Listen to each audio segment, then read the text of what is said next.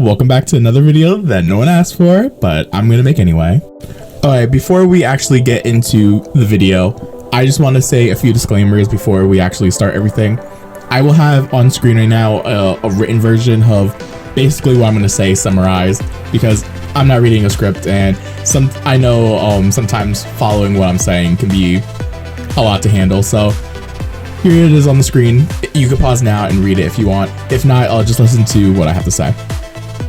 Alright, first off, I will be using colorful language, so I will be swearing here and there, cursing there, dropping an F-bomb over there. So if you don't like that type of language, this is probably not the video for you, but I do have multiple other videos where I do not curse, so you feel free to check those out instead.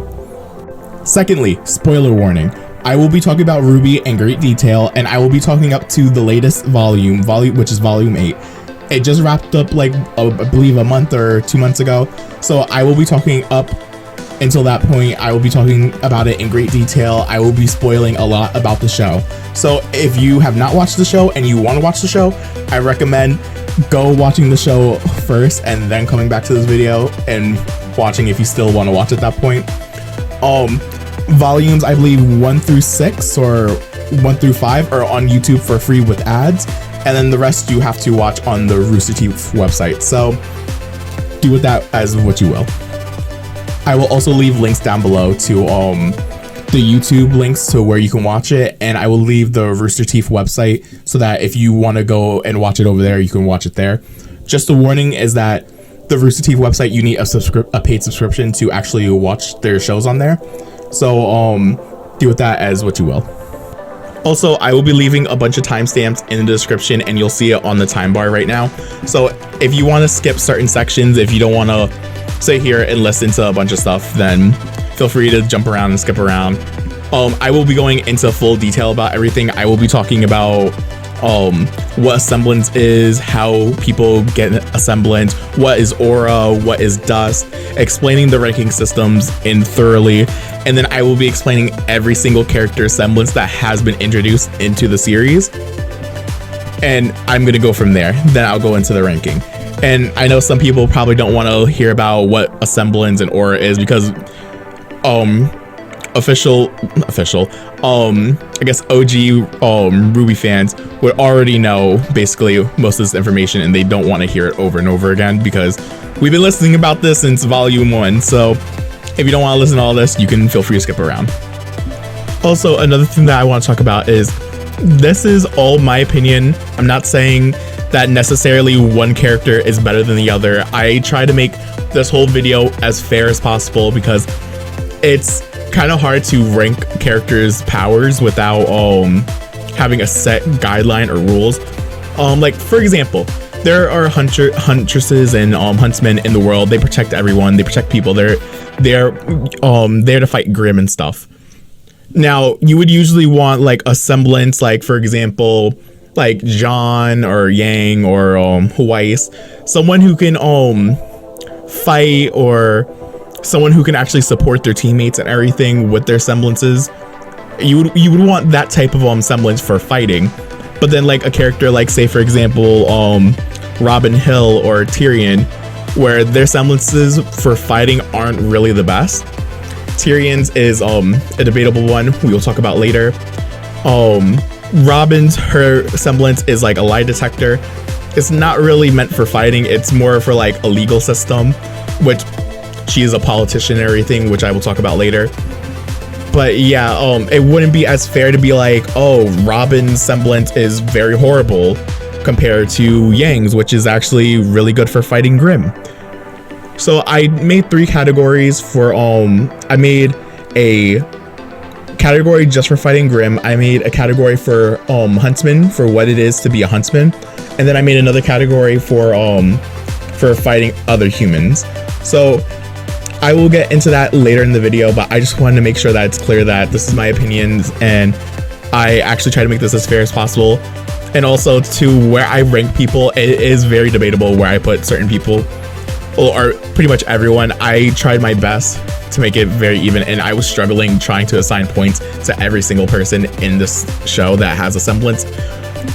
If you actually have any disagreements with who I put in certain places, let me know down in the comments, because honestly, I'm really down to debate about this, because as I keep saying over and over again, I'm a broken record.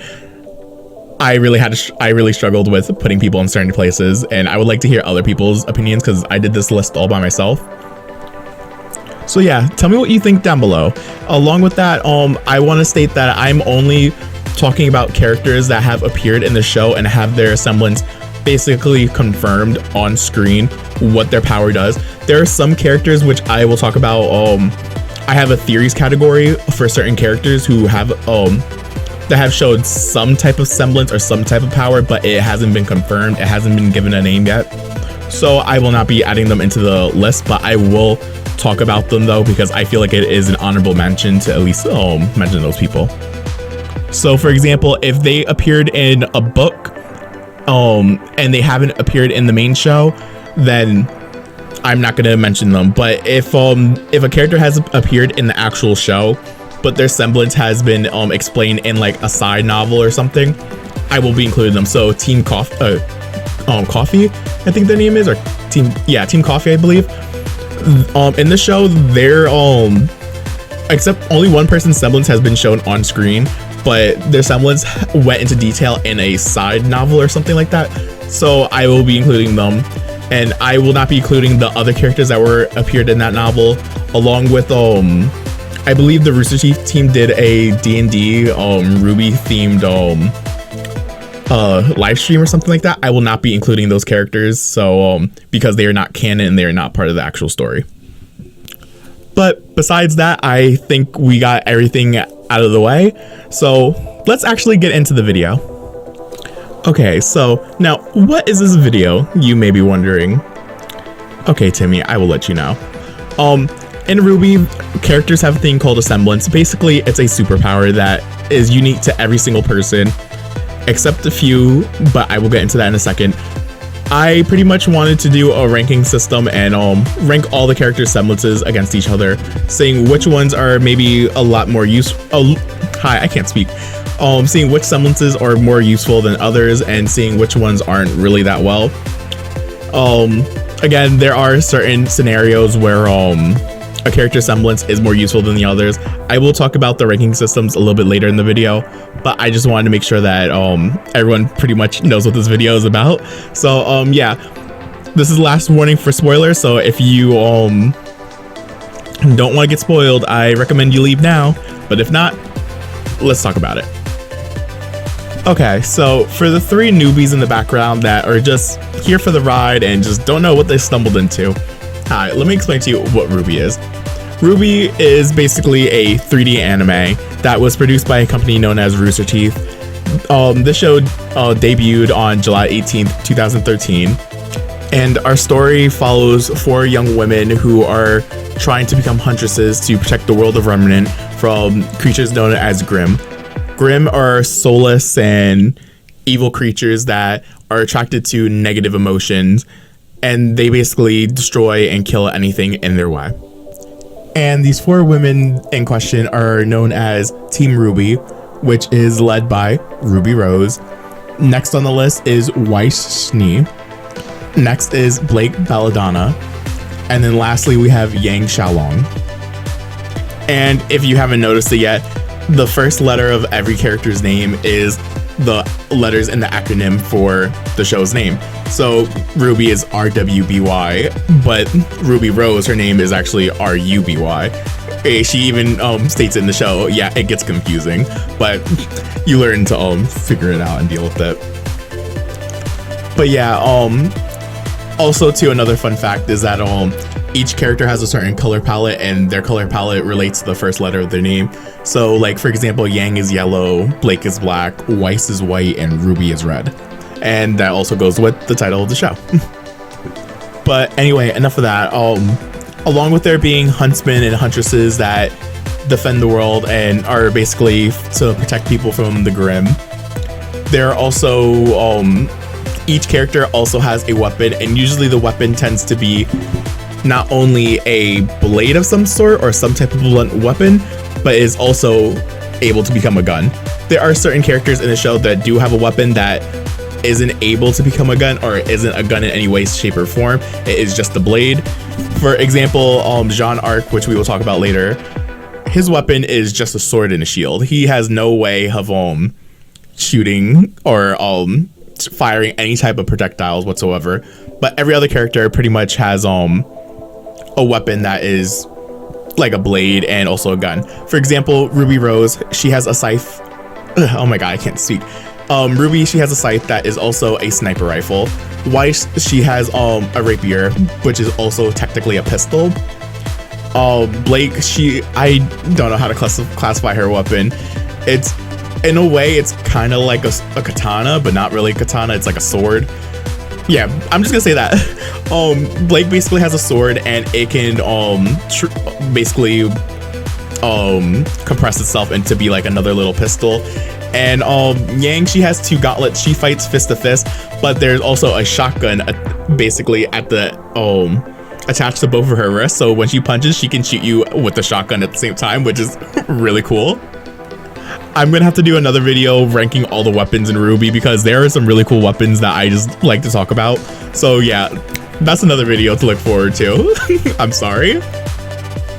But yeah, so that's pretty much Rwby in a nutshell. I could go a lot deeper into about the plot of the show and what the show is about, but that is a discussion for another time.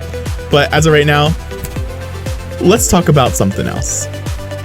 Alright, so before we get into semblances and dust and all that, I want to talk about aura and what aura is. If you're a fan of Rwby, or you're just tuning in and you have no idea what the show is about, the word aura is thrown left, right, up, down. You're going to hear this word all the time. In Rwby, we have two explanations for what aura is. We have the kind of complicated explanation from Pyrrha, and we have the simplified version from Jean.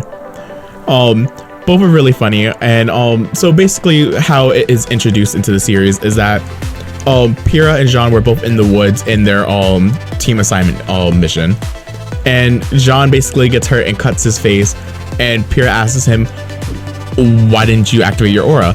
Him not knowing what aura is, Pyrrha has to explain it to him, and these are the words that she basically says.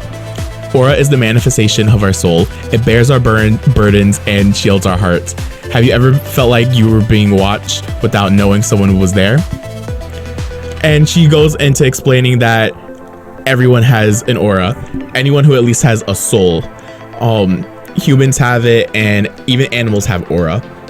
And then Jean goes to ask, what about Grimm? Do Grimm have auras? No. Grimm are soulless. They are basically evil creatures, which I stated earlier that they do not have a soul, so this shows that they cannot have aura. That's the complicated version. The simplified version to that is that basically it's a force field. It's basically a force field, and it protects you from basically dying. So for example, if you didn't have your aura activated and you got hurt or injured and you activated your aura, your aura would begin healing your wounds and healing you to make sure that you're in full health. So for example, Pyrrha actually unlocks Jean's aura for him by using some of her own. Also, when I say using her own, aura is regeneratable. You can regain your aura over time. So if you use up aura, you're gonna get it back later. It's not like gone forever. It's not like a one-time thing. So she basically unlocks his aura by force. So, aura is usually unlocked by like training and meditation, and it takes a lot of work to just unlock your aura, but then it starts to become second nature and you can activate your aura whenever. So Pyrrha unlocks his aura, and his aura immediately heals the cut on his face. And besides that, it's also like a force field. There is a scene in this part where she's explaining aura. Ren is fighting these two Grimm snakes, and he is using his aura to basically protect himself. He's using his aura as a force field, and he's pushing back the fangs of this giant snake so that he does not get killed. So that is one way to use it. Another way to use it is for healing and basically just protecting yourself. You also need your aura to activate your semblance. When I talk about semblances in a second, you can think of semblances as a spell, but it's more of a superpower. But aura, you can also think of as mana. You need a certain amount of mana to cast a spell. You need a certain amount of aura to use your ability. I hope that makes sense. But also too, if you took a very fatal attack or something that you could die from, your aura may not be enough to save you. If you have an extreme amount of aura, you may be able to be saved. If you have very little aura or not any left because you are fighting and you take a very critical hit, you're most likely gonna die. The reason why I say if you have a lot of aura, you may live. For example, Jean, out of everyone in the series, he has the most aura out of anyone.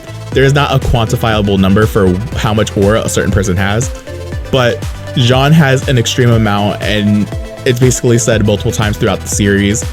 And I will talk about his semblance because his aura actually is very important for his semblance.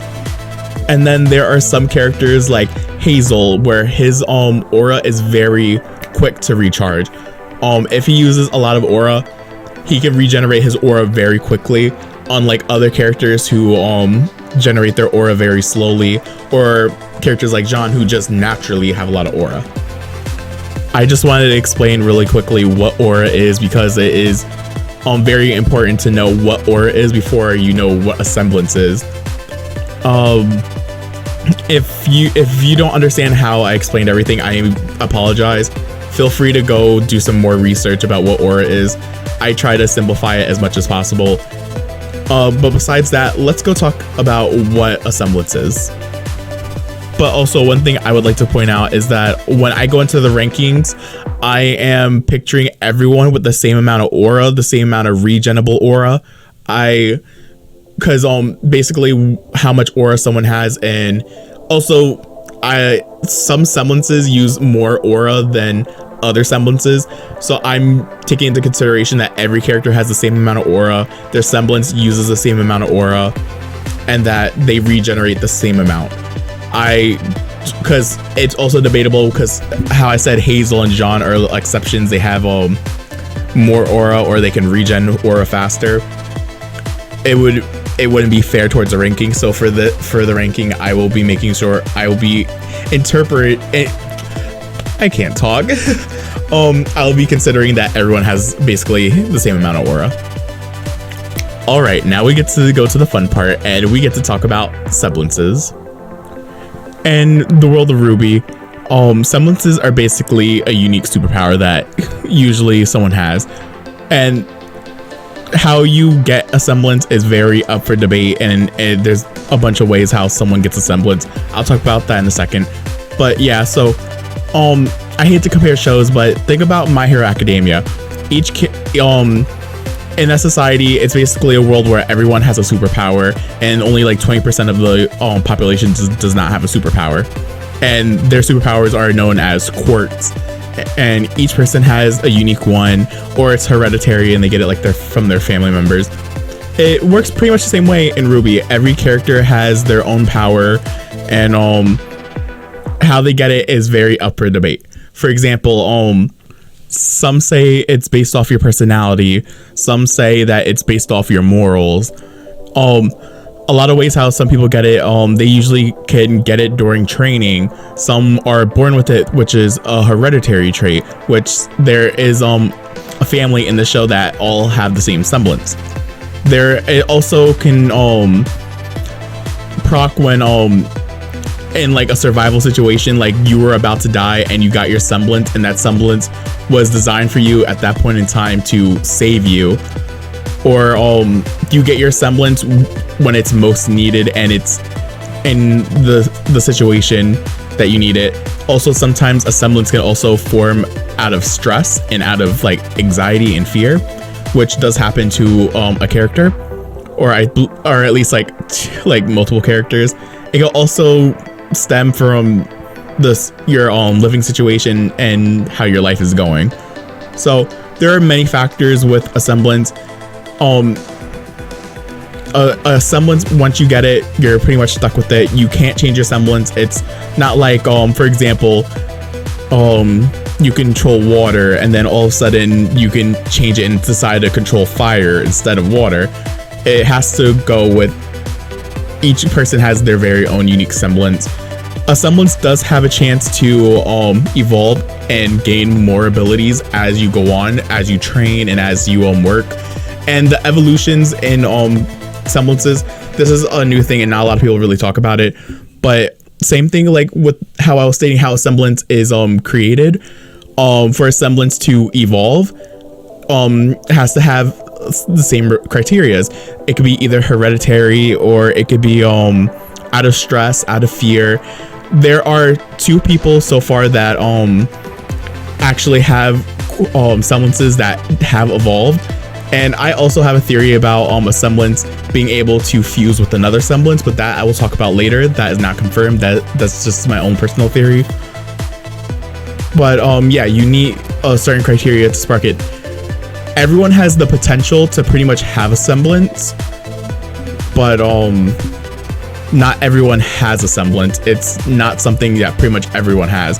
99.9% of the time, all huntsmen and huntresses have a semblance, and then there are people who have a semblance but just decided to not become a huntress or a huntsman.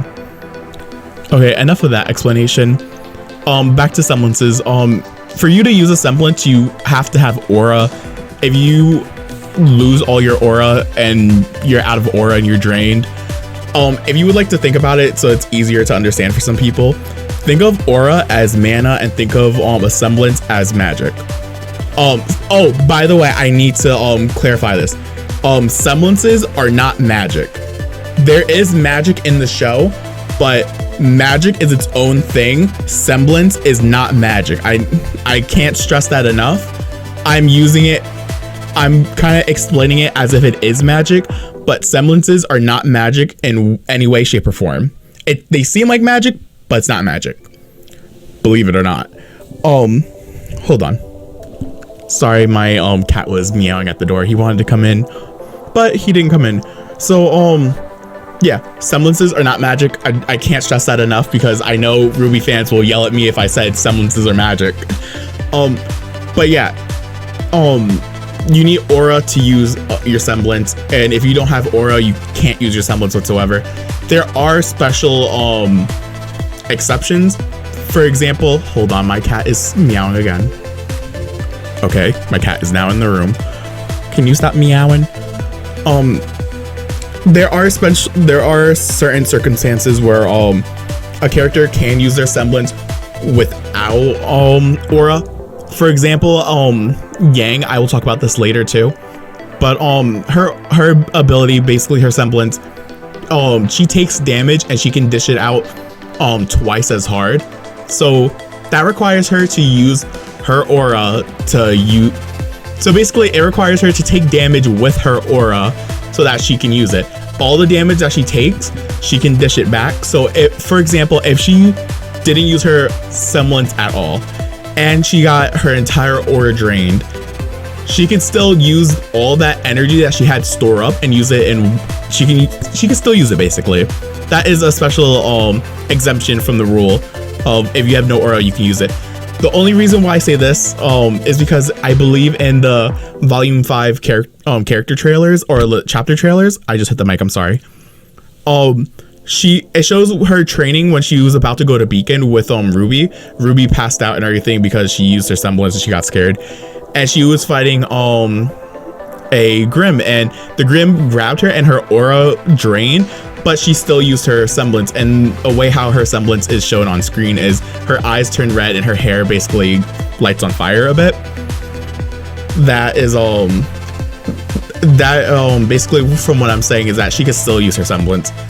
So a lot of people disagree with that. Some people actually agree with it. That's how I interpret it. You can interpret that as any way you see fit. And that pretty much sums up what semblances are in a nutshell. But also I want to point out one thing about the evolution semblances.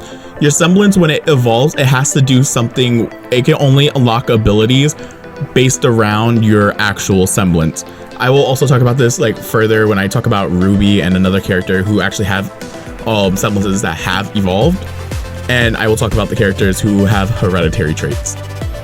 But besides that, that's pretty much what Semblance is in a nutshell. It's basically a unique superpower that everyone has. And also, I have a few theories, and just like how animals have the potential to have aura because they have a soul, animals actually have the chance to have a semblance, believe it or not. There is no confirmed there's no confirmed animal that has a semblance in the show. But I have a theory about one animal in particular that does have a semblance, and there is proof on screen, but it is not confirmed. Okie dokie, let's talk about dust. And I'm not talking about dust like in dirt. In the world of Rwby, there are gemstones called dust that actually have elemental power hidden within it. Basically, that's how I like to think about it. But Rwby has another complicated explanation for it. But back in the olden days when man was created, dust was used to keep the evil spirits at bay, basically evil spirits being grim.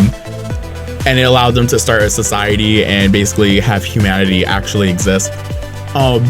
Dust are basically crystals that have elemental powers and properties. It could be refined to make them stronger. Dust can be woven into clothes to add effects to your clothing.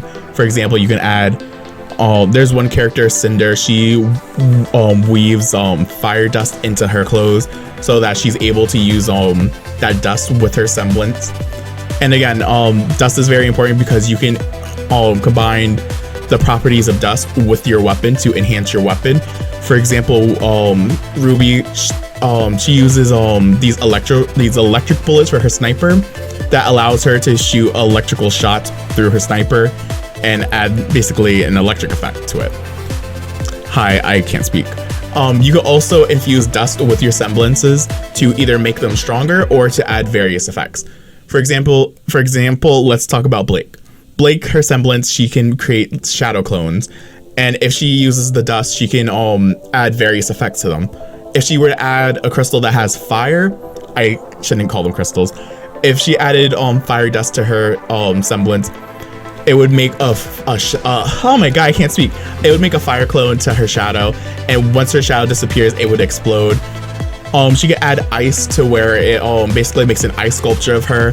Same thing with earth dust, where it can make a stone statue of her. Dust is there to enhance and help people out. I hope I didn't overcomplicate it. I hope I didn't explain it wrongly. I hope I did a good job. If by any chance I explain anything horribly, I also put a disclaimer in the beginning. If I explain anything horribly, feel free to correct me in the comments and I'll pin it and everything to make sure that everyone knows the right information, because I don't want to give wrong information. But yeah, that is pretty much dust in a nutshell. I will explain dust a little bit later when I talk about certain semblances, because there are certain semblances in the show that require dust to actually use. And also, there are some dusts that are very common, and there are some dusts that are very hard to get or very rare. And there is certain people that need these rare dusts and everything for their semblances. So I will have to take that into consideration, sadly, with the rankings. But there's only like, I think maybe 1 or 2 people that are dust based that it doesn't make a whole big deal. But when we come past certain semblances that have been infused with dust throughout the series, I will bring it up and show them. Okay, I'm going to give a brief explanation on how I'm going to rank everything and how the rest of this video is going to go.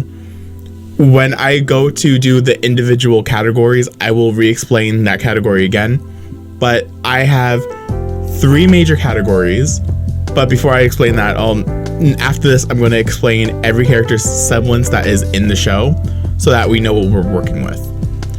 But besides that, I have 3 categories. I have a Grimslayer category, a Huntsman category, and a Combat category, and an Overall category. Let's start with Grimslayer. Grimslayer is basically how well and how effective your semblance is at not only protecting yourself from Grim, but slaying Grim. So those are pretty much the 2 main factors. I'm not gonna be like very specific and say what kind of Grim that you're fighting, like if it's flying, if it has armor, or if it's just an average Grim. because Grims are basically take the form of animals that are all black, red eyes, and usually have some type of like armor that is like looks like bones or like a shell at least. So there's not any specific Grim, but it's just for that category is just slaying and protecting yourself from Grim. The Huntsman category is that category is more for like what it means to be a huntsman. Besides getting rid of Grim, your job is also to protect people. Not only to protect people from Grim, but also rescuing people for anybody who's like, for example, let's say that there was a group of people that got attacked by Grim and they were stranded in the forest with no way to get home. You would have to be able to escort them home, be able to give medical aid or any type of like treatment or whatever. Not necessarily saying that your semblance has to heal people, or like how well is it from bringing supplies over, that can also count. How well it is from protecting people from more Grim attacks, being able to escort them quickly to a new area and bring them to safety, to also protect people from bandits or other people who have semblances,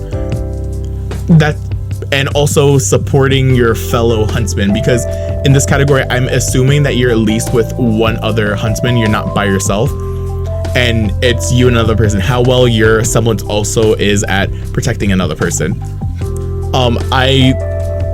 It's really hard to explain this category. I will explain it again later when I get to this category, but this category is what it means to be a huntsman. Not only is it a Grim Slayer, but you also need to be able to protect people and save people. The third category is the combat category. This is how well your semblance is at not only fighting off other humans, but also protecting yourself from humans. And this also goes for people without semblances and people with semblances. This is like, basically this is the Grim Slayer category, but it's only for human, because humans, they actually have a mind, they can think and everything. Grim don't think, they don't have a brain, they don't have a soul. So it's a whole different fighting experience when you're fighting another human. And then overall category, I am going to take points, which I'm going to explain in a second. I'm going to take the points that I assign all the characters, and I will rank them between S through F. I will have what points are required to get into each category, and hopefully that will help do the tier list a little bit better, so that it's not just thinking I'm trying to quantify it and give every person a number, so that at least it can help out. Also, my tier list is subject to change when volume 9 comes out. Hopefully it does. I will update this list most likely, because we're probably going to get a few more characters that have a semblance. We're probably going to get a few people that have an evolution semblance, where they get another ability atop of their semblance. So yeah, maybe in the future I'll probably update this and make it a little bit neater. I had a lot of trouble just trying to get this together and try to like formulate my thought. I don't write a script, for anyone who knows, but I literally made a bullet points of like how I'm going to go throughout this entire thing. I have 9 pages on my own Google Docs with information and stuff. Well, with bullet points at least. And I even have a Google spreadsheet with the points and everything all tallied out. I color coded everything. I'm taking this serious. But yeah. So there are the 3 main categories, and then the overall is for last. Now, how the point breakdowns are going. Let's talk about that. Okay, hopefully on screen I have some type of diagram or the chart that I've made to calculate the points and all that. It's gonna be very confusing, so I'm sorry in advance. But yeah, besides the 3 main categories, I separated into 5 different categories, 1 through 5. 1 being the worst and 5 being the best. And if you hear crunching in the background, my cat is eating. So yeah, it's 1 through 5. 5 being like the very best. 4 being like it's really good but it's just not there yet, but it's not average. 3 being average. 2 is situational, where like the semblance is only good in certain situations or with certain requirements. And 1 is just basically like borderline like useless, or in fact even harmful, because there are some semblances in this series that are good but also have a consequence. Yeah, that's the word. So 1 is pretty much like the useless category, or not really like useful at all. And then within those categories, I broke it down 1 through 5 within those 5 ranks. Same thing, 5 being basically the best in this category and close to going up to the other category. For example, let's say if someone was in average and they were 5, that means that they were close enough to being put into 4. And then 1 is basically like they just dodged the bullet of being put back down to 2. So how the point system works, hold on, I need to get my little chart out.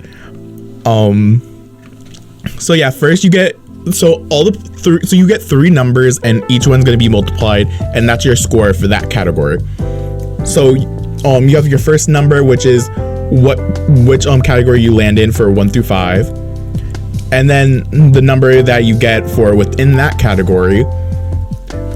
And then I needed another number so that the points are drastically different in each category, because I had it with only 2 numbers, and basically like the numbers were really close. Like something, if you landed in the category 5, it could also be equivalent to the score in 3. So I thought it wasn't that drastic of a change. So that's why I added a third number, so that the max total of points that you can get if in any category is 125 points, and the lowest amount of points that you can get is 1 point.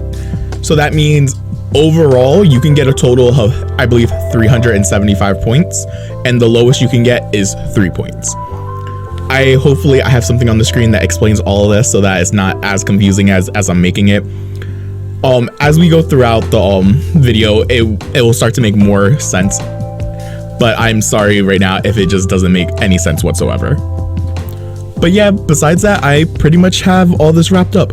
I explained what Rwby is, I gave my disclaimers, I explained what aura is, what a semblance is, what dust is, I explained my points in the point system for my rankings and how everything's gonna work out. I will explain the rankings again as I move through the rankings to hopefully explain it a little bit better, because I know that it's probably not as I probably am not doing a good job of explaining my point system, and I apologize for that again. But besides that, let me talk about every character's semblances and explain every semblance within the show. I believe I said this earlier, but I may have missed a character or probably gotten something wrong. So if I have gotten something wrong or if I missed a character, please tell me down below in the comments so that I know, so I can at least pin your comment so that I know that I'm not giving the wrong information. I just rewatched the show again. I've been on the wiki, I've been on Reddits and everything. I've been trying to do my research because I want to make sure that I do this video as fair as possible. And yes, so I apologize in advance. There are a couple videos on YouTube that explain all the semblances that are in the show and the names and everything. I will leave links to those videos down below. But besides that, let's get into it. Oh, and one more thing that I almost forgot. I will mention characters that don't have a semblance, but I'm gonna cross them off the list. I'm just naming all, like, pretty much most of the important characters within the series, because pretty much all the important characters pretty much have a semblance. But yeah, I will include pretty much all the important characters, but I will cross them off the list as we go, and saying that this person does not have a semblance or hasn't been recognized in the show yet. Alright, we have a lot of semblances to go through, so let's just jump straight into it. First, I will be going through all the teams that are in Rwby. Starting off, we will have Team Rwby themselves. This team consists of the leader, Ruby Rose. Next, we have Weiss Schnee, Blake Belladonna, and Yang Xiaolong. And these 4 make up Team Rwby. And all 4 of them have a semblance, so let's get straight into it. Okay, first on the list, we have Ruby Rose. Her semblance is known as Petal Burst. And the way how she unlocked her semblance is that she said one day during training when she was training, it just kicked in and she just sort of developed it. So she pretty much unlocked it naturally. Other people have unlocked it through trauma or through something serious. Everyone who has unlocked the semblance throughout the show, not all of them are confirmed on how to say it. So if I don't say how a certain person obtained their semblances, then I apologize for that. We don't have any confirmed information for every character. But for Rwby, she pretty much just got hers during training. It just kicked in. Now, what is Petal Burst, you may be wondering? Okay, starting off with Petal Burst. Petal Burst is one of two semblances in the show that actually has evolved and gained more abilities as the show goes on. How her semblance works is that at first in volumes 1 through 3, she was basically it was just a standard speed semblance. She was able to move really fast and she would leave a trail of rose petals behind her wherever she goes. But as the show goes on, it becomes more than just speed. It can do a whole other things. Next to how it evolves basically 2 times, and some people would disagree and say that it's been this way the whole time, but I disagree with that. So first, in volume 3, when Yang is when Pyrrha and Penny are fighting in the tournament and Mercury got hurt by Yang because of Emerald's illusion. They say Mercury went back home so he could be with his family, but that was a whole lie. He was still in the arena. And through like panic and fear, because Rwby knew that something was up and that she needed to go tell somebody, at that point her semblance had evolved and allowed her to not only move faster but change her shape so that she's no longer in her human form. You could also argue that the animations at the time were they didn't have the abilities to actually, they didn't have the people to actually make this animation happen. But this is the first time that it actually happens within the whole like 3 volumes of the show, because they had multiple opportunities to do it within the 3rd volume, but they just started doing it. So you can argue that this is the first time that her semblance has evolved. But along with basically turning to a tornado, it's more than that. She's basically able to compress her particles down and make herself smaller and take up less room. She's able to fit through small cracks. She can't phase through something. She can't like go through an object. She has to still go around it. But if there's a small window of space, she's able to slip through it. It allows her just to compress her particles. That's why she looks like a tornado when she goes.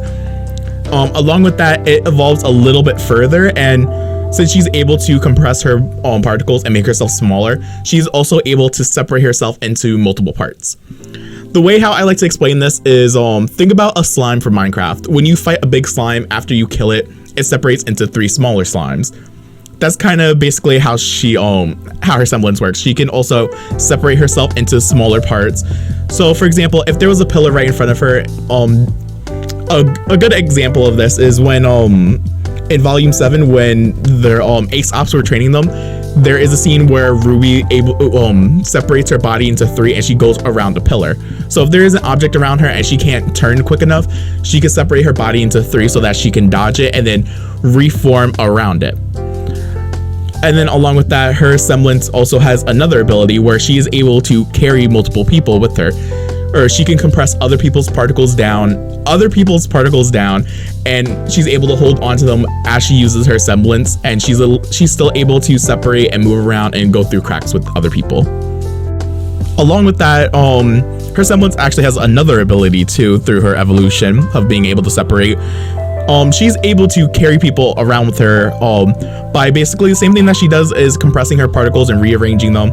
She's also able to grab other people. She can basically grab them with her cape and rearrange their particles, make them smaller, and basically travel with them. It is unknown exactly how many people she can carry at a time or how much weight. We can assume that when she does this, the people that she's carrying are a lot lighter than what they used to be. And I have a perfect example for this. Back in volume, I believe 2, it was 2 or at the end of 1 when Penny was actually introduced.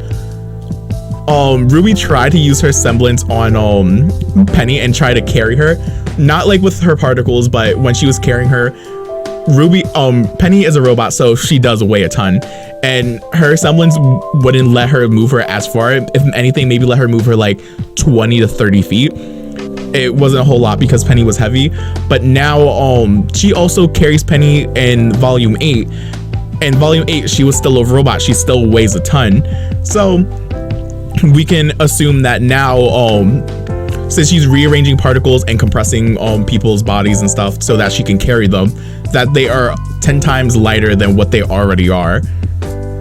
So we just don't know how many people she can carry or how much weight she's able to compress and rearrange particles so that she's able to transfer people. So in theory, it's basically a speed semblance, but she's also able to carry people and rearrange her body. That's basically Petal Burst in a nutshell.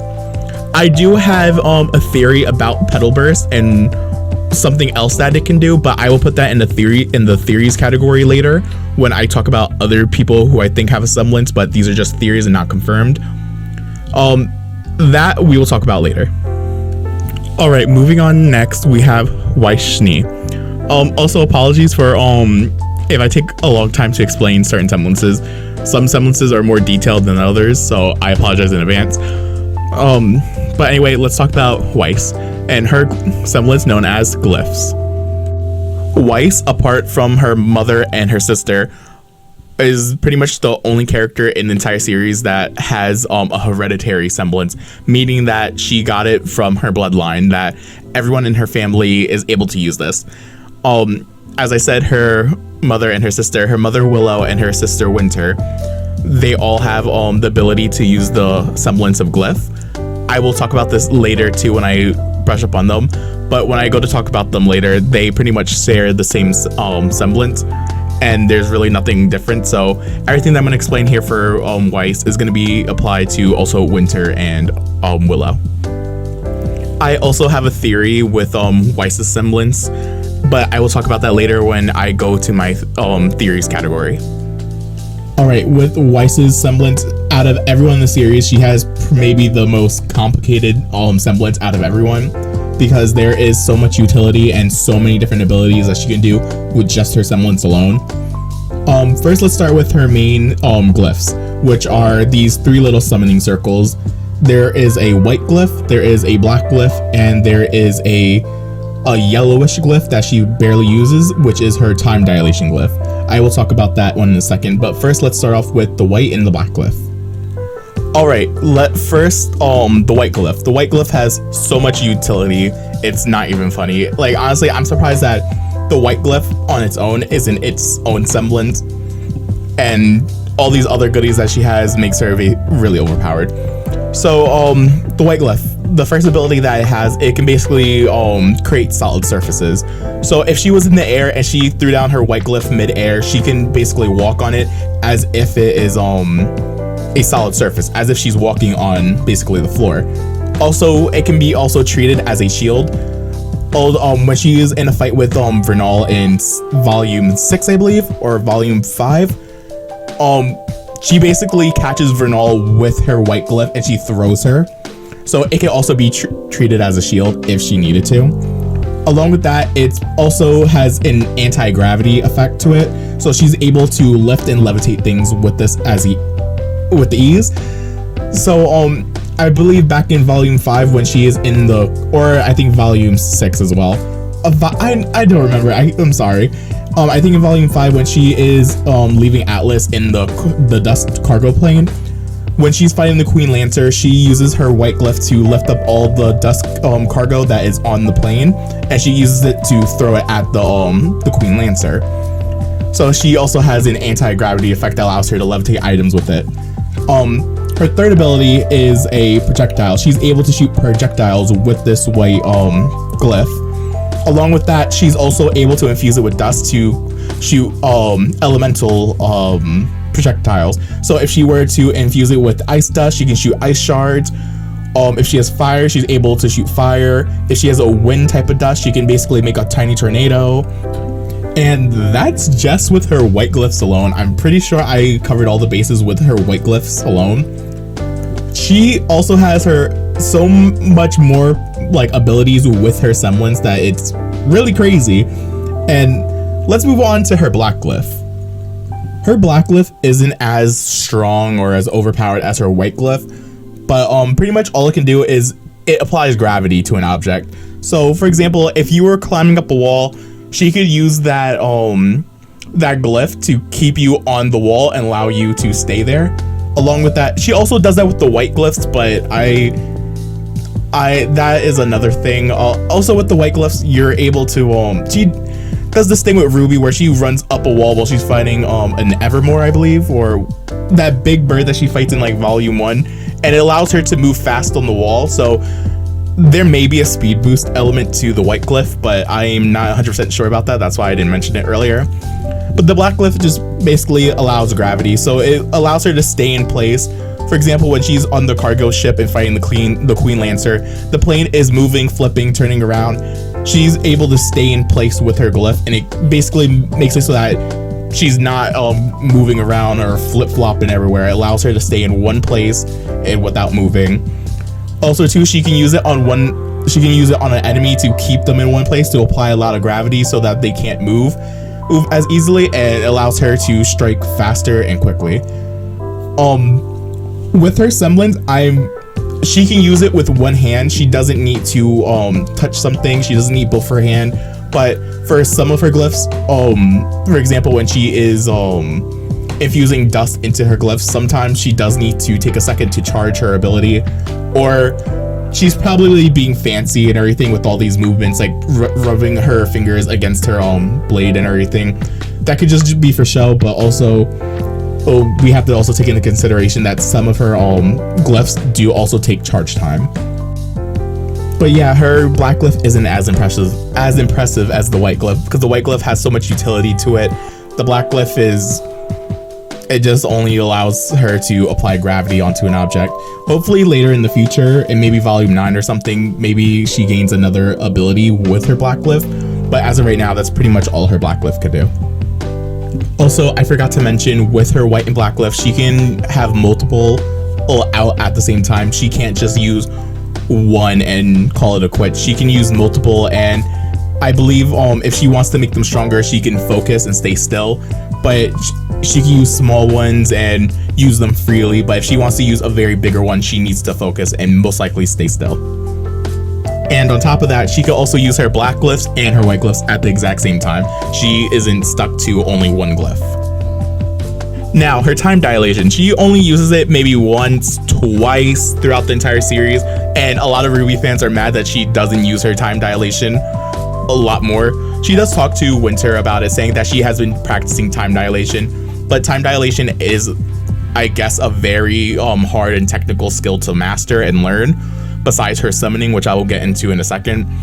But pretty much what the time dilation does, it allows a person to move faster, and yeah, pretty much just move faster. So basically take Rwby's semblance where she can move faster, but apply it to your whole body instead of just movement speed.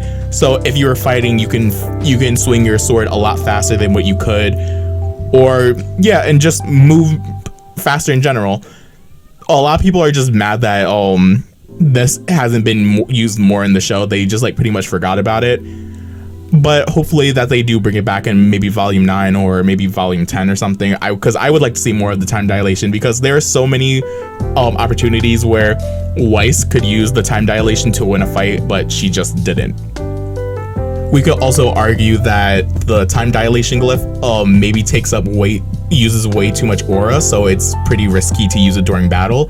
So maybe that's the issue, or it's just that she hasn't mastered it, or Rooster Teeth completely forgot that ability existed. Besides her 3 glyphs where she is able to use a white glyph, a black glyph, and her time dilation, she is also able to summon creatures.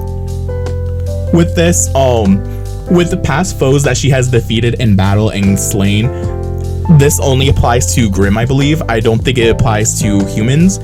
But for previous Grimm that she has defeated, she is able to summon to her side to fight. This is seen in I believe volume 4, when she is in Atlas and she's at the charity party, she accidentally trips and she summons her she summons a boar type Grim that she slain earlier in, I believe, volume 1, when she goes to class and she volunteers to spar with the Grim. That's basically, she defeated that a long time ago and she was able to summon it to her side and to fight for her. But it was an accidental summon because her dad was basically trying to tell her to do something. She refused and she accidentally tripped and summoned this past Grim that she's slain. Along with that, she has defeated a Queen Lancer on her way to from Atlas to Haven, and she used it in the big fight versus Cinder's team, and then Rwby's team was there, and this whole big giant mess at the end of volume 6. It was a great fight scene nonetheless, but she was able to summon the Queen Lance, which she wasn't able to do before. She was only able to summon it with John's Semblance that allowed him to amplify her aura to be able to summon a Queen Lancer, because summoning the Queen Lancer required a lot more aura than what she had already had. Also, I will talk more about John's Semblance later, but that's pretty much one part of her summoning. There's also another part of the summon that is unique to every single Schnee. Besides being able to summon fallen foes that she has slain in the past, each Schnee has their own personal summon, one that is unique to them, and it's very questionable what that creature is supposed to be. Same thing with your semblance, like how you gain your semblance, how she has her personal summon, which is also one summon that she can always bring back no matter what.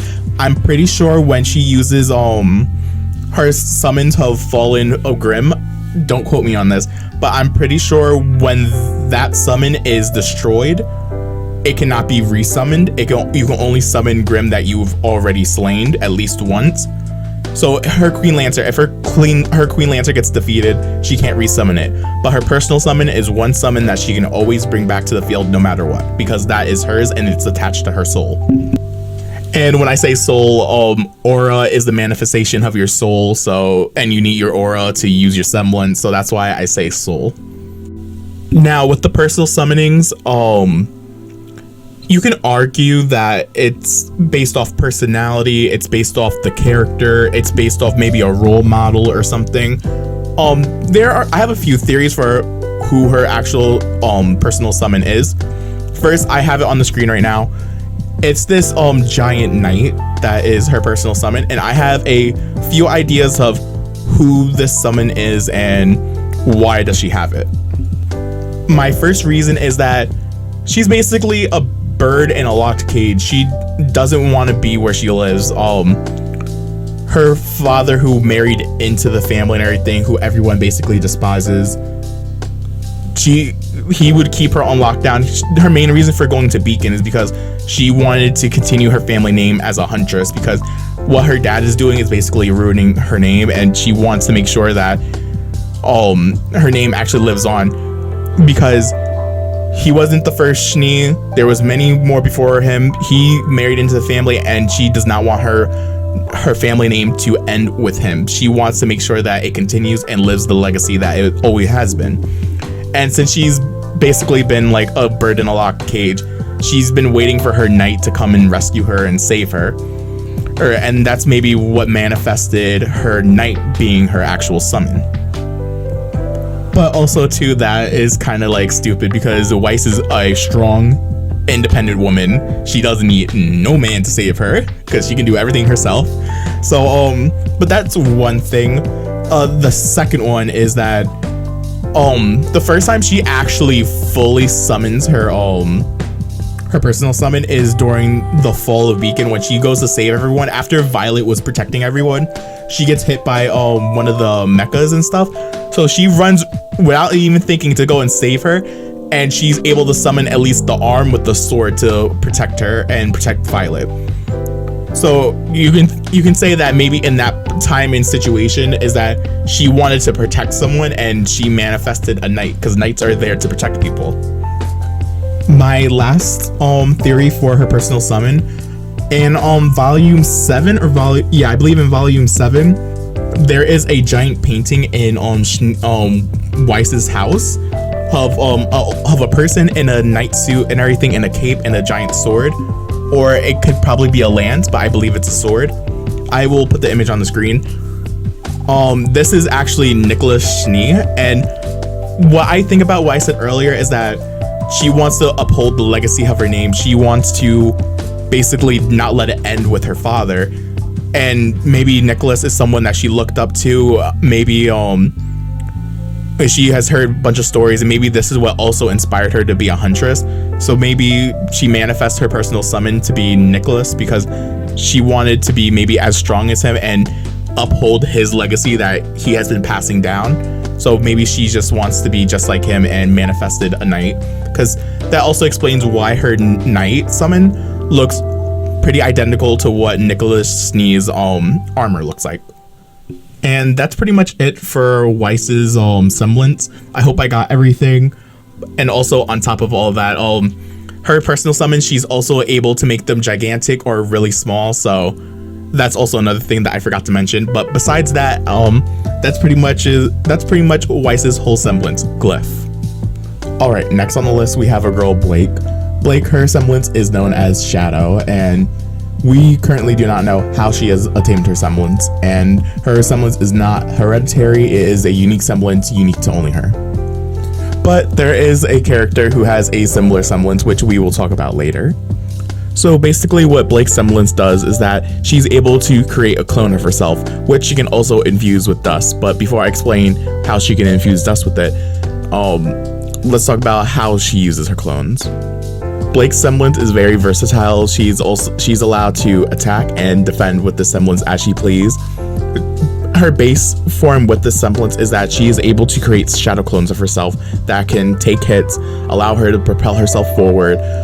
And with this Semblance, she can use it wherever she is. She can be mid-air, she could be on the floor. She does not have to be still to use this Semblance, unlike certain Semblances in the show where a character must be still so that they can concentrate.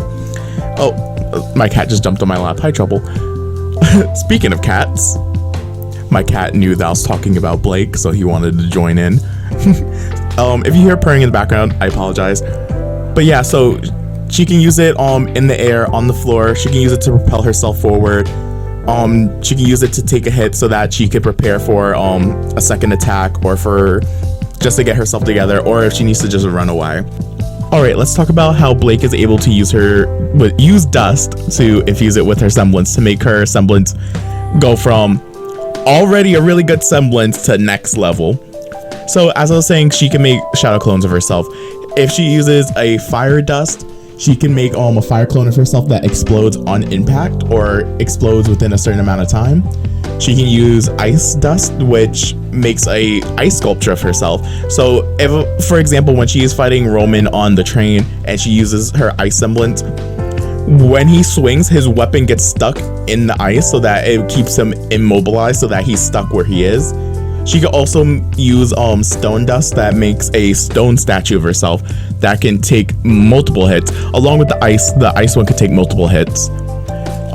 That is all that we have seen so far with the dust that she's able to use. There are different types of dust in the world. There are like water dust, wind dust, lightning dust. So hopefully later in the series we see her use different types of dust with her Semblance. But as of right now, those are like the three main dusts that we see her use with her Semblance. And that's pretty much Blake's Semblance Shadow in a nutshell. Next, we have our queen, Yang, with her Semblance, Burn. Her Semblance is a unique Semblance. It is not hereditary. She did not gain it for someone. Also, how she obtained it, I think I know how she attained it, but also it's not really confirmed unless I'm like stupid. But I think she threw a temper tantrum when she was younger because they were cutting her hair, and I think that's when her Semblance probably kicked in, because she's based off Goldilocks and the Three Bears, and she loves her hair, and whenever someone like damages her hair, she gets really angry. So that could be probably where her Semblance stemmed from. All right, let's talk about her Semblance, Burn. For all my Yu-Gi-Oh fans out there, she basically has a built-in magic cylinder, but like times it by 2. Now, for all the Rwby fans and all the people who don't know what I'm talking about, Yang is basically able to absorb damage and dish it back twice as hard. So with her semblance, it's also a double-edged sword because she has to take damage, which absorbs aura for her to use her semblance, but also at the same time she's able to dish it back twice as hard. And there's another character that has a similar semblance in the show, and I will talk about him later. So yeah, my reference to the card Magic Cylinder. If a monster were to attack, you can negate that attack and dish that damage that it would have dealt straight to the opponent's life points. It's basically what she's able to do, but she can do it twice as hard. So say for example someone punched her, and let's say, I'll add a number, let's say it did 50 damage. She can use that 50 damage and multiply it with her semblance, and she can punch back and do 100 damage. Hopefully that makes sense. I'm not trying to overcomplicate her semblance. Her semblance is plain and simple. Along with her semblance, she also gets 2 cosmetic effects. Her eyes change from her purple color to a bright red like her mother. And then along with that, her hair also gets like a flame effect where her hair is on fire. It is unconfirmed or not if it's actual fire, like if she can like set things on fire with her hair, or if that's just a cosmetic thing. But yep, that is Burn. Alright, so we finally went through all the team members of Team Rwby. So now let's move on to our next team, which is Team Juniper. Alright, and the 4 characters that make up Team Juniper is Jean Arc, Nora Valkyrie, Pyrrha Nikos, and Lyren.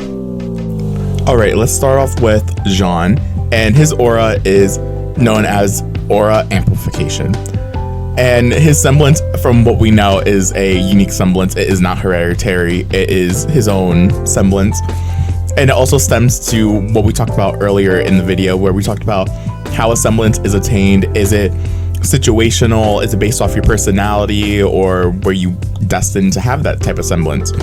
When he gained his semblance, Weiss took a critical hit and she was pretty much gonna die. And his semblance kicked in where he was basically able to heal her. From what I talked about earlier, Aura is also able to heal wounds and heal you and take hits for you. Weiss had no more aura, so she wasn't able to heal herself or to regenerate, so she had a giant wound on, I believe, the left side of her stomach. He was able to transfer his aura to her and allow it to basically start healing herself and also making her stronger. So yeah, you could always argue that the semblance is situational when you most need it the most, or it's based off your personality or your destiny. It's still up for debate. With Jean, he actually is one of the few characters in the entire series that is known to have an extreme amount of aura. Pyrrha talks about it in the first season and says, you have a lot of aura, like more than the average person. And let me talk about his semblance again, aura amplification. Basically what he's able to do is transfer his aura into someone else and making someone else's aura stronger. And the stronger your aura, the stronger your semblance will be. So basically certain characters, I already talked about like other characters like Rwby, Yang, and Blake, what they can do with their semblance. But if Jean uses his aura amplification, he can make their base semblances even stronger than what they already are in the show, and maybe potentially allowing them to unlock a new ability or so. Let's talk about how he uses it with Weiss. I already talked about how he was able to heal Weiss with his semblance.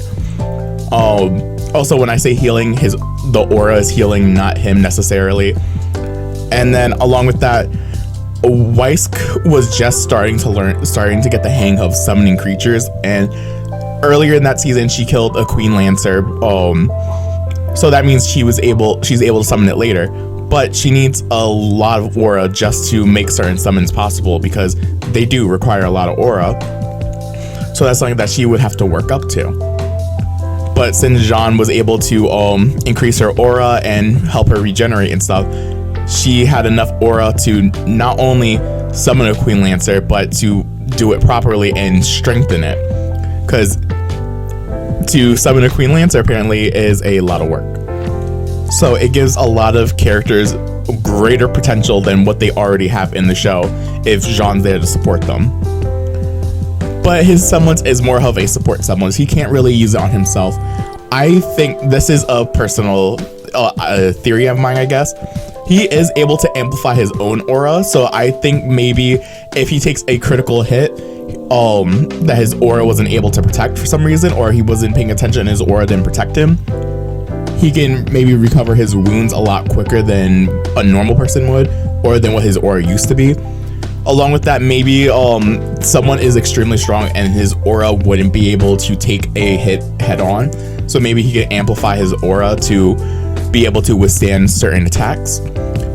But that is a part of my theory, and I'm gonna assume that is canon because I don't know, I just feel like it's something that probably would happen in the show. But yeah, that's pretty much Jean Semblance aura amplification. Alright, let's talk about Nora. Nora's semblance is known as high voltage. Her semblance is a unique semblance. It is not a hereditary semblance. It is unique to her.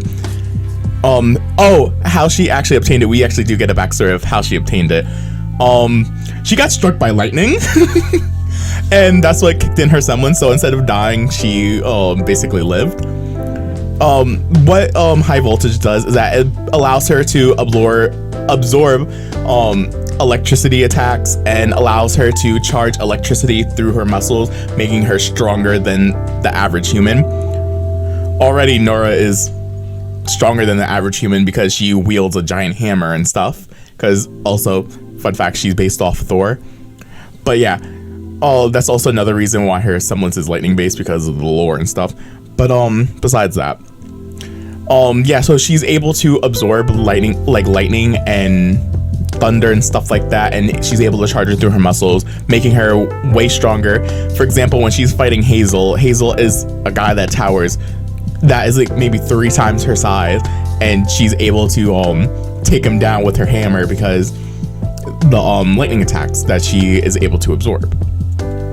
But she's not immune to the damage. She actually will still take damage, but she does have at least a higher tolerance. So she won't take, so she, like, for example, like something that would like kill someone, like getting struck by lightning, that would kill someone, but that wouldn't kill her because she would actually absorb, she has a high tolerance to electricity based attacks, so she's not able to die. She's able to resist it, but she will take damage. Oh my god, I can't speak. She will take damage to it. For example, in the latest season, when she breaks down the door to go save Penny, she absorbs the electricity from the door to break it, and she ends up getting scars from it, and she ends up passing out for like an episode or 2. So we can definitely conclude that she still can get hurt from electricity, but she has a higher resistance than other people, and she's able to use it to make herself stronger. And along with that, she, as from what we know, she is not able to mix it with dust. But there is a little theory I have. I'll talk about him later. Hazel, he's able to stab himself with dust and absorb the power and stuff. We can assume that she could take electric dust and stab herself with it to make herself stronger, but in turn she will be taking damage because injecting dust straight into your body is very harmful and tedious on the body. That can do what's the word? An immense amount of damage, and Hazel has a semblance that basically nullifies pain, so he's able to do stuff like that. Nora, she wouldn't be able to do it, but it would be a what's the word? Oh yeah, the word's trump card. She could basically use that as a trump card if she needed. She hasn't done it in the show necessarily, but it's always there as an option. Along with that, if she does have a teammate, if their bullets or their semblance is lightning based, they can basically attack her and make herself stronger with the lightning. For example, when they're fighting Tyrion, Rwby, she has an electric rounds in her sniper, so she uses it to shoot Nora so that she can get stronger. And also with that, she does have an increased movement speed, I believe, since like she's able to channel electricity through her muscles. It allows her to, you know, move faster. But yeah, that's pretty much high voltage. Moving on to Pyrrha. Pyrrha's semblance is known as polarity. We do not know if it's a hereditary semblance or how she actually obtained it. It most likely is a unique semblance to her. Polarity basically gives her the control over magnetism, where she can control any, like, I guess metal object that has some sort of magnetism with it. It is unknown if she can control every type of metal, or if it's only metals with high magnetism or high polarity, I guess. Some metals are more magnetized than others. You can like test this out by putting a magnet up to a certain metal, seeing if it attracts it or not. And there are some magnets that are stronger than others that can pick up metals that aren't as magnetized. So we do not know if it's certain metals that she can control or all metals, but we know that she can control multiple objects at the same time. Yeah, that's pretty much pure Semblance. It's cut and dry, nothing very complicated about her Semblance. I did say this earlier, spoiler warning, but Pyrrha did die earlier on in the series, and at the end of season 3. We didn't get the chance to see her full potential and what she is able to do with her Semblance. I feel like her Semblance out of everyone would most likely have evolved. She probably could have been similar to a bloodbender in Avatar, because there is iron in blood. So maybe if she was able to control it and make it evolve, she'd probably may be able to manipulate a person's body and concentrate all the iron in someone's blood and try to make them move. But that is a personal theory of mine. I would like to think that, but since she died earlier on, we don't know what her potential is, and we don't know if she would have been able to do stuff like that. So as of right now, it's just magnetism and being able to control metal. Okay, next we have is Ren. Ren's Semblance is known as Tranquility. His Semblance is not a hereditary Semblance. I believe he's actually the only one in his family that has a Semblance.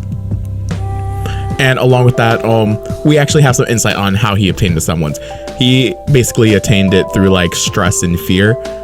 Back when he was a child, his village got attacked and completely wiped out. His village was like more away from like the city, so there weren't any huntsmen available. It would take like a few days or something for a huntsman to be there. They did have warriors who used like bows and swords and stuff, but they didn't have any type of like huntsman that used like a Semblance or a high-tech weapon that we have nowadays. What his Semblance allows him to do is mask his emotions along with other people's emotions to basically make them invisible to Grimm. I said earlier in the video that Grimm are attracted to negative emotions and thoughts like fear, sadness, anger. It attracts Grimm. And it's not confirmed if Grimm are actually blind or if they can actually see or if they can only sense based off emotion. But yeah, that brings a lot of negativity, and it brings Grimm from miles away to that village to attack. So there was a giant Grimm that was on top of a house that he was hiding underneath. He tried to calm himself down, and then he ended up basically turning a gray, like his whole color palette turned gray. So that means like his Semblance, that's how you know his Semblance is working. It masks his emotions so that no Grimm could see where he was. And then he saw Nora, ran to Nora, used his Semblance onto Nora so he can use it onto other people, masked her emotion as well, so that him and her were both camouflaged so that the Grimm could not detect them and could not see them. With the Semblance, he can either use it on himself or he can use it on a large group of people. He can either be holding on to someone and use it. He doesn't have to be directly contacting them as long as they are touching a surface that he's also touching. So for example, if you guys were in like a room or something, if Ren touches the floor and you are making contact with the floor, he can use his Semblance on you. If you are in the mid-air and he has no way of touching you or making some type of indirect contact to you, he cannot use his Semblance on you. But as long as you're making contact with something that he can touch, he can use the Semblance from far away. And he can use it on more than one people, and also too, if he has John's amplifying aura Semblance, he's able to mask a whole variety of people, which he does end up doing multiple times within the series. Along with this, Ren is also the second character to have a Semblance that is an evolutional one.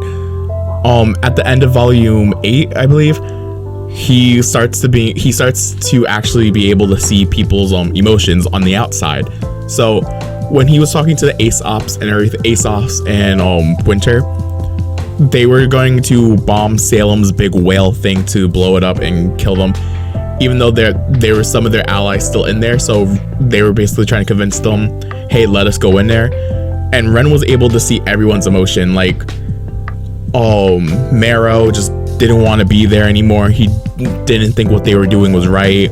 One of them was just angry. One of them was conflicted. They didn't know what to do. I forget what the fourth person's emotion was. And then Winter was feeling a combination of each and every one of their emotions. She was just overwhelmed. She just couldn't do it anymore. So that is also another benefit to his semblance. Along with masking emotions, he's able to read people's emotions. And that is pretty much Tranquility in a nutshell. Okay, since we are done with Team Juniper, time to move on to the next team, which is Team Cardinal. I am too lazy to look up their last name, so I'm only going to say their first names for this team. It consists of Cardin, Russell, Dove, and Sky. Sadly, all four of them, their semblance has not been released on screen, or we do not know anything about them. They haven't done anything to basically refer to as if they had a semblance. So we can cross all four of them off the list and they will not make it into the ranking. Since we can't do anything with Cardinal, we will move on to the next team, which is Team Stark. This team consists of Summer Rose, Tai Yang, Raven Barwin, and Crow Barwin. If I pronounce their last names wrong, I am sorry. I'm struggling. And out of the four characters on this team, only Raven and Crow's semblance have been confirmed and shown on screen. Sadly, Summer Rose, we haven't seen any of her since she is dead, and Tai Yang, we haven't seen anything of his semblance. So we don't have anything. We don't know what to base anything off of because we haven't gotten any information about Summer or any information off Tai. So moving on, let's just talk about Raven and Crow. All right, Raven, her semblance is known as Kindred Links. Her semblance is not hereditary and it is a unique semblance to her. We do not know how she has obtained her semblance.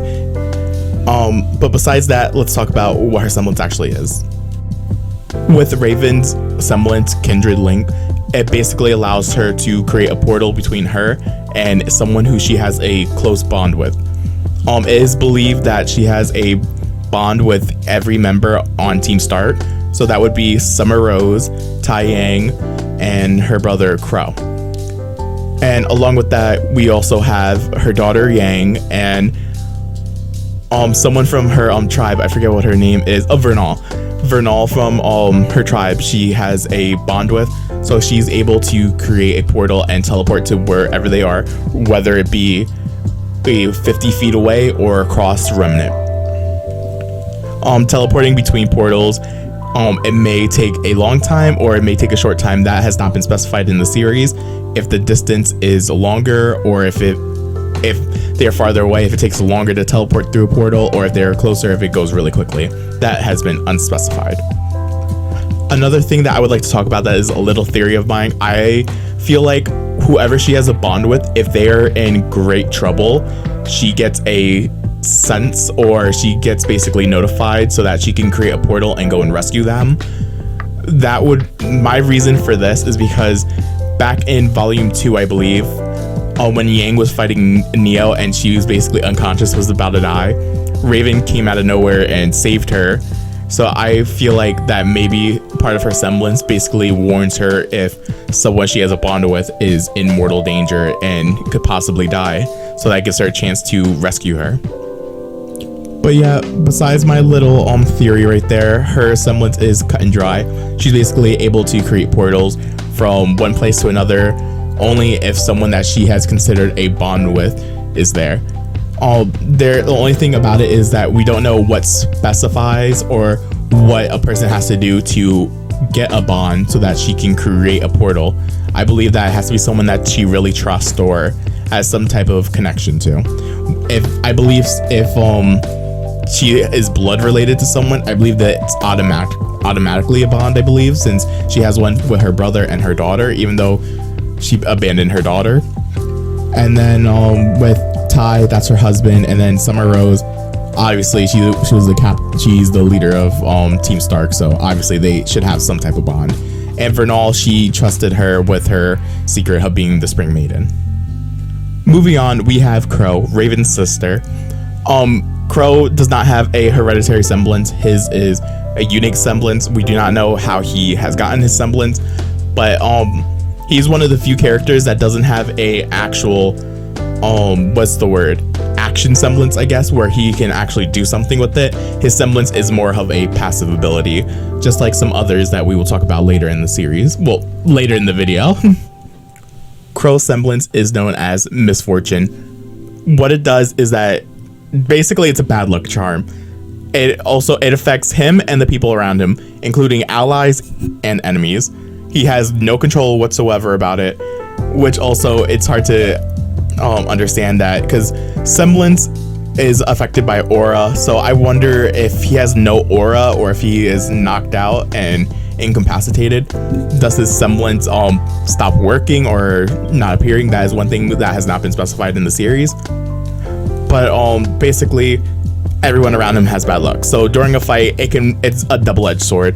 It can hinder the enemy, allowing Crow to have the upper hand, or it can hinder him and give his enemy a upper hand. And also it's very hard if it's very scary to use, or scary to have, at least when you're in a group of people. Like, say for example, you are transporting survivors from an accident, or you're saving someone from a bandit attack and you're trying to transport them from one city to the next. It's bad to have Crow around. That's why Crow usually tries to stay in the outskirts where his semblance can't reach everyone, but has been doing that lately because everyone's been close together. So it is a very bad semblance to have, but also it is a good semblance to have when it works in your favor. So yeah, nothing too special about this. It's a passive semblance. I believe maybe aura doesn't affect this and he just has it whenever and doesn't waste any of his aura. That's how I like to think about it, at least. But besides that, yeah, he's a bad luck charm. He also has his own song called Bad Luck Charm, I believe. So that's really funny. So yeah, Misfortune. Moving on to the next team, we have Team Sun. Also, I'm gonna stop saying people's last names if I don't remember off the top of my head, because I'm looking at some of these characters' last names and I'm really bad at reading and I'm really bad at pronouncing words, and I don't want to feel like being roasted right now. So yeah, I'm just gonna say their first names because I can at least say their first names, except maybe one or two of them. But yeah, so we have Team Sun. This team consists of Sun, Scarlet, Sage, and Neptune. And with this team, we have seen 3 out of 4 of the semblances. Sage, we have not seen him use a semblance. Nothing has been confirmed for him. He hasn't done anything on screen to make us think that he has a semblance. So for right now, we gotta knock him off the list.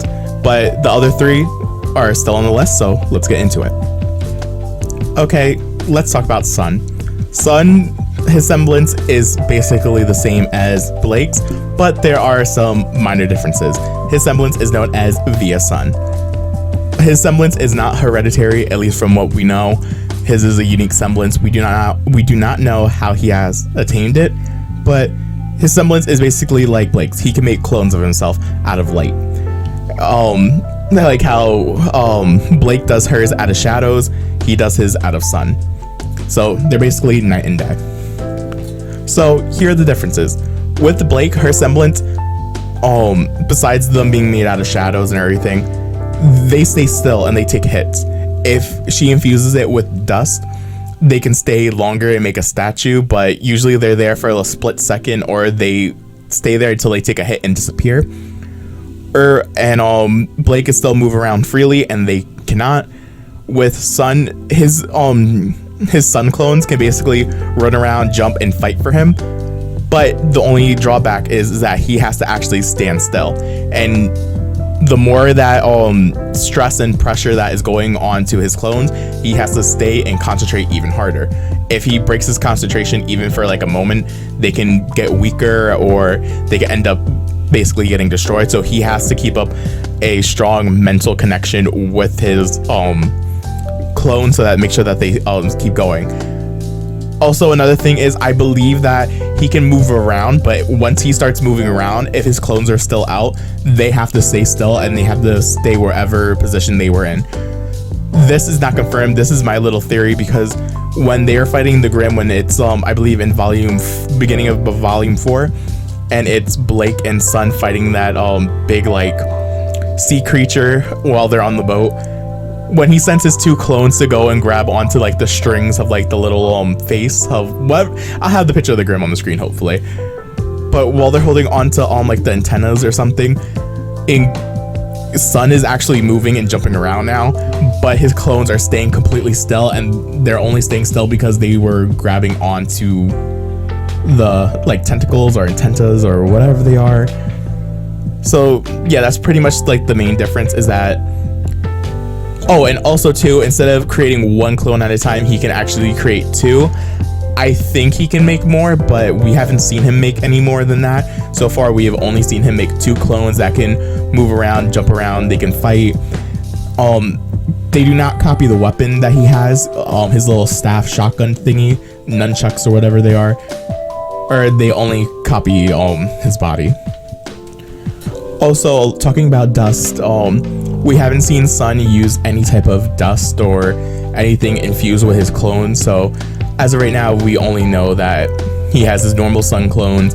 They can run around, jump around, fight and everything, but the drawback is that Sun has to stay back and basically meditate and keep a concentration so that they can stay strong. Moving on to Scarlet, there's not too much to talk about. His semblance is known as gliding. It's not hereditary, at least from what we know, and we do not know how he has obtained his semblance, but basically it allows him to glide around and fly. We don't know how long he can fly for, or if he can only fly if there's wind or if there's no wind whatsoever. We don't know what affects his semblance, or if he can infuse it with dust and see if he can get another effect out of it. So far, all that we know is that he can just fly around. Nothing too crazy, nothing too simple. It's a decent semblance for like getting around, or if you need to like get something from a high place. It could be useful at times. Alright, so now it's time to talk about our boy Neptune. Neptune actually kinda has a hereditary semblance. Everyone in his family has a semblance that has to do with water. I don't know if necessarily if they all have the same exact semblance. All I know is that everyone in his family uses water in one way, shape, or form. So basically his semblance is kind of hereditary. The way how he actually obtained it, if I am not mistaken, basically he got thrown into the water and he couldn't swim, and he was struggling because he didn't want to like drown or anything and die. He was able to control the water around him and make like a bubble around him so that he could still breathe and so that he doesn't drown because he didn't know how to swim. I could be wrong about this backstory. If I'm wrong about this, feel free to correct me down in the comments below. But besides that, that's pretty much how he has obtained his semblance. Now let's talk about his semblance. Neptune's semblance is known as water attraction. As I was saying earlier, he can basically control water, but the only catch is he has to be making contact with it, whether it be direct contact with his hand or if he's using an object that is touching the water. So for example, if he uses his weapon and it's in the water, he can control the water. That's pretty much all he can do, is just control water. He's basically like Poseidon, Neptune. Really cool. Well, yeah, there's nothing way too complicated with his semblance. He can basically just control water. Alright, now that we're done with Team Sun, let's move on to Team Coffee. Okay, this team consists of Coco, Fox, Velvet, and Yatuhashi, I believe his name is. I'm so sorry if I pronounce his name wrong. I have a lot of trouble pronouncing his name, so if I say it wrong, please don't kill me. And they all have a semblance, so let's get into it.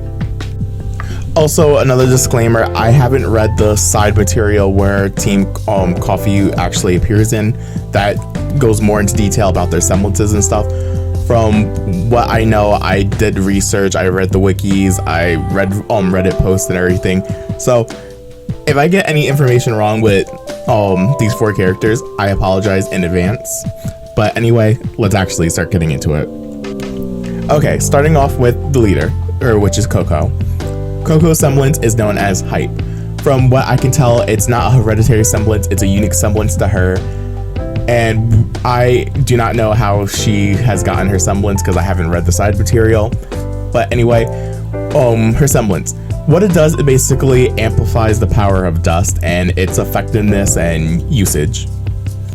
So similar to how Jean can amplify other people's auras, she can amplify dust, making it stronger and more powerful, allowing her to maybe do more damage with it, because you can use dust for pretty much anything, infusing it with your semblance. You can use it when infusing your weapons. You can sew it into your clothes. So all the potentials that dust already has by itself gets even stronger when you add her semblance to it. Yeah, that's pretty much her semblance. Nothing too fancy, nothing too complicated to explain, and that's her semblance. Moving on to the next member, we have Fox. Fox, his semblance is known as telepathy. From what I know, his semblance is not hereditary, and I do not know how he actually obtained his semblance. But what telepathy allows him to do is communicate to his teammates telepathically, basically. Hi, it's in the name. Yeah, it allows him to keep in touch with all his teammates. I do not know how far the radius goes, if he could talk to someone across a remnant or if he could talk to someone within a certain radius. And it's unknown if he can link multiple people at the same time or if everything has to go through him so he can send it off to another person. This type of semblance for Fox to have makes a lot of sense because in the show he's actually blind, so he can't see. So this is a great way for him to be able to keep in touch and communicate with all three of his teammates, even though he can't see where they're at on the field at any time. Next, let's talk about Velvet. I just want to say this now. When I go to do the rankings, she is an exception to one of the rules I had, which is weapons and stuff like that. I'm not including that into the rankings. I'm only ranking the semblances. But for her, at least, she needs basically her weapon, kind of, and I will explain that in a second. But first, let me talk about what her semblance is. Her semblance is called photographic memory.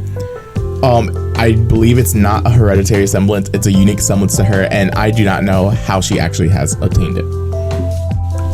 Okay, so let's talk about her semblance, photographic memory. What it allows her to do is any fighting style that she has witnessed in the past, she's able to oh my god, I can't speak. It's like 2 a.m. She's able to replicate that type of fighting style, and she can use multiple fighting styles at the same time to help her so that she can disorient her opponent or catch them off guard. But the only problem with this semblance is that each fighting style is unique and requires a different weapon. For example, how she uses it when she's defending her fellow classmates. She uses Rwby, she uses Weiss, Blake's, Yang's, Sun's, Nora's, Ren, like all these different characters, and each character uses a different weapon. And what's unique about her is that her weapon is actually a camera. What it uses is, I believe it's called hard light dust, something like that. It's extremely rare and it's very pricey to actually obtain, but she can use that dust to create weapons that she has taken a picture of. So for example, she takes a bunch of pictures of all these characters' weapons. Like she takes a picture of Rwby's Crescent Rose and Yang's Ember Celicas. All these different weapons, she's able to use that hard light and basically make a copy of them materialize out of this dust, so she's able to use her photographic memory semblance so that she can use it to fight. Also, I'm sorry if I'm explaining all this very poorly. It's 2 o'clock in the morning. But yeah, the weapons don't last very long. It seems that they can maybe dish out a few hits, if anything, or they can break pretty easily. But yeah, I have to try to include her weapon in with the ranking because her semblance, because her weapon is just a camera, she can't carry all these different types of weapons, and especially each and every character's weapon is extremely unique, and every character pretty much handcrafts their own weapon. Like Rwby's is a scythe and a sniper rifle. Like, let's say for example Velvet carried around a scythe, she wouldn't have the sniper rifle aspect of it. Or Gang's gauntlets, where it also has basically a shotgun attached to it. They're all very unique weapons, so she would need the specific weapon so that she can actually use her semblance pretty well. I will take this into accountability because other characters I am including if they can use dust or not, and I'm trying to realize is the situations where they would have dust and if they would have it at that point in time. But yeah, that's pretty much Velvet's semblance in a nutshell. Moving on to the last member of Team Coffee, and I'm gonna butcher his name again, but Yatuashi. His semblance is known as memory wiping, and I believe it's not hereditary, and the way he obtains it, I don't know, haven't read the side material. But from what I can tell, what his semblance allows him to do is erase people's memories temporarily. I can't speak. Along with that, I believe it's also able to help heal someone's mind passively over time to help with mental illness. I don't know that much about it. I didn't read that much into that part, so I'm not going to include that into the ranking. I'm only going to include the memory wiping. From what I could tell, that the memory wiping is temporarily. I do not know how long it lasts, but yeah, that's basically all he's able to do is erase someone's memories for a short duration. Okay, since we're done with that team, moving on to the next one. I don't know how to pronounce the acronym for this one, but I think it's NDGO. And with this one, the team consists of Nebula, Dew, Gwen, and Octavia. Out of all four of these girls, only Octavia has a semblance that has been confirmed and shown on screen. The other three girls do not have a semblance, or have not at least been shown on screen. So we could take away those three girls from the ranking and only add Octavia from this team. So let's talk about Octavia real quick. Alright, so Octavia's semblance is known as sand skating. It's actually very similar to Rwby's. I will talk about that in a second. But from what we know, it's not a hereditary semblance. It's a unique semblance to her, and we do not know how she has obtained it. But yeah, sand skating. It's a speed semblance, similar to how Rwby's was, but Rwby's, I already said how it evolves, and it's more than just a speed semblance. Octavia's is a speed semblance that allows her to move very quickly across sand. So that is the drawback to her semblance. She can only move fast if she's in a sandy environment. So if she's like in the beach, the desert, or somewhere around that point, but if she's like in a building, in the air, on concrete, she's not gonna be able to use her semblance because there isn't sand, so it's not gonna allow her to move really quickly. But, and also from what we can tell is that when she is using her semblance, she does move extremely fast. So that's something to take into accountability, I guess.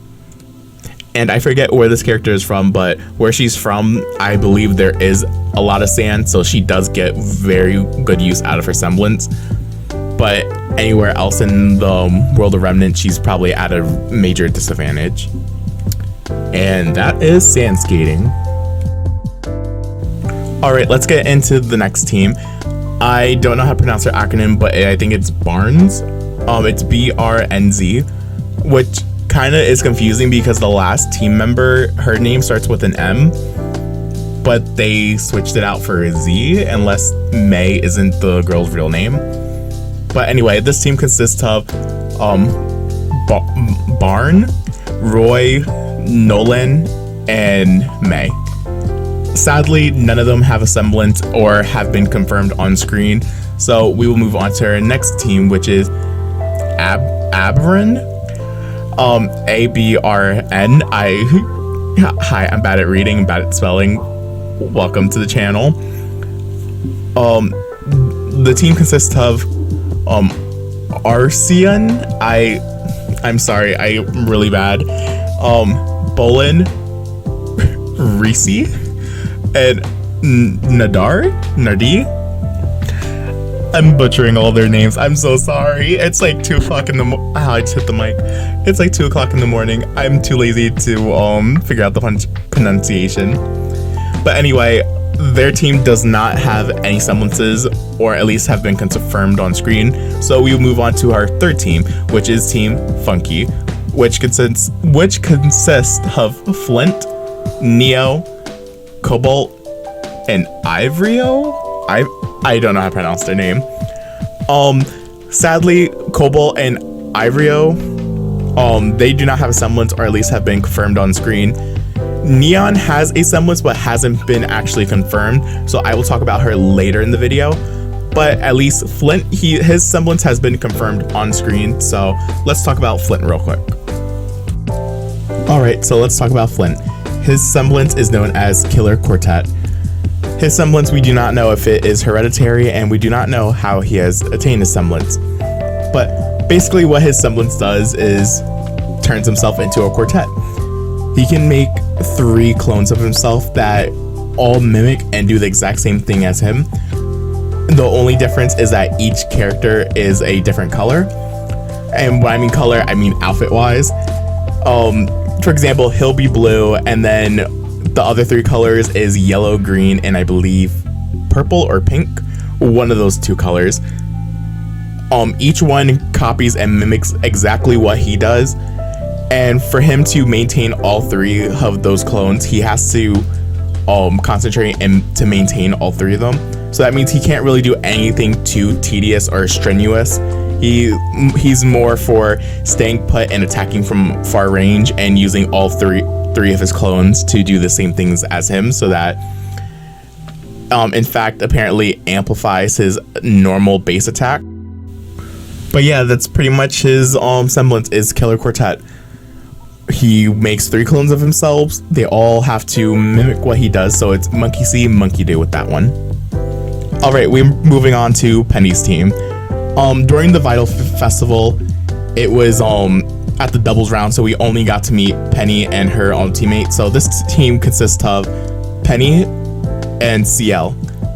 Sadly, neither one of them has a semblance that has been confirmed or shown on screen, so we will be moving on to the Ace Ops.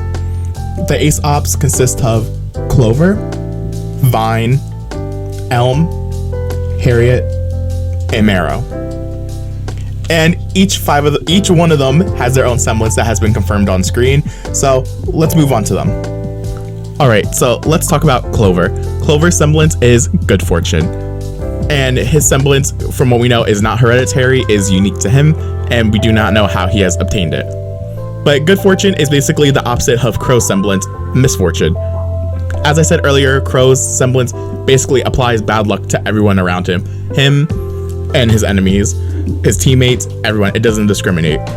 With this one, from what we can tell, Good Fortune does not discriminate, I guess. It doesn't affect enemies. It only affects him and allies, or I believe just him.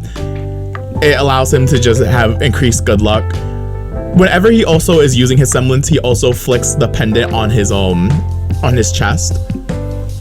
We do not know if it's confirmed if that's what activates his semblance, or if that's just to tell us that it's just a habit or something. From what we all know so far, it's most likely a habit, because his semblance is a passive semblance just like Crow, so he can't activate it when it's going to happen or when it's not going to happen. So yeah, he's the good luck charm to Crow's bad luck charm. Yes, that was really cringy to say out loud, but am I gonna delete it? Nope, it's just gonna stay there for all of eternity. You're welcome. Moving on, we have Vine. Vine's semblance is known as Aura Vine. His semblance, from what we know, is not hereditary. It is a unique semblance to him. We do not know how he has obtained it. But basically what his semblance Aura Vine allows him to do is basically extend his limbs, but not physically extend his limbs. Basically, he's able to create limbs out of aura that he's able to extend and manipulate however he pleases. So for example, he can have it on his arms and create longer arms that go around his actual arms made out of aura, or his legs. So it allows him to make himself taller, to extend to get to higher places, reach something that maybe he couldn't reach, use his hands basically kind of as a whip. And also he's able to put his arms together and separate it and make thin layers out of his aura to create a shield basically. We see this happen at towards the end of volume 9, I believe, or what volume are we? Volume 8. Hi, I don't remember what volume we're on at this point.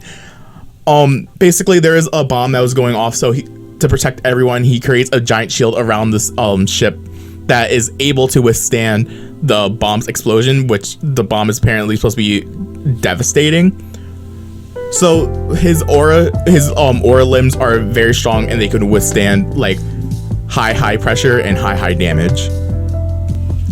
Yeah, so there's nothing too complicated to explain with this Semblance. He just has extendable limbs made out of aura. Next we have Elm, and her semblance is known as Aura Roots. Her semblance, we do not know if it's hereditary, and we do not know how she has actually obtained her semblance in the past, but let's talk about her semblance. Aura Root is kind of a weaker version of Vine's semblance.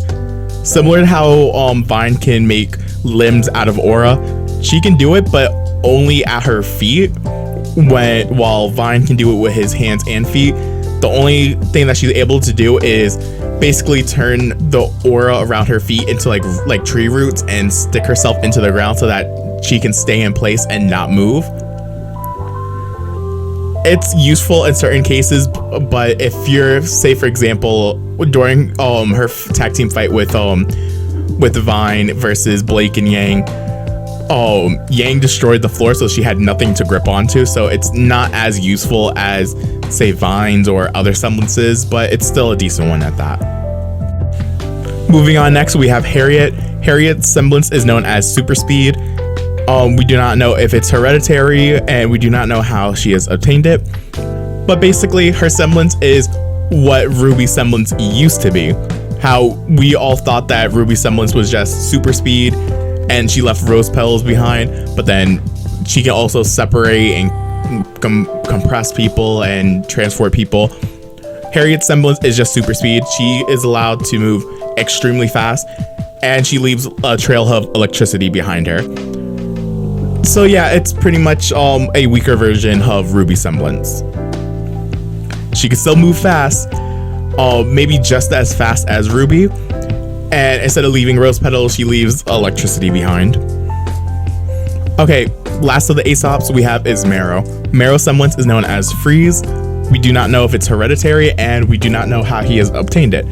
But what his semblance is able to do is he can freeze someone in place, but at the same time he has to stay frozen at the same time. He is not allowed to move around, so it's kind of a double-edged sword.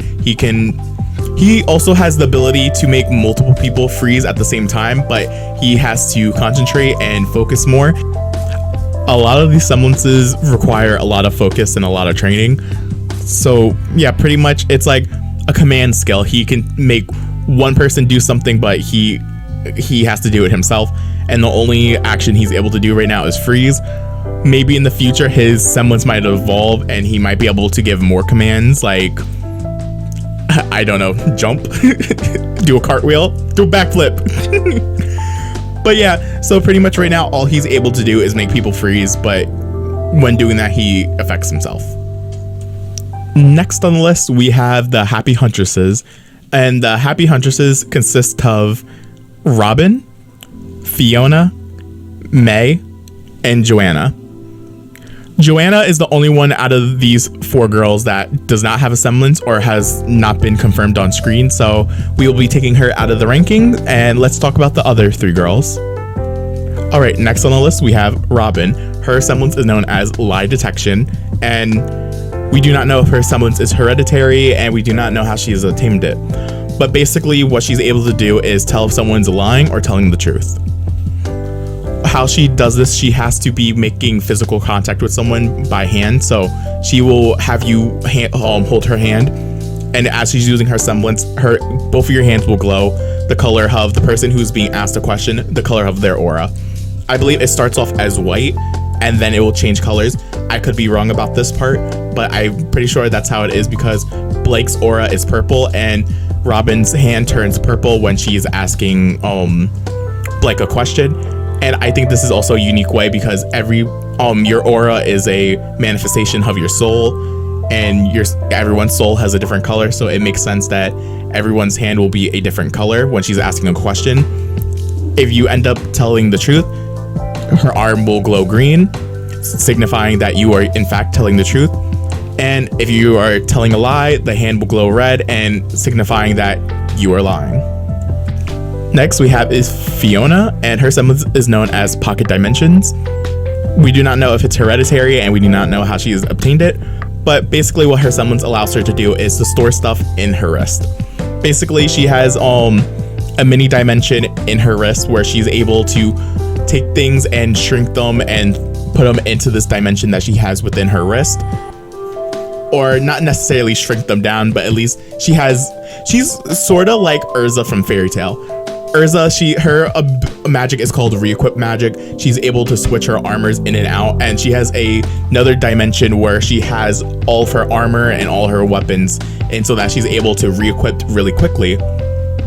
So she pretty much has the same ability, not with the armor and stuff. She's able to store stuff in another dimension so that she can pull out as she please. We do not know how much she is able to store there, and we do not know if the more stuff that she carries, the slower she gets, or if she's actually carrying the physical weight.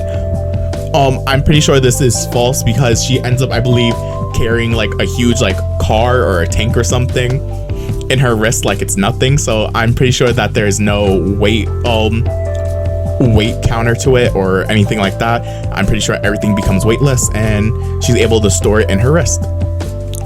Next we have is May, and her semblance is known as Invisibility Field. Her semblance, we do not know if it's hereditary or if she has obtained it how she has obtained it, but besides that, her ability allows her to create a force field around her that anything that is within it, people, animals, objects, are visible, and she is able to move this field as she pleases. We do not know if she has to stay in the field to keep it up or if she could be outside of it and have something invisible.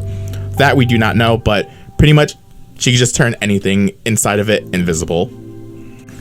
Moving on, we have Team Cinder. Well, there's not 4 people in the team, but this is pretty much the faction that anybody that works underneath Cinder. I know Cinder works with Salem.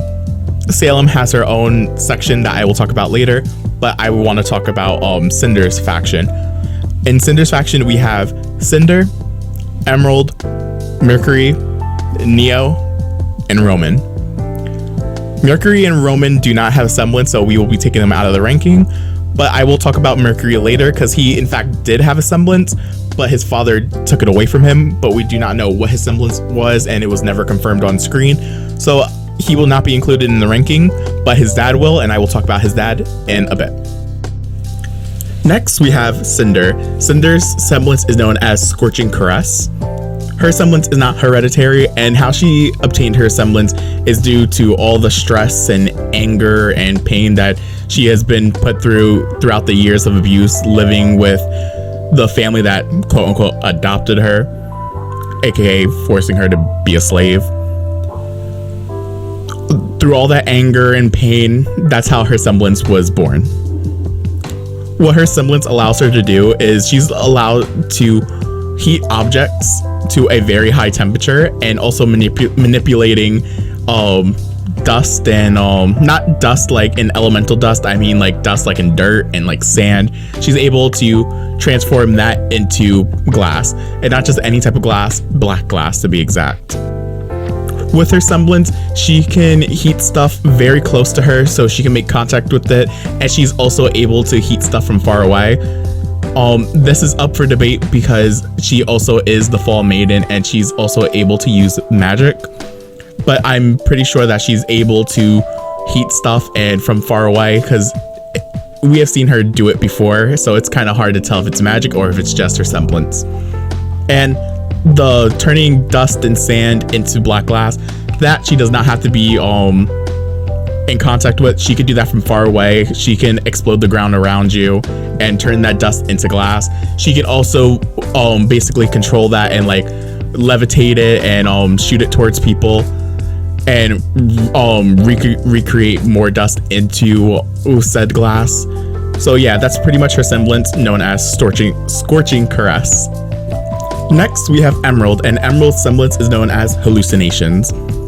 Her semblance is not hereditary, and I do not know how she has obtained her semblance, so we cannot talk about that. But her semblance hallucination allows her to basically create illusions. She's able to mess with people's sensories, making people see something that's not there, hearing something that's not there, or sometimes feeling a way that they weren't feeling originally with her hallucination semblance. She's able to have one person under her hallucination, or she can have a vast majority of people under the hallucination, as seen during the Vital Festival when Yang punched Mercury when he actually attacked her, but she made it she used her semblance to make it look like that she attacked him when he was on the floor defenseless. So she's able to broadcast that to a bunch of different people, not only just one person. She's also able to use her semblance on other people in a positive way. For example, when they went to go bring Penny back to Ironwood, she actually disguised herself as Penny and hide everyone else that came as backup and that was in like a plane or something. She hid them in there and basically made them invisible so that they would only see Penny and not see a whole group of them, which is really fucking cool. So her semblance has a lot of versatility to it, not only being able to affect one person but multiple people, and also able to use her semblance on herself and others to manipulate what people are seeing. Moving on, we have Neo, and her semblance is known as Overactive Imagination. Her semblance is not hereditary, and we do not know how she has obtained her semblance. But let's talk about her semblance real quick. Neo's semblance is a mixture of Blake's semblance along with Emerald's semblance. She's able to basically make illusions just like Emerald, but the only thing is it can only take one hit at a time, just like how Blake's shadows can take only one hit. For example, she can make a clone of herself, but as soon as it takes a hit or any type of damage, it shatters into basically broken glass. And she's able to disguise herself with a different outfit. She's able to disguise a whole ship to look like something else, but as soon as they come into contact with any type of damage, the illusion is broken and it's back to normal how it was. She can, since she's basically making a physical illusion instead of a mental illusion like Emerald, she doesn't have to worry about affecting a bunch of different people because everyone will see the same thing. But as soon as it gets hit and broken, everyone can see it. We do not know if she's able to disguise other people like as how she does. She can disguise herself as anybody that she wants, but with her teammates or anybody like that, like how Emerald was able to disguise other people, we do not know if she has the same abilities as that. And she's not able to mess with someone's sensories, trying to make people hear or feel a different type of way like Emerald. And we do not know if she can actually combine her semblance with dust so that she can do stuff similar like Blake. Like for example, if she made a clone of herself, if she were to add like an earth dust, when it shattered, it would make like a stone statue instead of shattering back into glass. But besides that, that's pretty much her semblance. Moving on, we have Salem's inner circle, which consists of Salem, Tyrion, Hazel, and Watts. Salem and Watts do not have a semblance that has been appeared on screen or has been confirmed. Only Tyrion and Hazel have a semblance, so we will take away those two from the rankings, and let's talk about these two men real quick. Okay, first, let's talk about Tyrion. Tyrion's semblance is known as Aura Disruption. And from what we know is that the semblance is not hereditary, and we do not know how he has obtained it. What Aura Disruption basically does, it allows the user to attack a person directly, bypassing their aura, so that they can not defend themselves with aura, basically. The semblance, there's not really anything much more to talk about. Tyrion's basically able to bypass your aura and attack you directly, allowing him to afflict wounds that normally your aura would protect you from. I want to note too that this semblance does not work on Grimm. Grimms do not have a soul, they do not have aura, so this type of semblance does not work on Grimm. Only pretty much humans that have an aura. Moving on to Hazel. Hazel's semblance is known as Numbing Agent. From what we know, it's not hereditary, and we do not know how he has obtained the semblance. Basically, what Numbing Agent does, it allows him to be immune to all damage. Let me rephrase that. Allows him to not feel the pain, so basically he's numb to pain, but he can still take the damage. For example, how do I explain it? Let's say you stab him with a knife. He's not gonna feel the stab, but he is going to feel he's gonna have the consequences of being stabbed. So let's say he's losing blood. He's not gonna feel himself getting weak because he's losing blood, but he actually still has lost blood. And if he loses enough blood, he's dead. I hope that makes sense. I hope I didn't overcomplicate that. Also, another thing I want to mention with Hazel is that his aura regenerates really quickly, quicker than pretty much anyone else in the series. Just like how Jean has a lot of aura, Hazel has a lot of aura. Not a lot of aura, but he's able to regenerate his aura really quickly. So his fighting style is more of stabbing himself with dust, how I was talking about with Nora earlier. You can inject yourself with dust and allow you to use the ability of said dust. So yeah, that's pretty much what his fighting style is. He injects himself with dust and he uses the elemental power that is in dust. So he kind of looks like he's using magic, but he's not using magic. He's using the power of dust. So yeah, I just want to clarify one thing. He can not feel pain, but he is still taking the consequences of pain. But since his aura regenerates quickly, his aura is also healing the wounds that he's also inflicting upon himself. Alright, moving on to our next group, we have the White Fang. Also, sorry in advance that I don't know how to pronounce these names. I'm bad at reading. Alright. Also, if you hear like a noise in the background, my cat is scratching himself. Yes, Trouble, can you please stop? Alright, the White Fang consists of Adam, Sienna, Layla, Fennec, Corsac, Yuma, Tirfa? I don't know. White Fang Lieutenant, and Tuxin. Out of these group of lovely people, the only two that have a semblance is Adam and Sienna.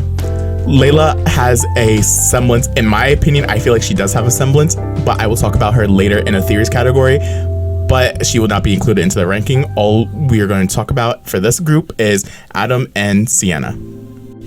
First off, we have Adam. Adam's semblance, we do not believe it's hereditary, and we do not know how he has obtained it, but his semblance is known as Moon Slice. Earlier, I talked about Yang and saying that someone has a semblance basically similar to hers. That's Adam. Adam basically has Yang semblance. The only difference is he has to absorb an attack through a weapon that he's holding. With Yang, she has to take the damage head on for her to absorb it and dish it out twice as hard. Adam has to absorb the damage within an object to be able to dish it out twice as hard. He uses his weapon, I forget the name of his weapon, but it's basically a katana. He will unsheath it and take hits with the blade, and then he will basically slash with the blade, and the blade will do twice as much damage as it has already taken. So basically, his is a little bit of a cheapy move because he doesn't have to take the hit, and she also, during the fight between Yang and Adam, she said, "Wow, so he's like a pussy." he doesn't have to deal with taking damage or wasting aura with taking damage, but we also do not know how much aura, or even if he wastes his aura, taking the hits through his weapon, unlike Yang, who will end up maybe wasting more aura than Adam, and not having to deal with the repercussions of wasting the aura as quickly. But yeah, that's pretty much just Adam's semblance, Moon Slice. Next on the list, we have Sienna. Her semblance is not hereditary. We do not know how she has obtained it. Her semblance is known as grudge. At first, I read her semblance wrong, and I was like, that doesn't make sense, but I reread it.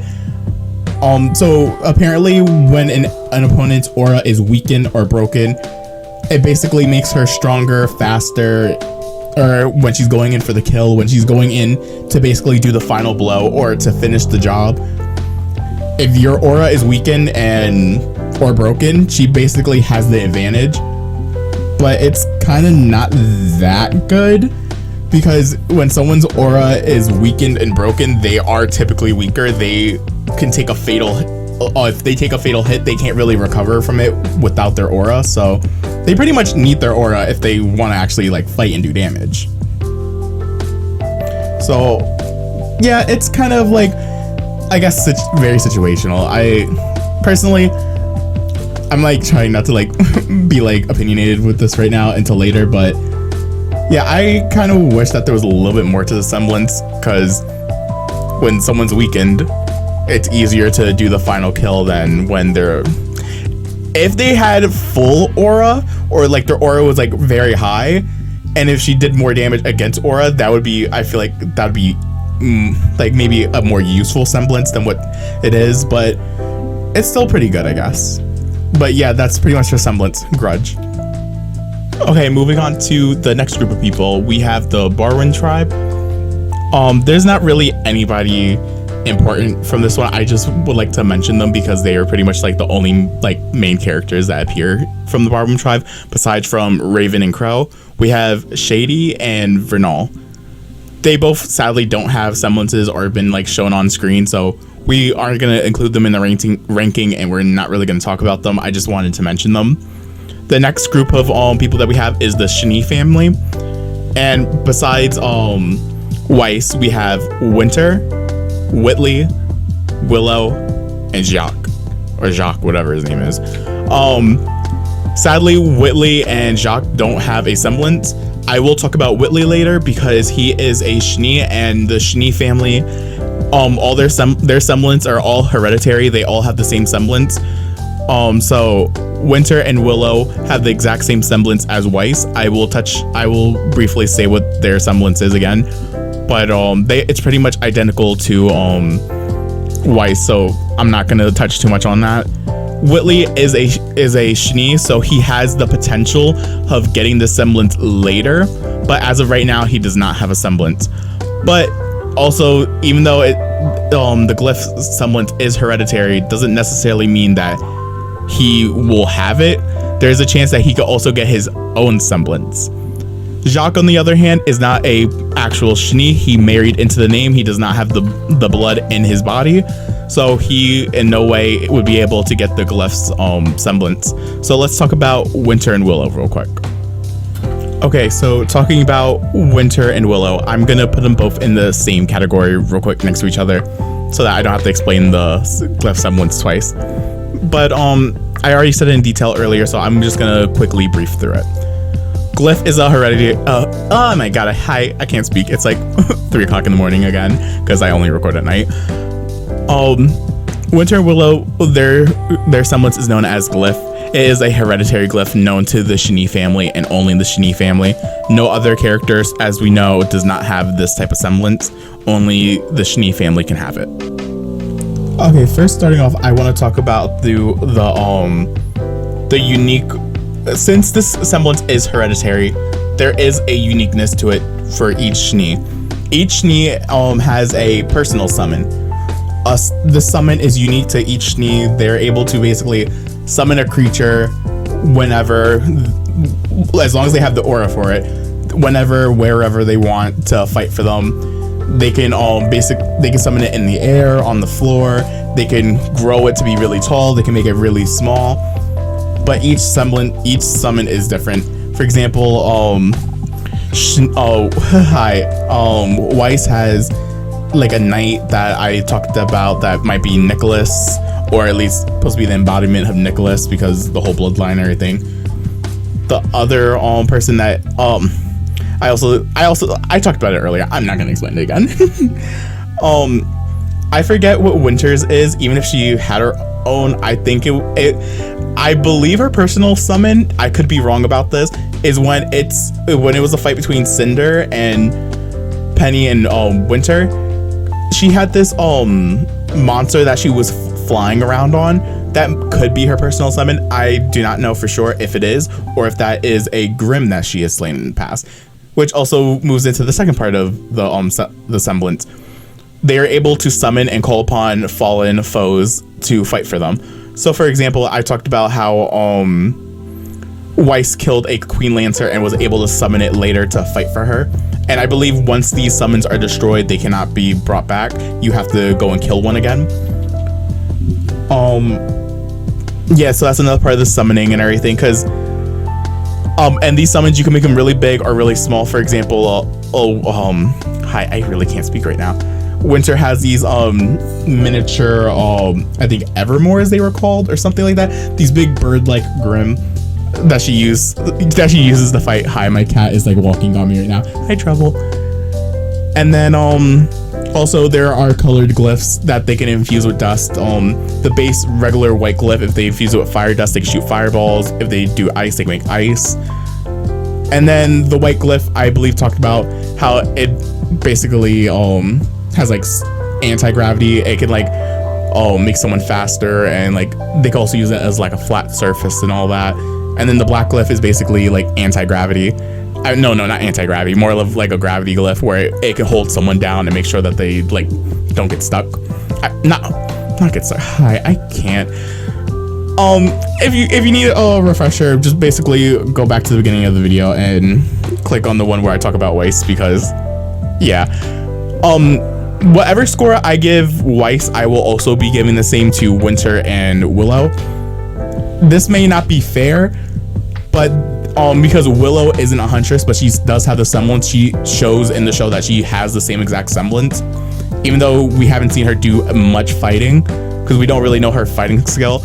This ranking chart, I'm also ranking it on potential. So I keep saying a lot. If a character has shown a certain skill and everything with their semblance, of course I'm gonna like take that into consideration. But if it's something that's not in their like they're not able to do it, I'm not really gonna include it. But since this is a hereditary semblance and each Schnee has basically the ability to do the same exact thing, I'm going to rank them the same because they all have the exact same potential. Because you can argue that Winter's semblance, like Winter is stronger than Weiss because Winter has been oh my god, Trouble pulled on my microphone, sorry. Like you can argue that Winter is stronger than Weiss because Winter has been training longer, she's older, she's wiser, she has better understanding of her semblance. But Weiss is just as strong, if not stronger. And even though Willow, we don't see much of her, maybe when she was younger, she was a fighter. Maybe she used to be a huntsman or a huntress. We don't absolutely know that for sure yet. We might find out later in a chapter or two, a volume or two, if maybe in the past she wanted to be a huntress, but her family was like, no, you need to live on the name. You're the only person who can live on the name. So we just have to see what happens. But just for, I guess, fairness, I'm going to rank them the same. So if Weiss ends up getting 5 across the board, Willow and Winter will get 5 across the board. Okay, moving on to our next group of people that I want to mention is the Belladonna family. This is Blake's family. The only 2 people I don't know how to pronounce her dad's name. I forget how to pronounce it. I think it's like Grid or something. I don't know. His picture will be on the screen. Her mom, Kali, I believe her name is. They don't have a semblance, so we're not going to talk about that because we haven't really seen them do anything with fighting. I know her mom really isn't a fighter. She only fought when her house was under attack, and her dad just fights with his bare fist. So I don't really see. I don't think I feel like he does have a semblance. We just haven't seen it yet. But let's move on. The next group I want to talk about is the Vale Staff. These are basically the teachers that we've seen that work at Vale. We have Glenda, Oobleck, and Port. Port does not have a semblance, and Oobleck does not have a semblance. But I do have a theory for what his semblance might be, and it also combines with another character that I would like to talk about later.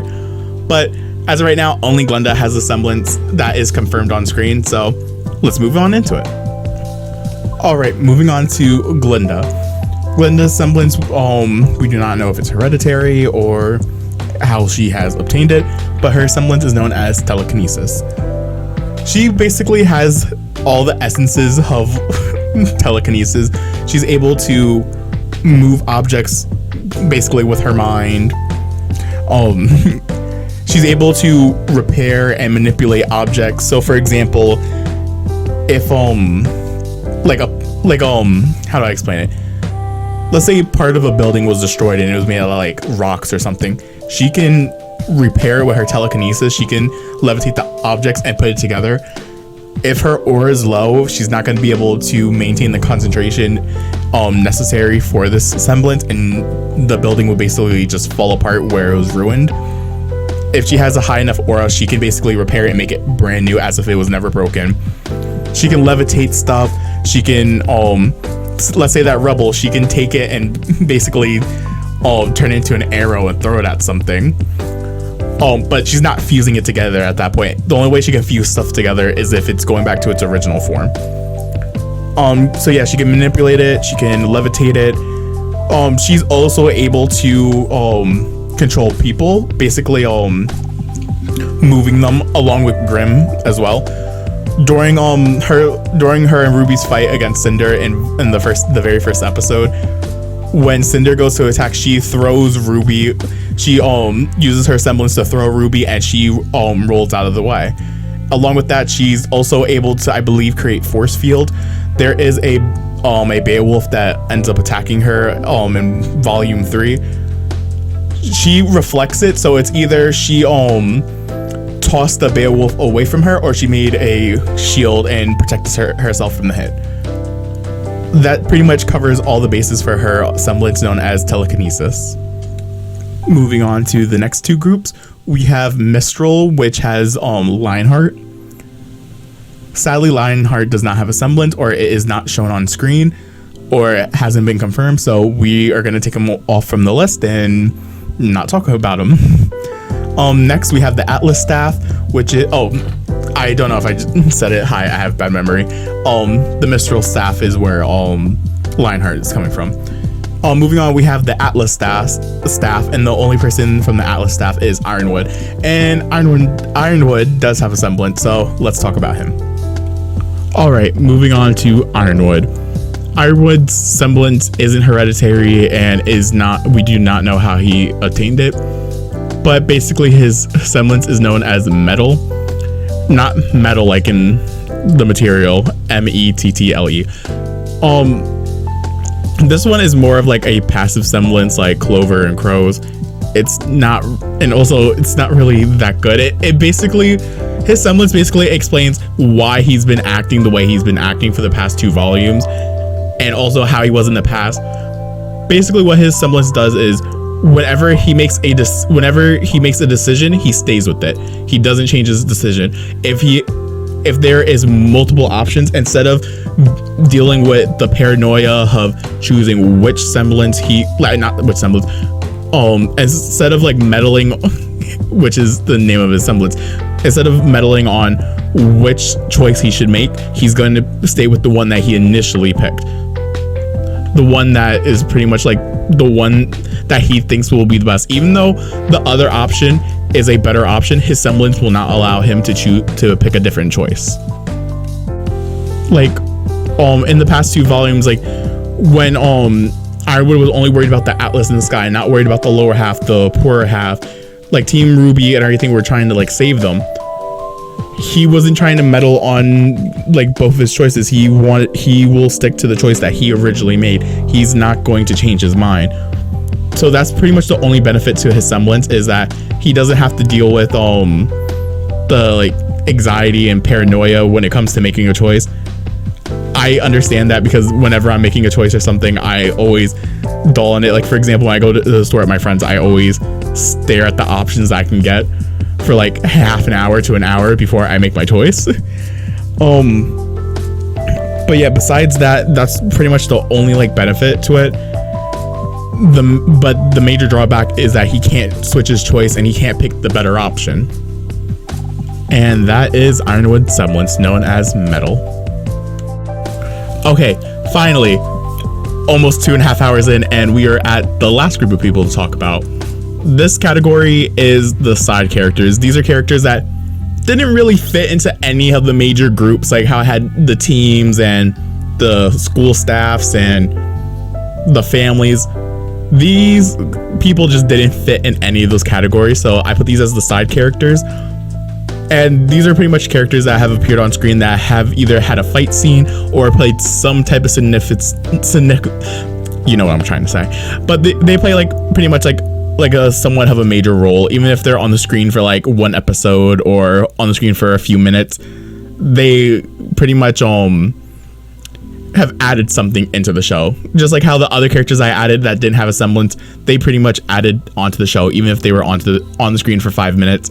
And when I say side characters, they're technically main characters, but they're more of side characters that just don't really appear that much.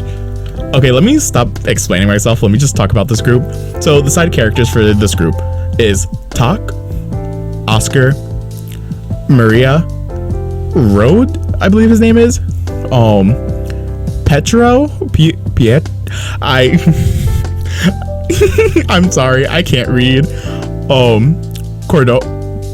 Cordovan, and Marcus. I'm so sorry, I can't read. But yeah, so on this list, the 3 people that don't have a semblance is Oscar, Petro, and Cordovan. I don't know their names. I do have a theory about Petro, so we will talk about that person later. But for right now, let's talk about the 4 that do have a semblance, and the 3 that do not have a semblance will be taken off the ranking and will not be included. Before I talk, it's just really funny how I'm bad at reading and like sounding things out. I literally just struggled reading all their names. I'm really sorry. I know people are probably like yelling at the screen like, this is how you pronounce their name. Yeah, I'm really sorry. Yeah, let's get into it. All right, starting off with the side characters, we have Tak. Tak is only on the screen for literally like, there's a fly in my face. I'm sorry, I got distracted.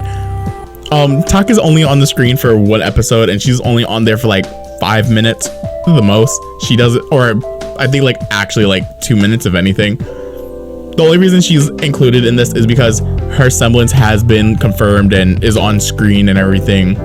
And it also plays into the major part for Maria's character. She's also a silver-eyed warrior just like Rwby, so she's able to use the power of the silver eyes to fight Grim. But Tak was hired by Salem to be an assassin to kill her. But mostly a lot of people were just angry about, just wanted her eyes gone, so she just really had to get rid of her eyes. She could have let her live if she wanted, just as long as she got rid of the eyes. But her main, like, the reason why she went after Maria was to kill her so that she couldn't use her silver eyes against Salem. So yeah, let's talk about Tak's semblance. Okay, talking about Tak's semblance, her semblance is known as invulnerability. As we know, it's not hereditary, and we do not know how she had attained it. So what her semblance does, it allows her to basically be immortal for 60 seconds.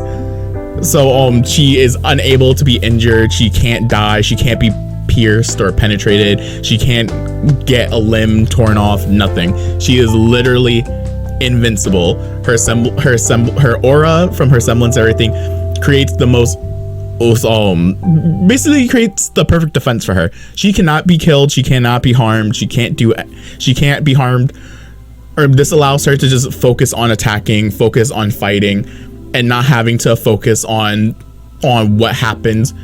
But the drawback for the semblance, after those 60 seconds are up, her aura is instantly drained, leaving her completely vulnerable now. Instead of being invulnerable, she is now completely vulnerable to any attack.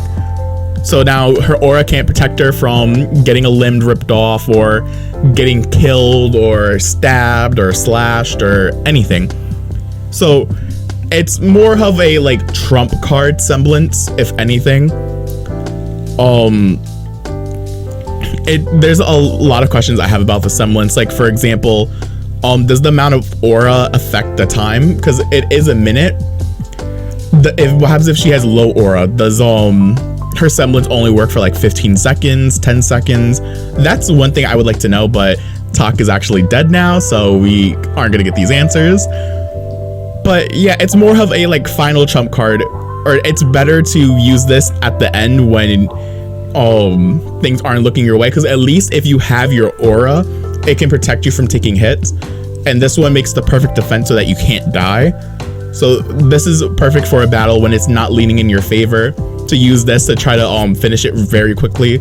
Because if you use this in the beginning of a fight between you and Grim, or you and another opponent, it's not really gonna do you well if you can't defeat them in 1 minute. And also, it takes a lot of work to completely fully deplete someone's aura. So you're gonna need more than a minute just to deplete someone's aura. Say for example like Jean or Hazel. Hazel can like rapidly regenerate his aura, and Jean just has an extreme amount of aura. And I also have another question. If she were to go up against Tyrion, Tyrion's semblance is able to bypass aura and attack directly, and hers makes a complete shield out of her aura that makes her invulnerable. So now I wonder, does this semblance beat Tyrion's, or does Tyrion's semblance beat her? This is actually a genuine question that I would like to know. If anybody has any input about this little fight that I feel like would happen, please let me know, because I'm actually really curious about this. Hey, Rooster Teeth, if you want to, answer this question, I'd be like very grateful, because now I just thought about it and I'm not gonna be able to sleep tonight. But yeah, that's Tok's semblance, known as invulnerability. All right, moving on, we have Maria. Her semblance is known as preflexes. It's not hereditary, and we do not know how she has obtained it. But basically what preflexes does, it allows her to anticipate the next move that's going to happen in a fight, so that she's able to counter it or dodge it, or basically figure out a way how to come back and strike back harder. This semblance, how I would like to describe it also too, is similar to, if you've watched the anime Log Horizon, there are two characters. The main character Shiro and this other girl Minore. They pretty much in that show, they're pretty much able to predict the future within a few like seconds. Like Shiro, he's able to do it within like, I believe 15 to 20 seconds. He's able to predict what's gonna happen, so he is basically the perfect support. I forget what class he is. I think he's a sorcerer. He pretty much fights from far range, either buffing his allies, debuffing the enemies, and fighting from far away. So he's usually the team monitor, keeping an eye on everyone's health and keeping an eye on the enemies and telling everyone how they should attack and what abilities they should do. Minoria is I hope I'm saying her name right. She's trying to be kind of like him because she looks up to him and also has a crush on him. She also switched her subclass from like sewing to apprentice, so that she can basically copy what he does. She's starting to get the hang of it. She can look in the future. She can basically predict between 5 seconds at most, 10 seconds or 8 seconds if she really is focusing, but nowhere near on the level as Shiro. That's pretty much how I like to sum it for anybody who's watched Log Horizon. But besides that, pretty much Maria is basically able to predict the enemy's move, so that she can figure out how to counter. Also, she doesn't have to be looking in the direction of an attacker so that she can use her semblance. Her semblance basically works all around her, like even behind her, even in her blind spots, she can sense it. Even if her eyes are closed, I believe she's able to use her semblance to like dodge an attack. And because her eyesight isn't the best, because they got slashed when she was younger by Tok, and she wears these little goggles and everything. I'm pretty sure if they're like messing up and everything, she can still pretty much use her semblance to sense the aura around her, and is able to pretty much attack. We do not know exactly how far the range is of the semblance, but I would have to say that it's a pretty decent sized radius if I had to guess. But yeah, that's her semblance preflexes. Moving on, we have Rhodes, I believe his name is. Someone will correct me if anything. His semblance is known as metal skin. From what we know, it's not hereditary. We do not know how he has obtained it. But basically what his semblance does, it allows him to create a metal coating that covers and protects his skin in certain areas. From what we've seen, we don't think he can do it to his full body, only select body parts at a time. And I don't think he can do multiple areas at once. Sadly, he's dead, so we aren't going to see more of him. We're not going to see what he's basically capable of. But I would love to have seen more about him because he's a really cool dude and he was really good looking too. Just going to throw that out there. But but yeah, with the semblance metal skin, it allows him to basically protect himself from, like, basically it's the same as aura, but kind of better, I guess. It's more of a defensive skill. I don't know if it adds any weight to his body or if it's light. I wonder if he is maybe able. Well, no. Nah, my second theory doesn't make sense. But yeah, he's able to create metal around his hand, turning his skin into metal so that he's able to protect himself and hit. For example, when Cinder tries to attack Rhodes, he turns his hand into metal to grab the weapon that she uses to attack him with. So that shows how it's protecting him. Cinder also goes to grab his neck to burn him, and he turns his skin into metal. From that scene, we can see that his metal is heat resistant, so it protects him from heat as well as from attacks from like blades and blunt objects. So he's able to protect himself, and he's also able to protect himself from heat. We could also conclude that he's also able to be protected from the cold. I'm guessing this is a little theory part. I wonder if, since he's turning his skin into metal, if there is any magnetism in his skin as it is now. For example, if he went into a fight against Pyrrha, would Pyrrha have the upper hand because she has polarity and she can control metal?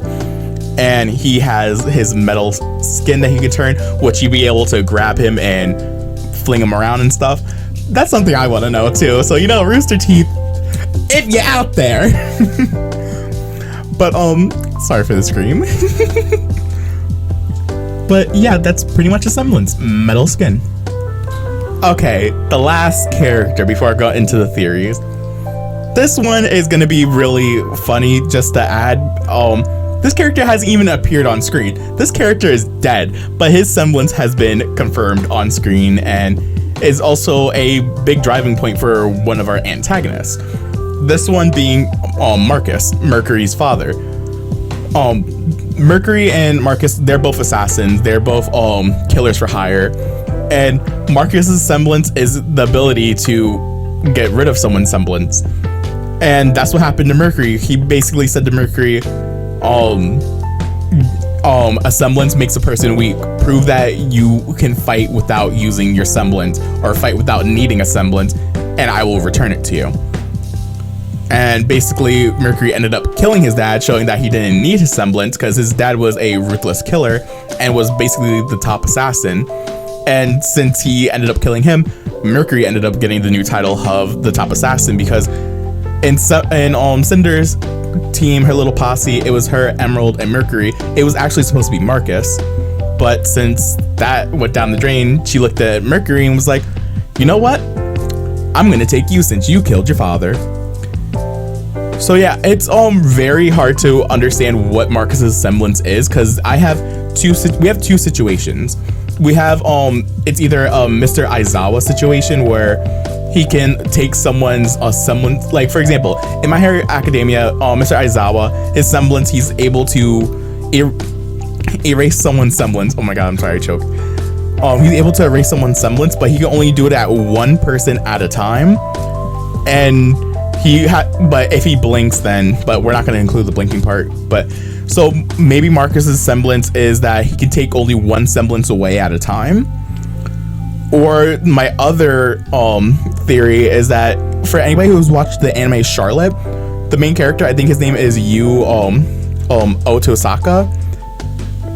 In that anime, people have powers and stuff. His power, at first we thought it was that he was able to teleport into other people's bodies for like 5, 6, 7 seconds. But in actuality, what we find out later in the series is that he's able to teleport into someone's body, and if they have a powers, like one of the powers that I forget what the people with these powers were called, but if someone has a power and he teleports into their body, he steals their power. So he stays in there for about 7 seconds, and then when he comes out, that person no longer has the power and he has the ability to use said person's power. So now it begs the question, could Marcus do something like that? Could he steal Mercury's power and use it for himself? Or can he only steal one power at a time? That is a very, again, Rooster Teeth, if you're there, can you please answer? Because I actually want to know more about Marcus, even though he's not really that important. But, well, he is important because of Mercury, but like, yeah, so those are like the two main options. Or the third option is that he could just take powers and just give them away as, or I wonder, could he take someone's semblance and give it to another person? Because he did say that he would give his son back his semblance if he could prove that he didn't need him, because I think he had to beat him in a fight or something.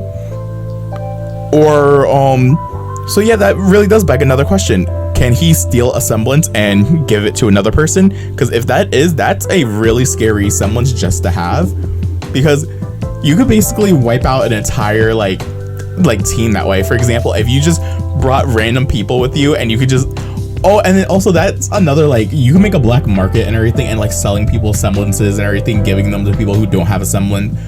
Or you could give it to probably or if he could take multiple semblances at a time, or he could basically make like the ultimate person and just give someone a bunch of different semblances.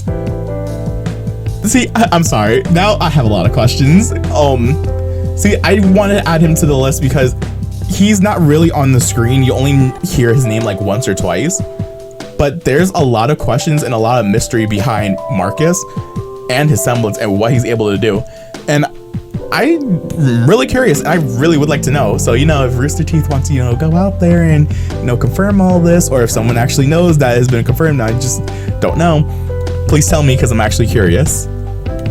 Okay, we are finally done with talking about every character in the show. So I just want to talk about some characters that I have a theory for a semblance, or they've shown some type of semblance on screen, but we just don't have any confirmation about it. So I would just like to talk about a few brief characters for a second. And also, yeah, Marcus's semblance doesn't have a name. Forgot to mention that. Okay, so let's go down the list. I'm not gonna cut this part into chunks. I'm just gonna keep this in one plain situation. I don't know.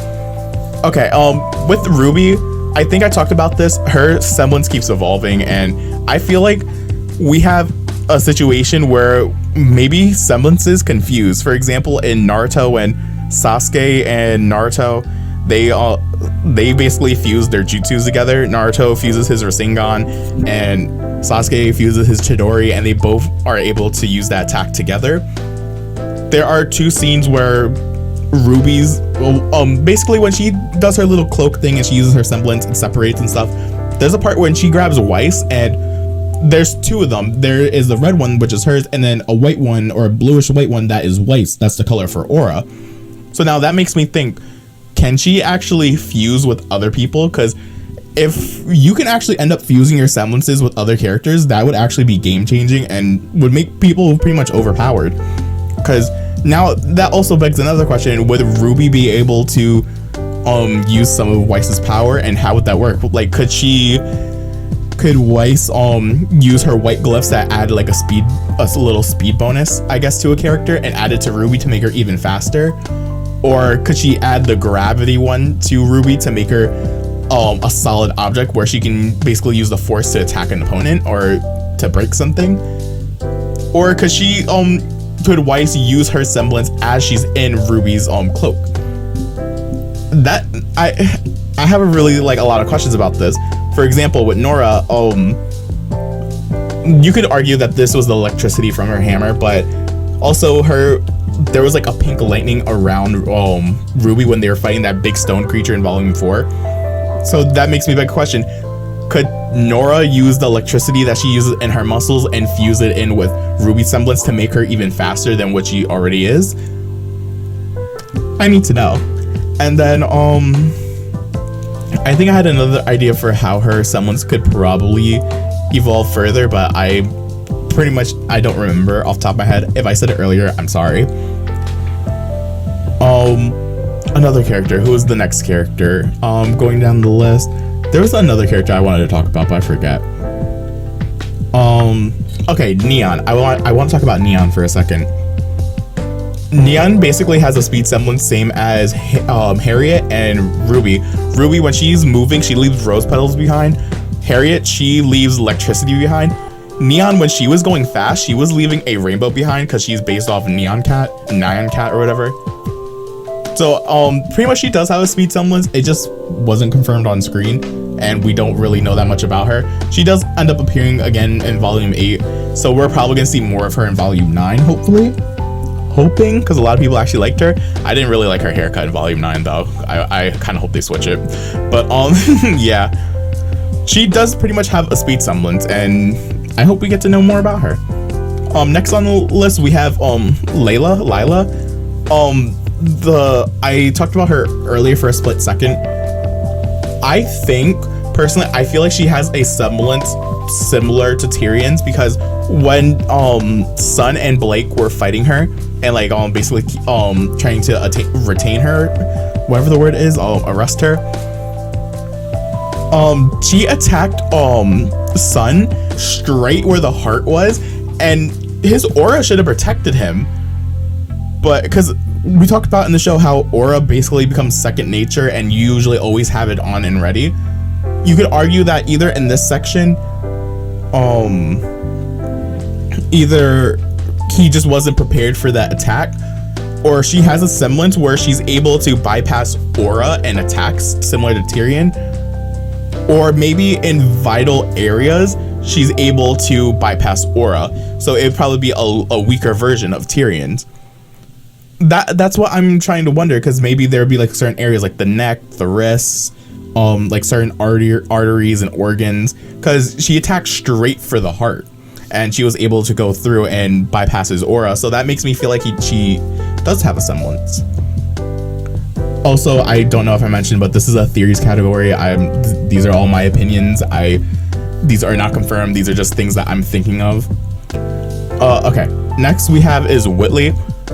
Whitley, since he is a Schnee and he is from that bloodline, he does have the potential to have the same semblance as Weiss, Winter, and Willow.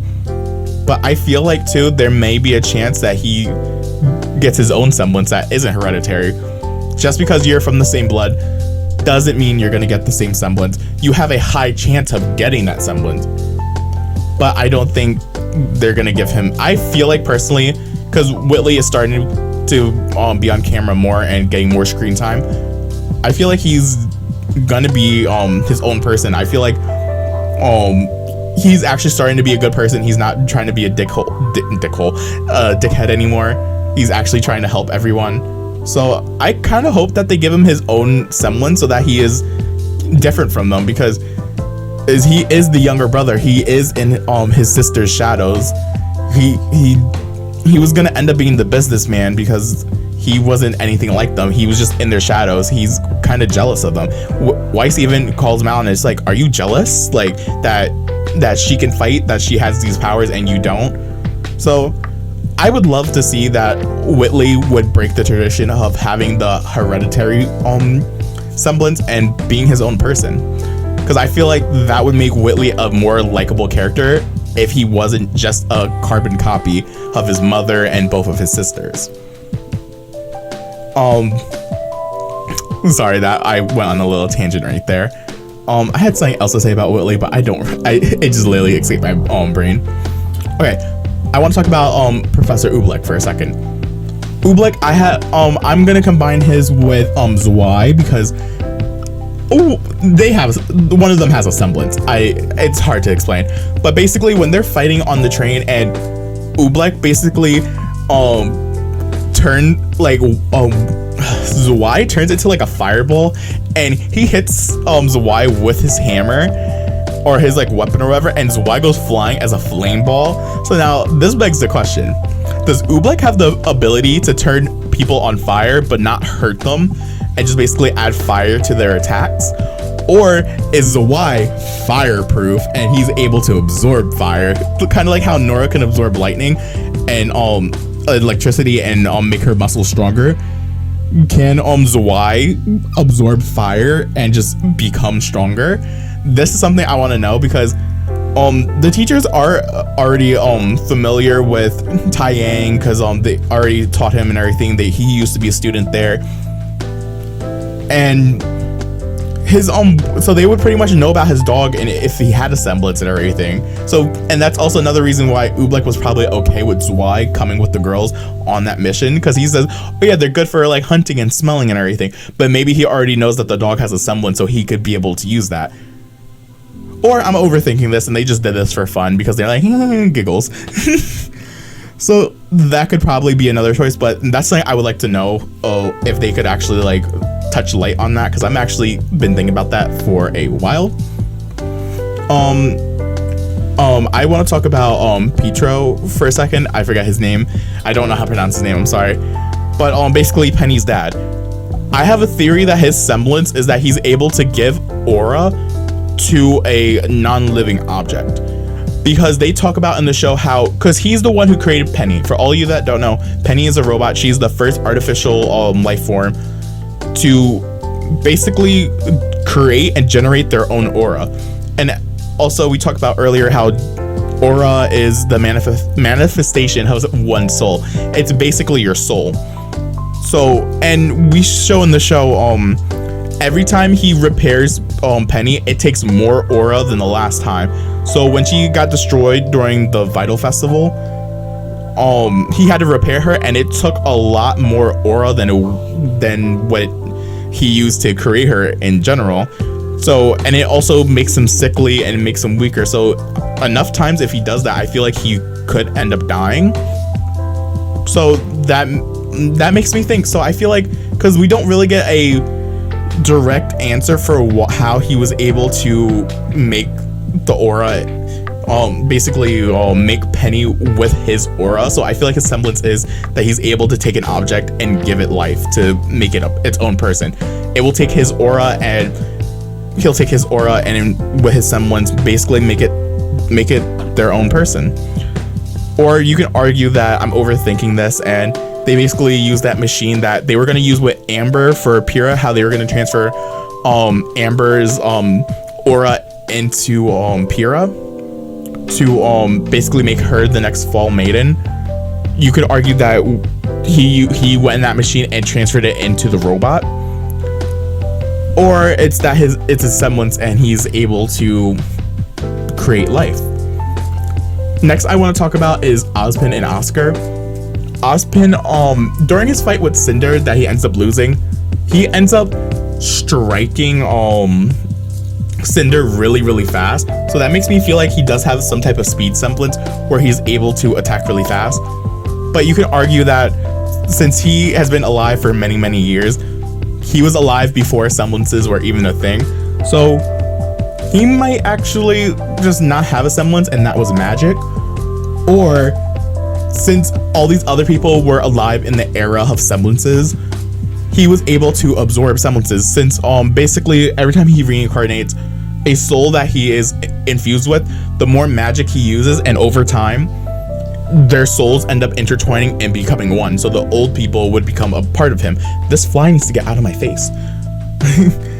So the souls start intertwining and becoming one, and he's done this for many generations. So there is a possibility that he has the same exact semblances as all the people before him, or he wasn't using a semblance and he was using magic. Because I know he creates a force field, a green force field, and I know that is magic. He also ends up doing it with Oscar too. When Oscar was falling down and was gonna die, he ends up making that and teleporting somewhere else. And Oscar even talks about, don't use magic, because every time you use it, I feel us fusing more and more together every day the more that you use magic. And so it could either be magic or they have their own semblance. So yeah, it's very possible that each person before him has gotten their own semblance, and it fused with Ozpin, and Ozpin is now able to use other people's semblances, or basically maybe when he absorbs their soul and they become fused, he loses the access to use that semblance. For example, Ozpin, the last time that the person who owned that body before him was during the entrance ceremony, and people even say it's like he wasn't even there. It looks like he wasn't even himself. That could have been the last moment that the person who was Ozpin finally fused and became one with him, because he was just tired, just didn't want anything to do with this. But also if that was his last moments, that speed attack was probably was magic. But I feel like that at least the speed attack was a semblance. And there is also still a potential that Oscar can get his own semblance later in the show. Or maybe he might be able to access that speed fighting and use it just like how Ozpin did it during Cinder's fight. Who do I have next? Hold on. I have Klein. Klein is the butler that works for the Schnee family. Klein is based off the 7 dwarves in Snow White, and from what you can see, he has different eye colors. His eye colors change. Like, there's a scene where he sneezes and his eye color change, his mood changes, his tone of voice does end up changing a lot depending on the situation. So I feel like he does have a passive semblance that either he has basically multiple personalities, just like the 7 dwarves, or like kind of like a form of DID where he has each form and personality is a different altar that is associated with Klein. So I would like to know a little bit more about this. Also, before I move on, I would like to apologize beforehand. When I bring up DID, I am not making fun of it whatsoever. I am using it as an example for how his semblance could be acting and how it is. So yeah, for anybody that I may have offended right then and there, I just want to apologize. I'd rather be safe than sorry. The last thing I would like to do is make anyone feel awkward or offend anybody or try to make fun of anyone. So yes, I just want to make sure that everyone knows where I'm coming from.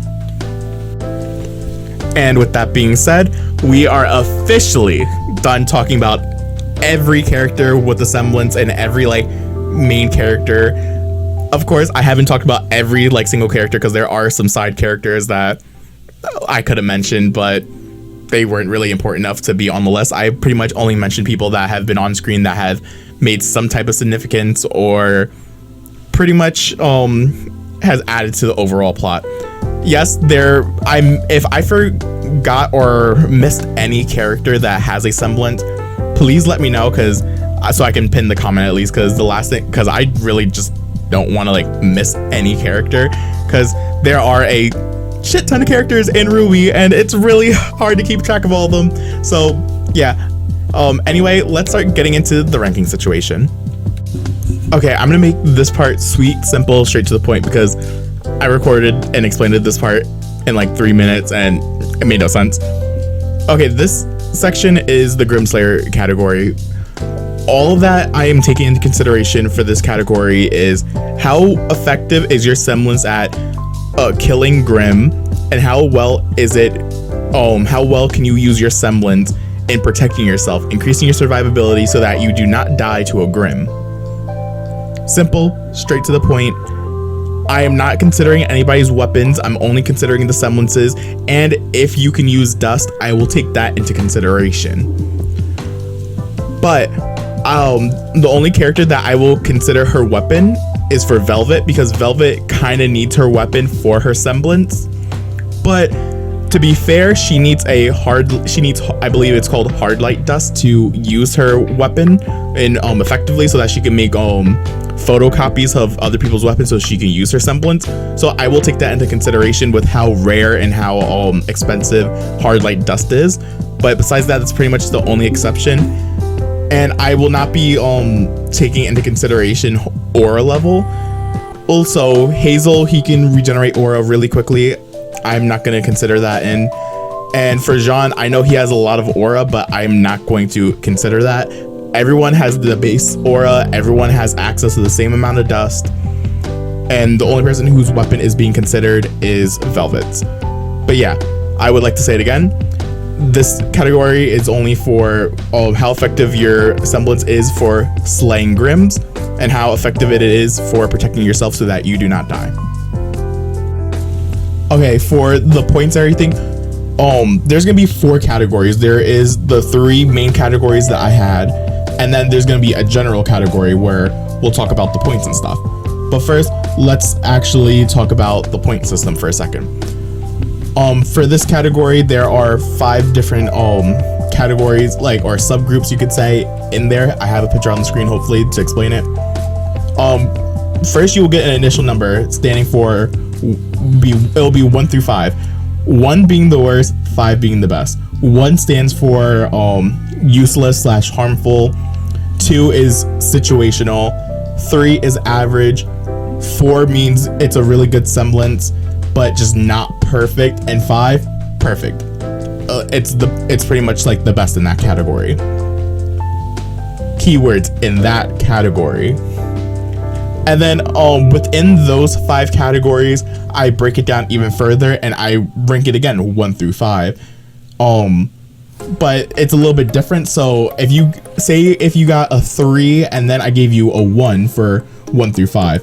1 is for like not that good, like it's just barely in that category because it might get ranked down into a different category. 5 is the same thing. It's perfect and it was close to going up another level. 3 is average in that category, and 4 is, you know, pretty good, but just not there yet. And 2 is like again, situational. It's like it's all right. Hopefully that makes sense. I will have a little chart on the board, and then there's a third number. The third number will be the same number as the first number, or so there will be 3 different numbers. And I will multiply each one of those numbers together, and that will give us the final score for that person in their category. And we will use these numbers for the final ranking when we rank everything together. So for right now, that final score we do not need. We are just ranking the 3 numbers. I'm sorry if I explained that wrong. I'll have something on the screen hopefully to explain it. But anyway, let's move on. Okay, starting off with the first category. This is the useless / harmful category. This just means that these semblances aren't necessarily meant for fighting Grim. It's just they're not that good, or they can cause more harm than good. So take this with what you will, and if you disagree with it, I'm sorry. But for this category, the people who are in this category is Ironwood, Marcus, Sienna, Fox, Yatuhashi, Robin, Tyrion, Raven, and Scarlet. These people all ended up in this category because they're just not, their semblances are just not the best for fighting Grim, and their semblances are pretty much useless, or they cause more harm than good. Moving on to the next category, this is the 2 category. This is more for situational. My reasoning for this category is there has to be a specific requirement for them to get a really good use out of their semblance, or it's just a little below average, but it's not completely useless. Like, they can still use it, but it's mostly situational, because if they have the perfect requirements, it could probably be the best semblance out of everyone. In this category, we have Nora, Marrow, Tak, Jean, Pyrrha, Elm, Fiona, and Neptune. These are the people who made it into the number 2 category. Okay, this is number 3. These are pretty much the average semblance. They're not the worst, they're not the best, they're just pretty much average. They're just out here trying their best. Okay, for the people in this category, we have Crow, Ren, May, Flint, and Hazel. Okay, moving on to group number 4. These people are pretty much like, their semblances are above average. Their semblances are really good. It's just they're not quite there. They just need a little bit more like to it to make it even better than what it already is. It's better than average. It's just not quite there yet. The people who made it into this category is Clover, Rhodes, Emerald, Neo, Vine, and Sun. Moving on, we have group number 5. These people who made it into this category, perfect for fighting Grim, perfect for killing them, perfect for protecting themselves. They have a lot of versatility to them. They're just perfect. The people who made it into this category is Velvet, Coco, Rwby, Yang, Adam, Weiss, Winter, Willow, Blake, Cinder, and Gilda. These are the top for this category, at least. Now, I went through and said where each and every person has ended up. Now let's break it down and talk about each character and each group real quick and explaining why they got into this category. Okay, let's go back to group 1 and explain where everyone ended up. For Ironwood, Marcus, Sienna, Fox, Yatuhashi, Robin, and Tyrion, they ended up in 1.1. So basically these are the bottom of this entire category. Their points all total up. Each character has gotten 1 point for this category. Again, for the category they have a 1. For within this category they have another 1. And since they're in the 1 category, they get also another 1. So 1 times 1 times 1 is just 1. So everyone earned a very low score for this category. And for Raven and Scarlet, they both ended up in group 1, but they also ended up in group 3 within the 1 category. So it's 1 times 3 times 1. So they get a total of 3 points. Now let's just talk about everything in general and let me explain my thought process for why these characters ended up in the 1 category. Also, hopefully I have a number on the screen with a tally mark or a chart to explain what points everyone has. If I don't have that up, I'm sorry, but I'm going to hopefully fix that in editing. Okay, enough of that. Let's just talk about the characters. Ironwood, his semblance, metal. It's not really good for a fighting situation. It's only for him to a choice that he has made, he has to stick with it. He can't change his choices. And I feel like this is 1, useless in a fight, and 2, I feel like it's very harmful because he could end up coming with a better idea on how to kill the Grim that he's fighting, but his semblance just won't let him change his mind, and he could end up putting himself in harm and end up dying. That's why I also have a theory why half of his body is robotic parts and metal. I feel like maybe he has gotten into fights because of his semblance, and he ended up losing body parts and limbs because of his semblance, because it just wouldn't let him change his mind. Marcus, his semblance, we don't know what it's called, but basically he's able to remove a semblance off of a character. Grim do not have a soul. They do not have aura, so that means they cannot develop a semblance. So since they don't have a semblance, his own semblance, removing semblances, is absolutely useless because Grim don't have aura, they don't have a soul, they don't have a semblance. Sienna, same thing. Hers is able to, she does more damage against people who have a weakened aura or no aura at all. Grim do not have an aura. They do not have they can't make a semblance. They don't have an aura. They don't have a soul. So her semblance is pretty much useless when it goes to fighting Grim. Fox, his is telekinesis. He can, not telekinesis, telepathic. He's able to talk to people and communicate through his mind. And for this category, I am assuming that the characters are alone. They are the only ones fighting the Grim. They are not in a group.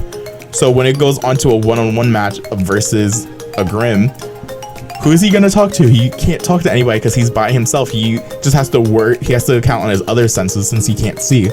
And so it's pretty much useless. And also for him, since he's blind, it's kind of harmful because he needs to see.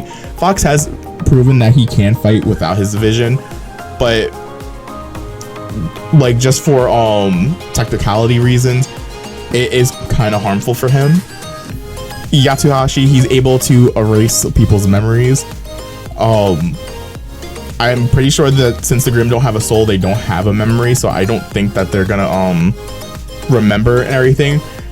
You can also argue that maybe he can wipe their memory so they forget that they're fighting, but I feel like that's not the case because I don't think he can use his semblance on Grimm. I feel like it has to be on an actual living creature.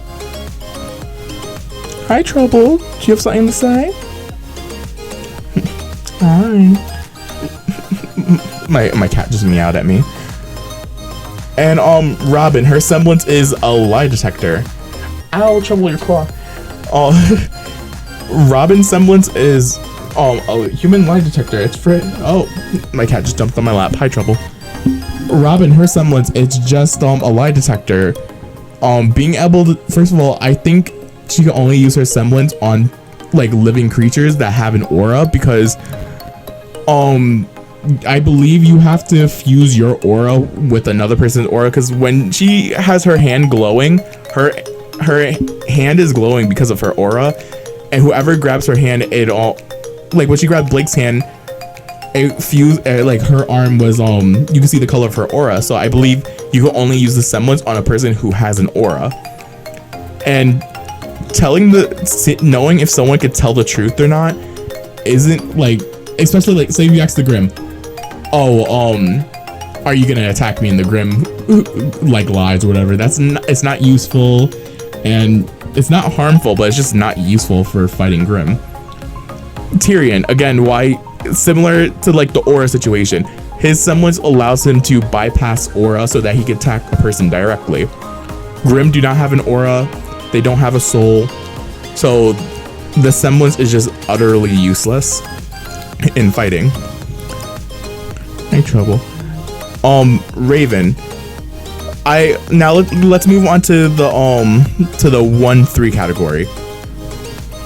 For Raven, she can't really use it for fighting because she needs to have someone else there, and I'm assuming that people are by themselves for this. But if she were in a pickle and she really needed to get out of there and defend and like save her life, she can make a kindred portal and teleport to someone she has a bond with to get out of there more quickly and save herself. That's the only reason why she has a higher points than the other few characters. Scarlet, his semblance is for flying. He can glide and everything. We do not know how like long he can fly for, how high he can go. If it's only gliding, he can't really fly up. He can only go down pretty much, unless there's like a windy area. It's good for, I guess, evading attacks and dodging, or if he wanted to get like a bird's eye view to like a strike from above, that could be pretty useful too. Like there is some work you can use, but it's gonna take a little bit more setup.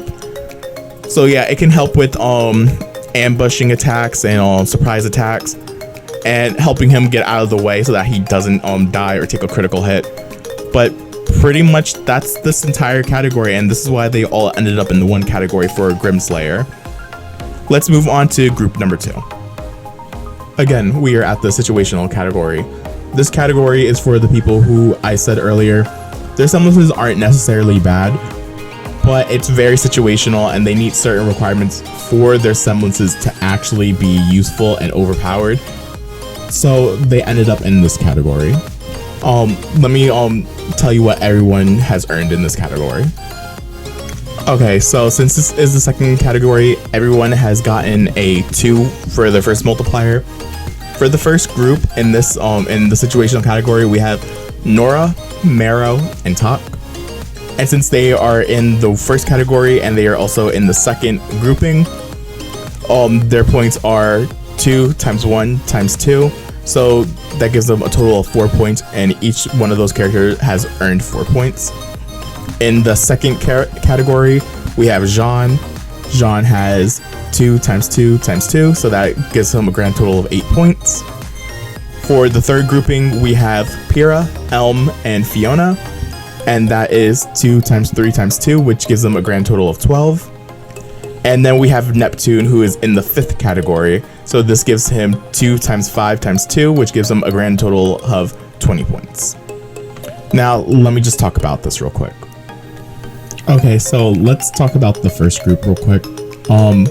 Nora, her semblance mostly is for, she can basically take electricity and charge it through her muscles to make her stronger and faster.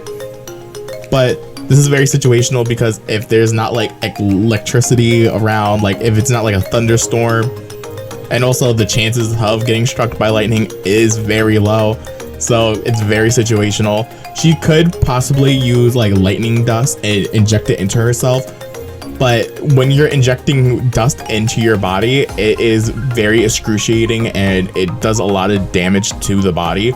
Even though she is immune to electricity, she's not immune to the recoil damage to it. For example, the latest season, she puts her hammer to the door and absorbs all the electricity and bangs it open, but she ends up getting a bunch of scarring and she ends up passing out and fainting for like a day or two. So it's very situational, and the dust could be like a trump card if anything, but it's gonna hurt. And unless she has like an ally or something, or the Grim has lightning attack, like a lightning type of attack, I guess.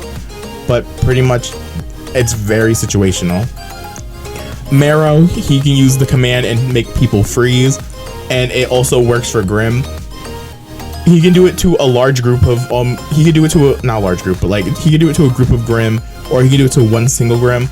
The only reason why I say this is like situational and not useless is because maybe in certain instances, if he needs like a break to figure out like a plan of attack, he can make the Grim that he's fighting free, so that he can think of what he should do and prepare for another attack, another assault, or figure out an escape route so that he can run away and not die.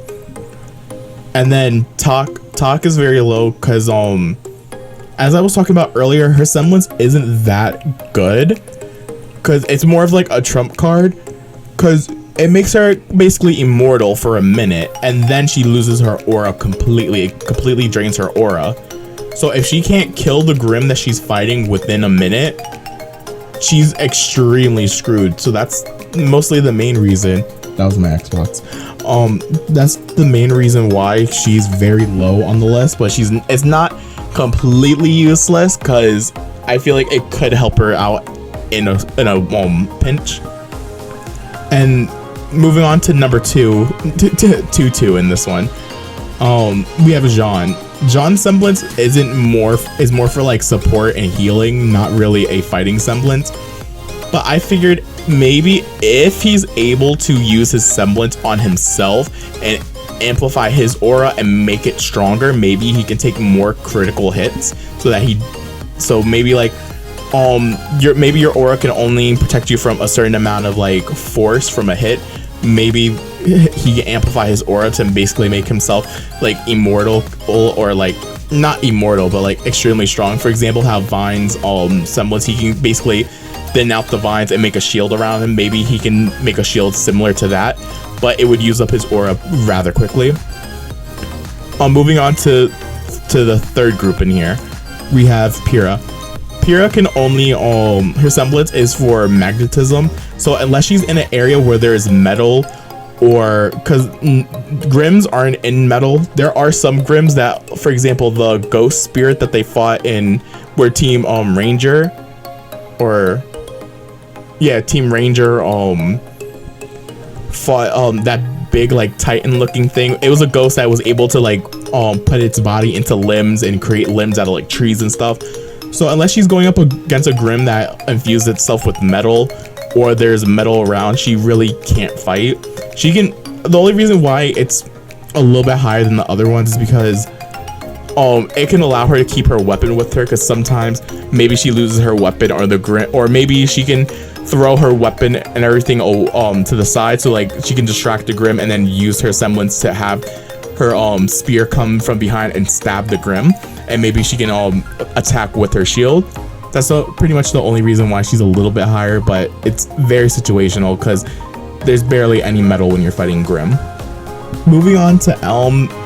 it's really hard to say for hers because hers is basically like vine root. It's the opposite of vines. She can basically turn her feet into like root and root herself into the ground. It's useful for when she's fighting maybe a bigger Grim so that she doesn't go flying. But besides that, she really can't do anything with it. Maybe she can climb walls with it if she focuses and uses it correctly. But besides that, she really can't fight and she really can't defend herself.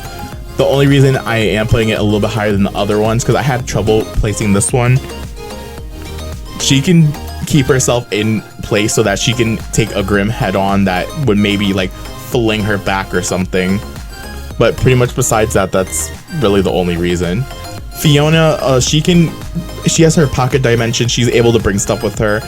Maybe she could bring extra weapons, extra ammo. She can bring more dust than what she could probably carry on her person to allow her to fight and come up with a game plan.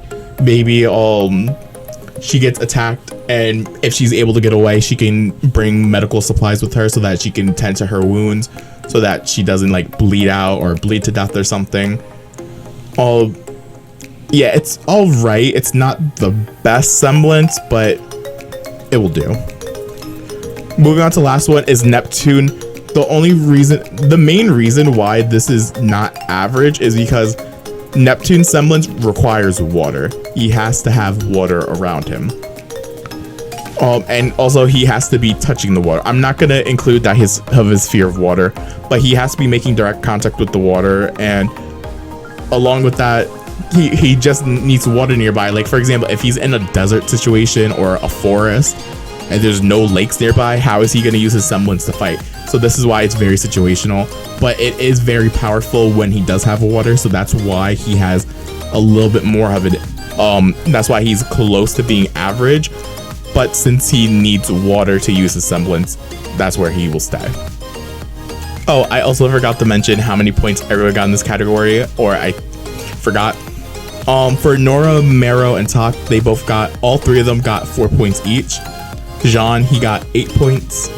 Pyrrha, Elm, and Fiona, all of them got 12 points. And Neptune, he has a grand total of 20 points. Alright, moving on to the third group. The third group is the average. They're pretty much alright semblances. They're not the worst, they're not the best. For this group, we have Crow in the 1 category. We have Ren and May in the 3rd category. And we have Flint in the 4th category. And we have Hazel in the 5th category. Let's talk about it. Okay, let's just get straight into it. First, we have Crow. Crow is in the 1 category for average, so he gets a grand total of 9 points. The main reason for this is because his semblance is very wishy-washy. It also affects opponents as well as himself, so it's more of a double-edged sword. Absolutely. The only reason why I didn't put it in harmful and useless is because it can also affect the enemy, so it's pretty much a gamble if it will affect. And also he doesn't have a control over the semblance, so pretty much it's just if you're feeling lucky or not that day, because that semblance is gonna screw you over. It doesn't really help with the fighting. It doesn't really help to defend him, but maybe his luck can affect the environment around him and allow him to get the upper edge, but it can also hinder him and also have him get killed in the process. In the next part, we have in the 3rd category. This is Ren and May. They both get a grand total of 27 points. Ren's semblance allows him to mask his emotions so that he becomes undetectable to Grim, so Grim can't see him. He can use this to basically make himself invisible so that he can ambush the Grim, or he can use it to hide and wait for the Grim to leave so that he can make an exit or to run away. That's pretty much the only reason why he's an average, so it can pretty much help him with the attacking and also with the defending and running away. May is pretty much the same reason. She can create a force field around her to make herself invisible, so since the Grim won't be able to find her or detect her, she can either figure out an ambushing technique or a way to ambush so that she can kill the Grim, or she can wait for the Grim to leave, just like how I said with Ren, and she can make a quick exit. For the fourth category, we have Flint. Flint gets a total of 36 points. Flint, he can create three copies of themselves, and they have to mimic exactly what he does. So if there was a bigger Grim that he was fighting, he can use it to protect himself, or if depending on the direction of where he creates his clones and everything, he can use the clones to take a hit for him so that he doesn't get hit himself. But I don't know if one clone gets affected, if it affects him as well. That's one thing I'm not sure of, but I'm pretty sure that's not the case. But yeah, he can use it for so basically he can use it for a 4 versus 1 type of match. So that's pretty much why he's where he is. It's not really that good. It's a little bit better than average, but it's not quite above average, if that makes any sense. Next we have is Hazel. Hazel is in the 5th category for this one, so he was close to being above average, and he gets a total of 45 points. For Hazel, it's very this one I kind of had a little bit of trouble with, because his semblance, he can basically not feel pain, but he still does take pain, and he can eject dust into his body without feeling the pain, and he can control basically the elements that are in dust. So since he's able to do that, he can basically fight with it, but it's not really that good for defending. Well, he can basically get hurt and not feel it, so he can basically get back up and not have to deal with the recoil, because usually, like, say for example, if you got kicked in the stomach, you would end up dropping to your knees and holding your stomach because you would be in pain.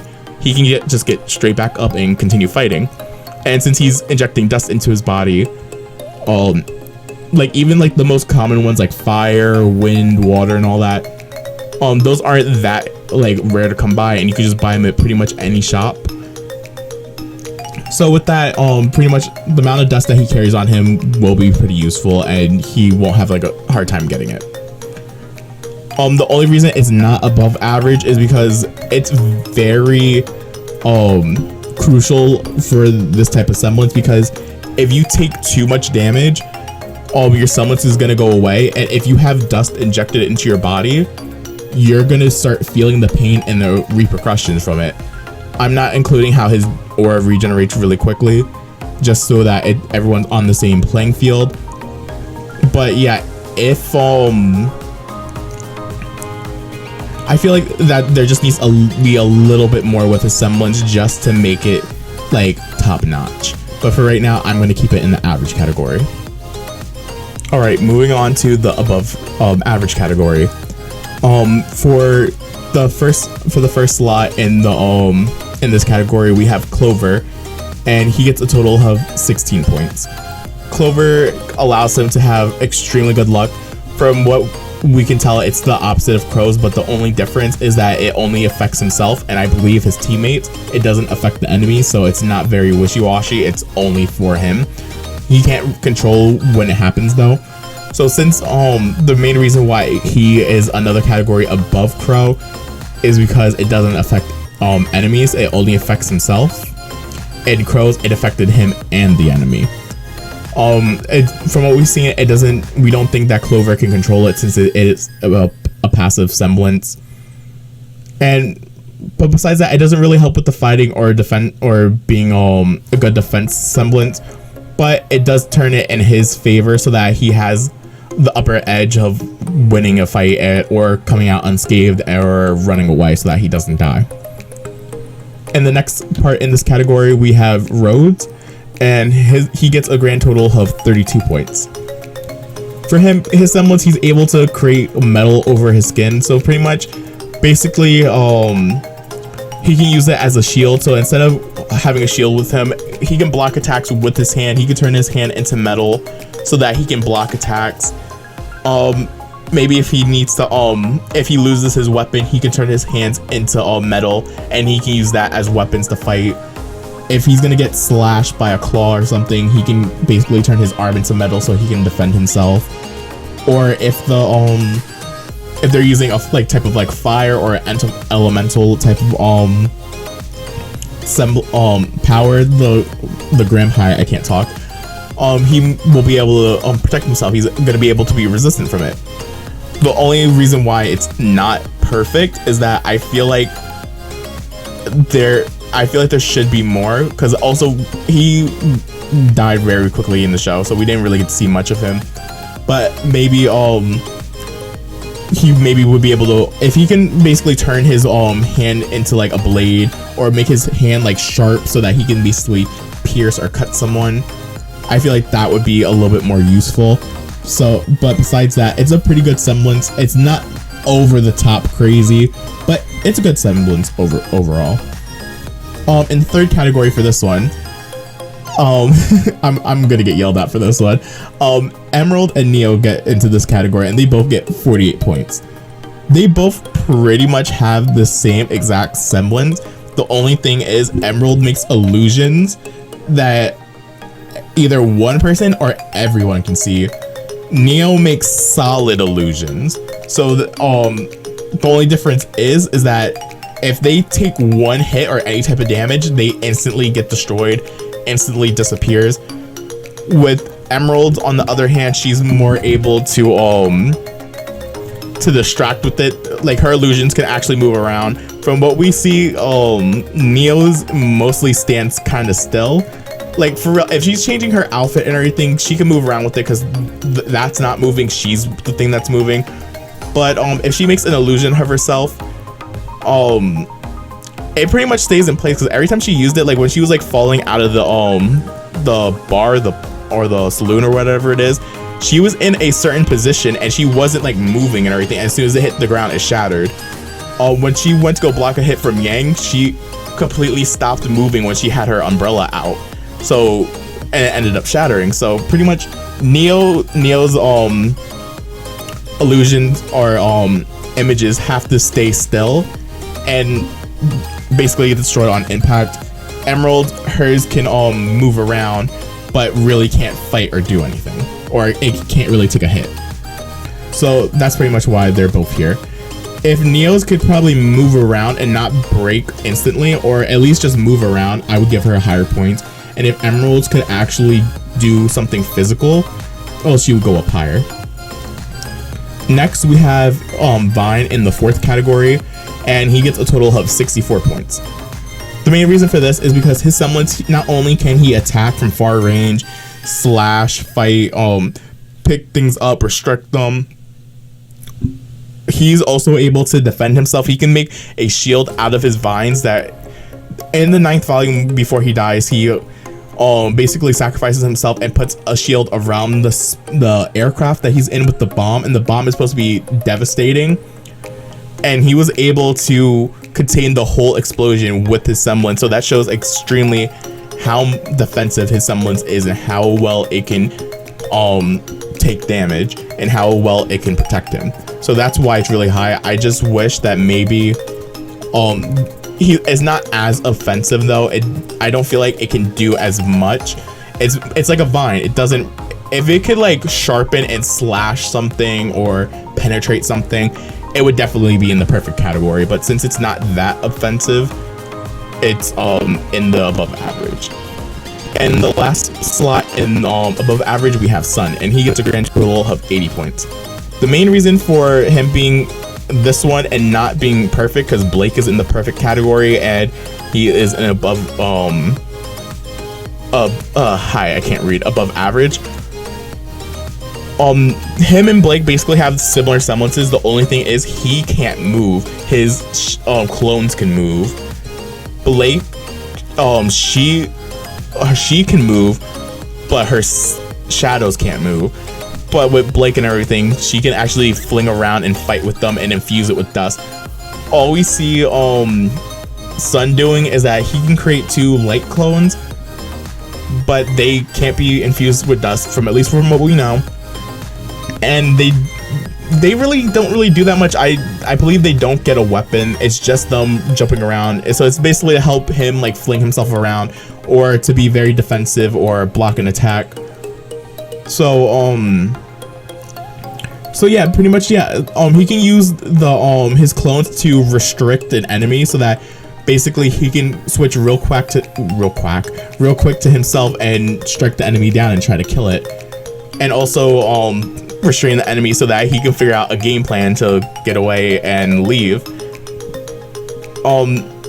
Another reason why there is a lot of versatility. I'm just being stupid, I can't think about it right now, but it is pretty useful. He can make 2 clones, they can both pretty much do anything, they can defend him. So if he's watching from the far ground and he can't really, and if up close he wouldn't be able to really get an idea of how to fight, he can use both of his clones to tag team and fight with their fists and their feet and everything, and even though if they're not going to use his weapon. Or maybe he can have them grab his weapons and use his weapons to fight.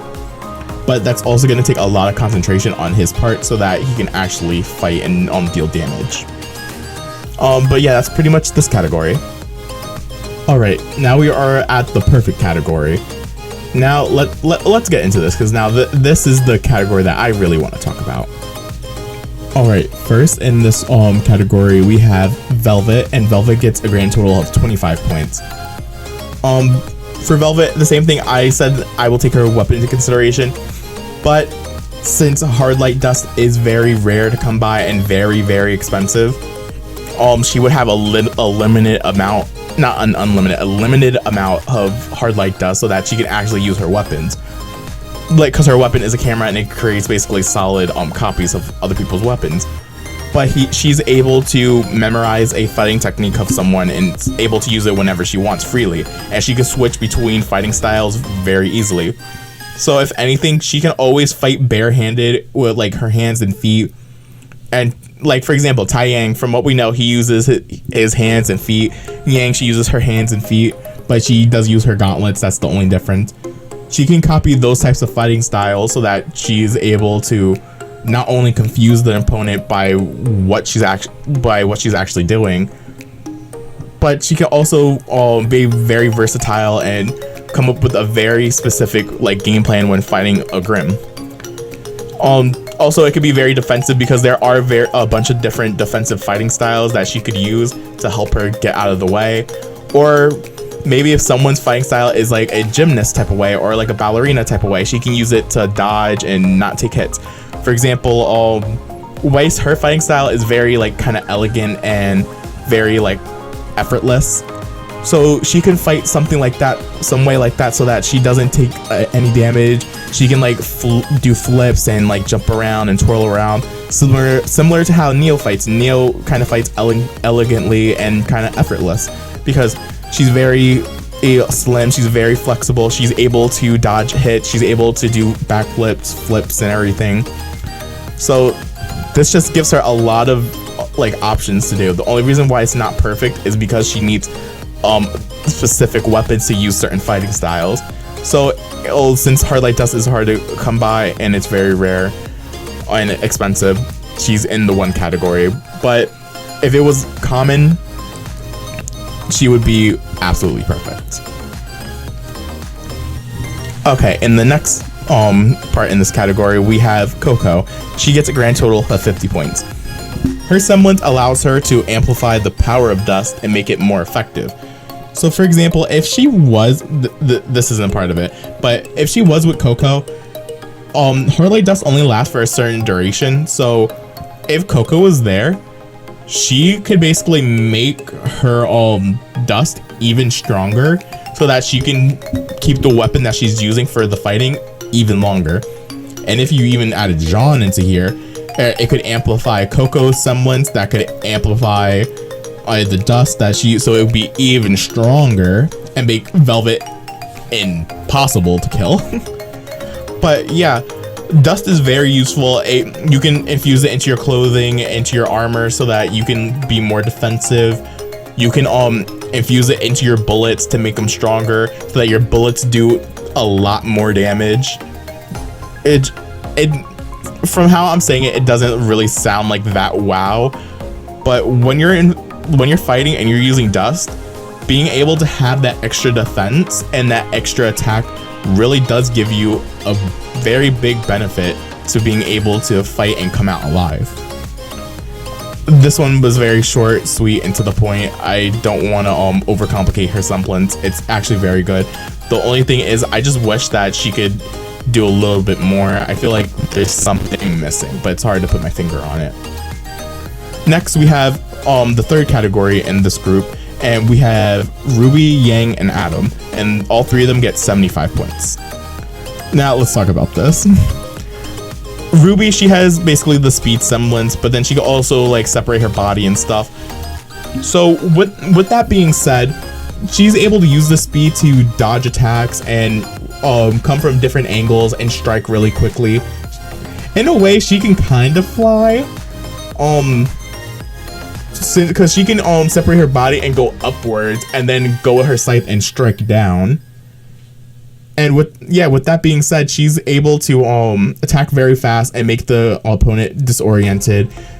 If they were to strike, she can either go quickly away, or she can separate her body and reform behind the opponent and strike from behind where their blind spot is and they're the most vulnerable, so that she can basically win the fight very easily. With Yang and Adam, I decided to give them both the same amount of points because they have the same exact semblance. The only thing is Yang has to take the damage personally, and Adam can hold it into a weapon. They both have their flaws and their benefits. Yang doesn't have to worry about holding an object, and she can just worry about blocking. Where Adam, he has to have an object. If you get his weapon away from him, his semblance is absolutely useless. And with Yang, if you drain her aura completely, because she's gonna take more damage because she's taking the hits head on, she'll be completely vulnerable, just like Adam. It's unsure if Adam needs to have any object or if it has to be his weapon. We don't know that for sure. But if he has all his all this energy stored up in one blade and then he loses it, he loses all that energy that's in that blade unless he gets it back. It's more for an offensive than defensive. Well, no, you can argue that it's more of a defensive. It's also a defensive one too, because Yang can take the hits and block, and then take that energy that she has taken and dish it back twice as hard. Adam, he can block with his weapon and dish it back twice as hard. So it's pretty balanced, I would say. Moving on to the next group, we have Weiss, Winter, and Willow, and all three of them get 50 points each. Hey, it's a few days later, editing Tayo here. I was looking at my board, I made a mistake, and for some dumb reason, I put 50 points for this category, even though the previous category got 75 points, so I was like, hey, something's wrong there. So, yeah, I apologize. Weiss, Winter, and Willow, all three of them get 100 points for this category. I made a mistake, I'm sorry for the confusion. But besides that, let's go back to when I recorded this. The only reason why they're all marked the same is because I'm gonna say that their semblances are exactly identical. Even though if Willow, we haven't seen her fight that much, we only seen her use her semblance once. Since they all have the identical semblances, I'm not gonna nitpick their fighting abilities and their skill level and everything, because they're pretty much able to do the same exact thing. The only reason why it's not perfect is because it seems some of the abilities for Glyph do take time to set up and summon. Like, for example, when you're doing your big summon, you have to concentrate and focus and use a lot of aura so that you can make your big summons. We do see Weiss get faster with her glyphs and everything. Like, for example, when she is fighting what's her name again? Renaud. She always wipes her finger across her blade and stuff to like focus and like do an attack. And then when she's fighting Marrow, she doesn't do that. She does it very quickly. She doesn't take her time anymore. So she is improving, but since there is that little bit of a delay, I'm not putting it at absolutely perfect yet, because I feel like if you can do that, if you can basically not have to charge anymore, it's absolutely perfect. Because there's so much versatility with the semblance, where she can defend, she can go on the offense, she can infuse her semblance with dust so that she can attack with fire, water, ice, everything to basically give herself the upper edge. Same thing for Winter and Willow. They have the exact same abilities and the exact same potential as Weiss to be the exact same, and if they can basically improve the delay between certain attacks and certain glyphs, it would be absolutely perfect. Moving on to the very last group, we have Blake, Cinder, and Glinda, and they all get 125 points. These are the absolute perfect for this group. Well, for Grimslayer, they have basically the best semblance. Okay, so let's start off with Blake. The reason why Suns isn't up here, I already talked about that, but Blake, she has so much versatility. First, not only her semblance, she can combine dust with her semblance. So if she was getting attacked by a Grim or anything, she can infuse like earth dust or ice dust and make statues of herself that can take the hit and everything. Also too, depending on the type of Grim, if she does the ice one, the limb that like swiped into the clone will get frozen in there. It won't hold them for long, but it'll be long enough for her to figure out what she's gonna do. If she does a fire one, it can explode, dealing damage. She can basically move really fast back and forth and slice across the enemy really fast with her semblance. She can use it in the air, on the floor, or she can use it for attacking, defending. It's pretty much one of the best semblance for fighting Grims. Next we have Cinder. Cinder, it sucks that she is a villain because she has such a great semblance for fighting Grim. She can overheat stuff, and basically she can cause explosions. I think the explosions, she has to infuse it with dust. That is not confirmed, because when you do fight, when she does her first fight scene in the first episode, her dress does glow, showing that she is using dust. When she does fight Rwby with the little with her arrow for like that few seconds to get away, her outfit does glow up, showing that she is using dust. So for explosions, from far away, at least I feel like she has to use dust. But I don't think there's also evidence saying that she doesn't need to use dust to make explosions. When she overheats stuff, if she heats it enough, she can make something explode. She can manipulate dirt. I'm not gonna say dust for this part because they're same thing. When she creates debris and like turns like rocks and dirt and everything into dust, but I'm just gonna call it dirt. She can basically manipulate that. She can heat that up and turn it into black glass. That's another thing that she's able to do. So that basically, with dirt around her, she can manipulate it and create shields and weapons out of it. If there was like a crater full of like dirt and dust that she made due to her fight with the Grim, she can basically manipulate it and make a wall to protect her. She has the potential of doing that. She hasn't done it yet, but she pretty much has the potential. She can create shards of black glass and basically aim it towards an enemy and basically puncture and pierce them. Her ability to also overheat and create explosion is also a way that she creates a lot of damage. And even if she was using black glass to fight and the Grim breaks it, she can recreate it right then and there out of the remains of the black glass. It's very versatile, and she can be devastating with it, if anything. Next, we have Glinda. Glinda pretty much is the same as Cinder, but without the explosion part. She can restore things that are broken. She can levitate things. She can create force fields. She can basically lift Grims up and throw them away. So if she was getting burdened by one Grim, she can fling it across. She can make a force field to protect herself. She can basically also take objects around in the environment and use that to fight with.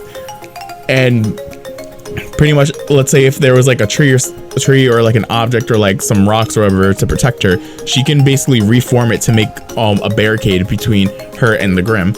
So there is it's similar to Cinder. There's a lot of versatility. She can attack, she can defend, she can repair stuff, she can make a force field, she can actually throw the Grim away if she needs to. Overall, it's a very, very versatile for these three girls, and I don't know if I said it, but each one of them got 125 points for this category. Okay, so for the Grimslayer category, I will have a tier list right now on the screen showing how many points everyone got and breaking down between S to F. This is only for the Grimslayer category. After each category, there's 3 main categories. I will show these tier lists just for that category, and then I will take all this information and all the total points that they have gotten so far and put it into when we go to the overall category. And I would like to preface this again that even though some characters got low points in this category or high points in this category, doesn't mean that they're going to be high in every category, or if they're going to be low in every category, because there's a chance that when I do the summary of everything, even if a character got low in like one category and high in the other ones, doesn't mean that they're necessarily bad, doesn't mean that they're necessarily good either. And also, I know that there are other situations where semblances are more useful, like for example, like Robin, how hers is a lie detector. Hers really isn't meant for fighting. Hers is more for a legal system. And there are other characters that are like not as useful for fighting, just like Robin. But these are like, I feel like the 3 main categories in Rwby that we need. So yeah, this is the tier list that we have for right now. I don't know exactly who's on the screen for right now because I didn't make this part of the tier list. This is what I'm going to do in editing. But yeah. So tell me, what do you think for the Grimslayer category? Do you think some people should be lower or should be higher? And that pretty much summarizes the first category. So let's move on to the Huntsman and Huntress category. Alright, I'm going to try to make this category as simple as possible because every time I try to explain the rules, I overcomplicate it. So I have on the screen simplified, but pretty much what this category is the Huntsman category. This is what it means to be a Huntsman, what it means to be a Huntress. So the main goal of this one, besides from fighting Grim and fighting other humans, the main responsibility for this category is protecting people. How well is your semblance at protecting people? Can they how well is it to defend them, to kill Grim so that they don't harm any citizens that can't protect themselves? How well is your semblance in at taking down actual humans that are trying to cause physical harm to another citizen that cannot protect themselves? And along with that, I would like to think too that there are other missions that this semblance category will also tie into. For example, an escort mission where you have to take one group of, say, survivors from one place to the next. You have to go somewhere to rescue them, or providing some type of aid or, again, protection to people who have maybe been traveling from city to city and got attacked by a group of Grim, or something like that. In this category, I will be assuming that you're at least with one other huntsman, so this also can influence the points that each character is going to be given this round. Because the other 2 categories, I am picturing that you are by yourself, but for this category, I will be assuming that there is at least one other trained huntsman with you. Alright, so let's get into it. So for tier 1 in this category, this is the useless / harmful category. The people who made it into this category is Robin, Ironwood, Tak, Marcus, and Octavia.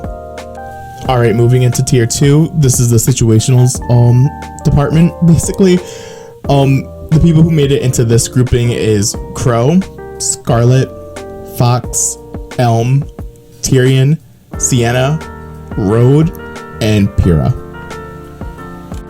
Alright, moving into tier 3, this is the average category. The people who made it into this category is Nora, Raven, Neptune, Yatuhashi, Hazel, Yang, Maria, and Adam. Moving to tier 4, this is the above average category. The people who made it into this category is Clover, Harriet, Marrow, Flint, Fiona, Ren, Blake, Jean, and Coco. And the people who made it into tier 5, which is the perfect category, the people who made it here is Fox, Emerald, Neo, Sun, Vine, Cinder, Rwby, May, Weiss, Winter, Willow, Glinda, and Velvet. Alright, so let's just get straight into explaining each and every category. Let's start off with tier 1. The first one on the list is Robin and Ironwood. They got into tier 1 of, well, group 1 of tier 1. They both get 1 point for this. It's pretty simple. Robin's semblance is a lie detector. She can't really protect people with it.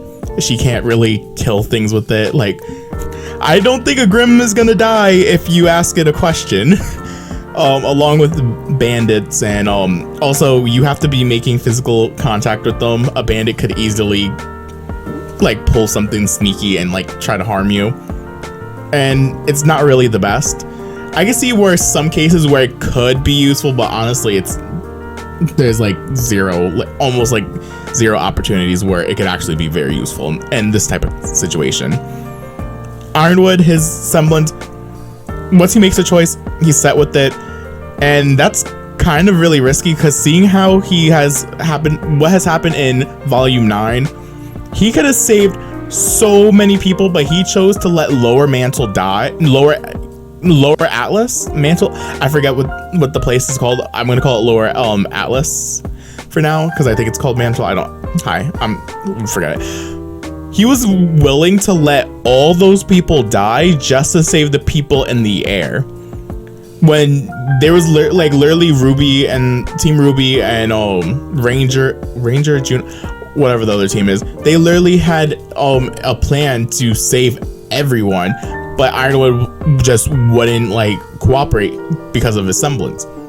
So yeah, with that being said, he can't really change his mind and everything to save other people. So maybe something might end, like maybe he had an idea of like, oh, we're gonna take this route to take everyone back to safety, but something happens in that route. Instead of like maybe going to a different route where it's safer, because maybe like one way is longer but safer and one way is shorter but more dangerous, and he ends up taking them to the most dangerous route when he could have easily taken them to a safer route, and basically putting anyone who he's trying to rescue basically in jeopardy and maybe possibly getting them killed.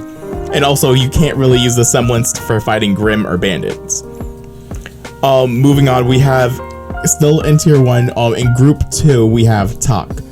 Tok's semblance basically makes her immortal for like a minute, and then she completely loses her aura. She can't use her semblance, so it's not really that good. Only reason why I gave it like also she earns 2 points for this category, but the only reason I at least gave her 1 more point than Robin Ironwood, she can at least fight with it. So if worst came to worst, because since you are there with another huntsman, she can at least be willing to like do an all-out attack, and then whatever is left over her teammate can handle, and she can at least relax for a little bit so she can gain her aura back. But besides that, it's not very useful. Moving on, in this same tier we have Marcus and Activia, and they both earn 5 points for this category. Nothing really too crazy with them. Marcus, he's able to erase semblances, so it could be like good if, for example, you got attacked by bandits and maybe one of them has a semblance, or they both have a semblance, or how many are attacking. You can at least get rid of their semblance so that you can defeat them. And I guess in a way you're also protecting people who may be getting harmed. Like for example, say if someone had a passive a passive semblance that could cause harm to other people. Same like saying, for example, Crow has misfortune. He applies it to everyone. Marcus could be able to erase that and not create any more bad luck than what is already going to happen. So I can see where it can kind of be useful. Also, I was gonna put it in situational, but also I feel like it's not as good because you can't really fight or defend with it. Octavia, she's able to like basically move fast on sand, so I only put it up here because if they are in a sandy environment, because if dirt does count or something at least like that, she can pretty much use it almost anywhere. But since it's not confirmed, the chances of her being in a sandy area is probably pretty low, unless where she comes from there is a lot of sand. But if there is sand, she can move around and pretty much fight pretty well, and also move people out of the way so that they don't get hurt. But besides that, there's not really that much going on here. All right, let's talk about tier 2 real quick. Let's start off with the first group in tier 2, which is Crow, Scarlet, Fox, Elm, and Tyrion, and Sienna. They all get 4 points for this category. Same thing that I was talking about with Crow. His semblance, it's misfortune. It applies to everyone, and he has no control over it. In the last category, he had like he was in the 3rd tier. Now I bumped him down to the 2nd tier, just for the simple fact that he is with survivors.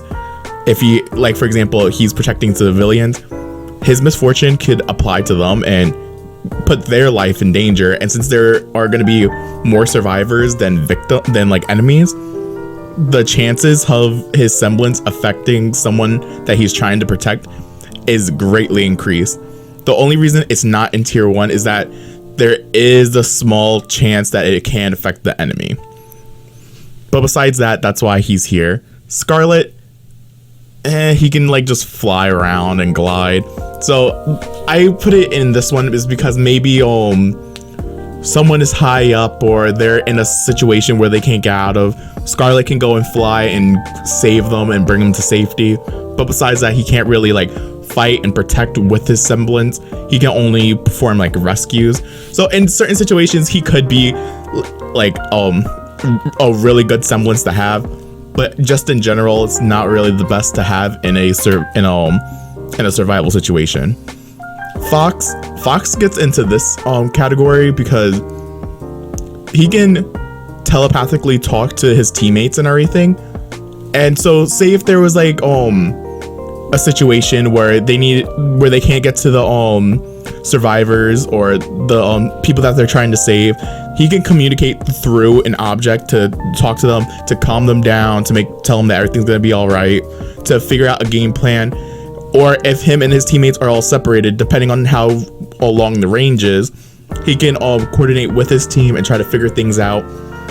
So it is necessarily good to have him for a huntsman category because he can at least help and like organize the team. But besides that, he can't really fight with his semblance. He can fight, but he can't use his semblance for fighting, and he can't really protect anyone. His is just mostly or I put him here for mostly calming people down and trying to organize everything. Elm, her semblance, it's not really all that good. The only thing that maybe if they were in like a windy area, she can like root herself to the ground and keep whoever's in the area down. But besides that, she really can't fight with it. It's only good for like a defensive role where if she's gonna get attacked by an explosive or like something like large, she can keep herself rooted in ground so she doesn't go flying away. But besides that, really can't fight, really can't defend yourself, can't really save that many people with it. But it's not completely useless because there are situational cases, hence the category that she's in. So I'm gonna keep that there. Sienna's semblance, it's not really the best. She can only really use it if someone has no aura or their aura is about to break. That's the only like instance when she could actually really use her semblance. So if she were to fight some people with aura to protect people and everything, that's where it probably comes in handy. But besides that, she really can't rescue people with it. She can't really defend people with it. She can't use it on Grim. And then the rare chance where like a bandit or someone has a semblance or has a trained aura, then I can see her semblance coming in handy, but not really. So it's kind of really situational. In the 3rd group in this tier, we have Road semblance. I didn't really know where to put him, but I felt like he was more in the situational category where he can defend because he can then turn parts of his body into metal, like, or at least his skin into metal, so he can like defend people. He can fight with the semblance to a certain extent, but he can't really rescue people. He really can't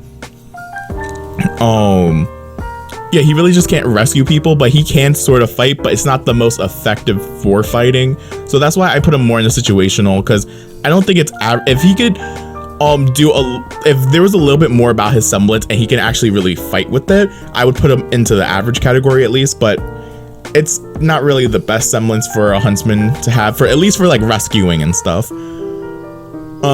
But yeah, he gets 12 points for this tier. The last person in this category, well, in this section, we have Pyrrha. Pyrrha is in group 5 for this one, and she gets 20 points. She was close to becoming average, but here's my reasons why. I believe I gave her a lower in the other category, but for this category I gave her a little bit higher, because this is my thing. Let's say if she's fighting bandits, 9 times out of 10, whoever you're fighting or whatever, their weapon's gonna have metal in it. It's gonna be made out of metal. So she could easily fling someone's weapon away and get ready to dish out some damage. So it's like you can basically disarm your enemy, so she can basically protect people. If someone were to like shoot civilians, I feel like particularly same way how when she was fighting Penny and she was under Emerald's hallucination, and she was ready to fling all the swords and everything away from her. I feel like if someone were to like have like a machine gun or something and try to like gun down a group of people, she can easily, with her semblance, take all the bullets and fling them back. So, but that instance is very situational, because there are sometimes some instances where people are fighting with weapons that aren't made out of metal, or possibly, because we don't know how strong her polarity semblance is, that she can't control every metal. So for example, there are some metals that don't have any polarity, or at least a low level of it. So some people could probably fight with those types of metals. They probably won't be as strong, but at least it wouldn't allow her to use her semblance. People don't usually, like for example, bandits, they don't really wear metal armor or anything like that. For protecting people, if there was something that happened, maybe like they're on a piece of metal that's in the water or something, or something like that, she could at least, like for example, like how she used the elevator when she went to go fight Cinder at the end of volume 3, I believe. Yeah, it was out of order and she was able to control the elevator to fling her up to the top of the building. Maybe she could do something like that where someone's in a dangerous situation and she can probably bring like some like thing of metal and have the survivors stand on it, and she can carry them from one place to another, basically levitating it. She can kind of fight with it with Grim. If her weapon gets flown away, she can bring her weapon back with her. She can use the metal in the environment, but again, that is also very situational, so that's why she is in this tier. If we knew a little bit more about her semblance, or if it could do a lot more things than what we know it could do, she would definitely go up higher. But for the instances of this ranking, I have to mark her this low. But yeah, that's pretty much this tier. Let's go on to the next one. All right, moving on to the next tier in this category. First we have in group 2, we have Nora and Raven, and they both get 18 points each. Now here's why. Nora, same thing as I irradiated earlier, unless she has electricity pulsing through her veins, she can't really do anything. But with her semblance at least. So I said in this category you're going to be at least with one other huntsman at least. So there is a chance that it could rain, it could storm, and she could get struck by lightning, but that chance is very, very low. Second, her partner could have electric dust bullets, same thing as how Rwby had in the fight against Tyrion and stuff like that. That person could purposely shoot her with electricity so that she can get stronger. But also too, I wouldn't want to just rely on that. I want to make sure she also can just work with her semblance. She also has the option of injecting dust into her veins, but that is extremely harmful and painful. And she can fight Grim with it. She can defend with it. And she can move really fast and everything to protect people. For example, let's say if someone's in harm's way, she can get shot with electricity so that she can run really fast to go and save the person. But besides that, it's not the very best, because she does need someone to help her with this semblance, or she can get lucky. I also thought about she could probably have a piece of equipment that could what is it, the thing that the pilotators, the thing that doctors use to shock people to try to get their heart beating again, or something like that. I don't know the name off the top of my head, but she could probably have something like that on her where it could shock her and give her the energy. I thought of something like that, but since she doesn't have that on her, I'm not gonna count that. But yeah, it's a good semblance, but it just needs a certain requirement that's really hard to do. Raven, I gave her 18 points for this one because her semblance you can't really fight with, but it is really good for defending and protecting. I'm going to assume the huntsman that she's with, she has a portal to, and I'm gonna assume that she also has portals to other people. So say if she's trying to transport one person from one place to another, she can create a portal and have the group of survivors go through the portal and teleport to where the other portal is. That could be in another city, and this could also be useful if she has a link with everyone in pretty much everywhere in the world, so that if they're trying to save these group of people from one city to the next, she could just make a portal and make the trip 10 times easier, make it so much safer so that no one gets injured. And besides that too, if she's fighting someone, she can use her portal to teleport real quick to get out of harm's way. But besides that, she can't really use it for fighting. It's more of like for escorting. So if this category was more about like just escorting people from one place to the next, she would be the best of the best because she could just teleport people. But since I'm also including fighting in this category, she loses a couple points for that. The next group we have is Neptune, Yatahashi, Hazel, and all three of them get 27 points. Neptune, same thing. He can control water, so I feel like if someone was drowning, he can definitely save them. He can touch the water, and same thing like how when he was drowning, he can make a bubble around him. He can make a bubble around people to save them. I feel like if they were like maybe in a certain place, he can kind of like Pyrrha, he could like basically teleport them, or not teleport them, but like control the water to carry them from one place to another. So but he would have to be making physical contact at all times, so maybe he could be next to them and he could be touching the water and make a bubble around them so that he can like lift them to one place to the next. I'm pretty sure he can fight with it, but the only reason it's not ranked higher is because he has to be near water at all times for his semblance. He has to be making physical contact. So that's pretty much why he loses points, but he can fight, he can defend, he can protect people with this. But besides that, he can't really do anything, and along with that, he doesn't really provide any like type of aid. And the reason why I talk about aid is because the next character I want to talk about is Yatahashi. I'm saying his name wrong, I know, I'm sorry, but he's able to temporarily erase memories and stuff, and there's also like stuff in the wiki and stuff about this, like how it can like slowly over time cure a mental illness.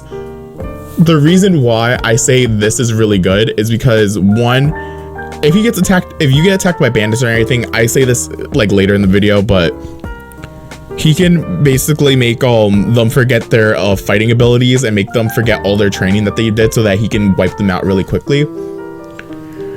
And the only reason this isn't getting higher than average is because he can't really fight Grim with it, and we don't know how many people he can use his semblance on at a time. He can't really defend with it. It's more for like taking out an enemy one at a time. But besides that, I'll talk about that later in the video. The main reason why it's in the average category too is because, say if there is a certain situation where the survivors are scared, like for example, let's say one has a fear of fire and they're in a burning building, he can basically make them forget all about their fear of fire so that they can be calm and relaxed, so that he can get them out of the building as quickly as possible. Or their fear of water, if they have to go somewhere, or their fear of heights and they have to go across a mountain, he can make them forget about their fears so that they can calmly go from destination A to destination B. Or for example too, if say someone had like the same thing with mental illness, if he's actually able to get rid of it, he could work with people to try to help them get rid of their mental illnesses, or help them get rid of their fears like permanently. He could basically make people a better person. Forget therapy, go to him. It's a really good semblance when you think about it. It's just not the best for fighting, because he can't necessarily fight with it, but it is good for support, for calming people down, helping them get over their fears, getting over pain. get over their sadness. It's a really good semblance when you really think about it, like deep down to the core. It's such a nice semblance to even think about. Next we have is Hazel. Hazel, his semblance allows him to not feel pain, but he still takes the repercussions of pain. So the reason why it's also average is because I'm not including that his aura regenerates quickly like how it is in the show. I'm making sure everyone has the same semblance when I'm thinking about this. But the bad thing with this semblance is that since you can't feel pain, you don't know, it's kind of hard to gauge your aura, I feel like, because since you can't feel the pain, you're more willing to do reckless things and take more damage, and your aura is going to deplete a lot faster. Along with that, his fighting style, he injects dust into his veins so that he can use the elemental powers in the dust, but that's also causing more damage and more pain. And since he is semblance, Nella gets the pain so that he can't feel it, it also is taking a very large total on his aura. So it is very good, but also it's a double-edged sword. If I did include that his aura regenerated faster, I would put it in tier 5 without a doubt. But since I'm rating this as everyone has the same amount of aura, I'm keeping them an average. Moving on, in group 5 in this tier, we have Yang, Maria, and Adam. Let's talk about Maria first, because Adam and Yang are pretty much the same thing. But Maria, hers is preflex. She can basically predict what's gonna happen so that she can fight and everything. So if she's in a group setting and she can basically predict that something might happen to a survivor right near her, so that she can probably reflex real quick and try to get to them as quickly as possible to protect them, or try to do something to like keep people out of harm's way. If bandits are there, she can pretty much use that to help defend. And with Grim, same thing, pretty much helps to defend, but there's not that much she could do because she can't really use it for like dishing damage. She can't really use it for like defending. It's more of like, to help her think on her feet at that moment in time to try to like save someone. Yeah, there's pretty much not that much to talk about. It is a good semblance and everything, and it's close to being above average. The only thing is, if it had some ability of dishing damage or some ability of defending, it would be a lot higher. And we also don't know how quick, like what is the prediction time. Like if something's gonna happen in 5 minutes, when is she gonna get that like that sense that something's gonna happen? Moving on to, I forgot to mention, all 3 of them get 45 points for this category. Next we have Yang and Adam. I'm gonna do them together because their semblances are pretty much the same. They only have one key difference. They get this low is because their semblance relies on them taking damage. Well, Yang's is taking damage directly. Adam's is dishing it in a blade, or an object at least. We're gonna say his blade because that's usually what he's storing his semblance in. With Yang, she is taking a ton of damage, so since she is taking damage, her aura is going down, but that damage that she is taking is being stored up. So even if she runs out of aura, she can still use her semblance at least once. Adam, on the other hand, it goes into his weapon. His weapon, if he loses it during a fight, he loses all that energy he's been storing up. And I'm pretty sure, as his blade takes damage and he's storing it up, he has to use his aura to store up the damage, I feel like.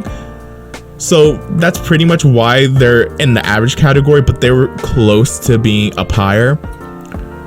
They're not bad semblances necessarily, but it's just one has to take more damage directly. So it could be good in a situation where if they're in a fight, she can block hits for her partner so that the partner doesn't take that much damage, so their aura doesn't get depleted. But as she's taking damage, she can basically fight a lot harder and get stronger. Adam's main weakness is that if he loses his weapon, he's fucked. Besides that, they're pretty much defensive and offensive semblances. So like if they're in a fight, it does work well, but it is risky because they could lose their aura pretty quickly because they have to rely on damage. I keep saying that. I need to move on. It's also good against Grim to fight with. The only thing is it's not really good for like rescuing or protecting. Well, they can protect, but the second their aura is gone, they're pretty much useless, and they can still fight, but they're pretty much like more vulnerable than they were before. So they can't really rely on their semblances 24/7 if they are protecting other people, because the second they get out of commission, everyone is in so much danger and puts everyone at risk. But yeah, that pretty much sums up this tier. All right, moving on to tier 4. In the first group, we have Clover, Harriet, and Marrow. Clover is higher than Crow is because he has good fortune, and from what we can tell, it's only the people that are on his side, so enemies do not get the good fortune, and we believe it's pretty much random. So the more people around him that are on his side that he's trying to protect, the higher the chances that his good fortune is going to proc on one of them. Along with that, so since it's more of a luck thing, and from what we see, I think it's more common than the misfortune. So with that, a lot of good things can end up happening and protecting everyone, but he really can't use the semblance for fighting or protecting. It's just to put the his favor in, put the favor in his court, I guess. So yeah, since he can't really fight or defend, he's not gonna he's not higher on the list. He was close to just being in the third average category, but since he has good luck and everything, and that could really work out in some instances, I put him up a little higher on the list. Harriet, she can just run fast and everything, so that does help in combat situations, so that she's faster than enemies.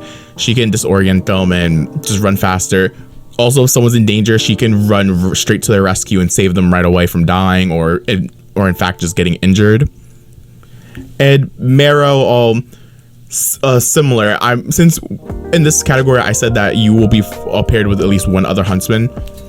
If you're with a group of if there's a group of bandits or anything, Marrow can literally tell them all to stay still while he's staying still, and his teammate could just take out all the bandits. Same thing with the Grim, his teammates can take them out. And also if there's something with survivors and everything, if one was like being like too hasty and wanted to leave or do something that could injure everyone else, he can make him stay so that we can get the whole group under control. That's pretty much why he's up so high. The only reason why he's not higher is because he can't necessarily fight with his semblance. He can't really dish damage. He can kind of protect, but that's just about it. But it's a pretty decent semblance when you're paired with someone else who can carry up the slack where you're missing out at.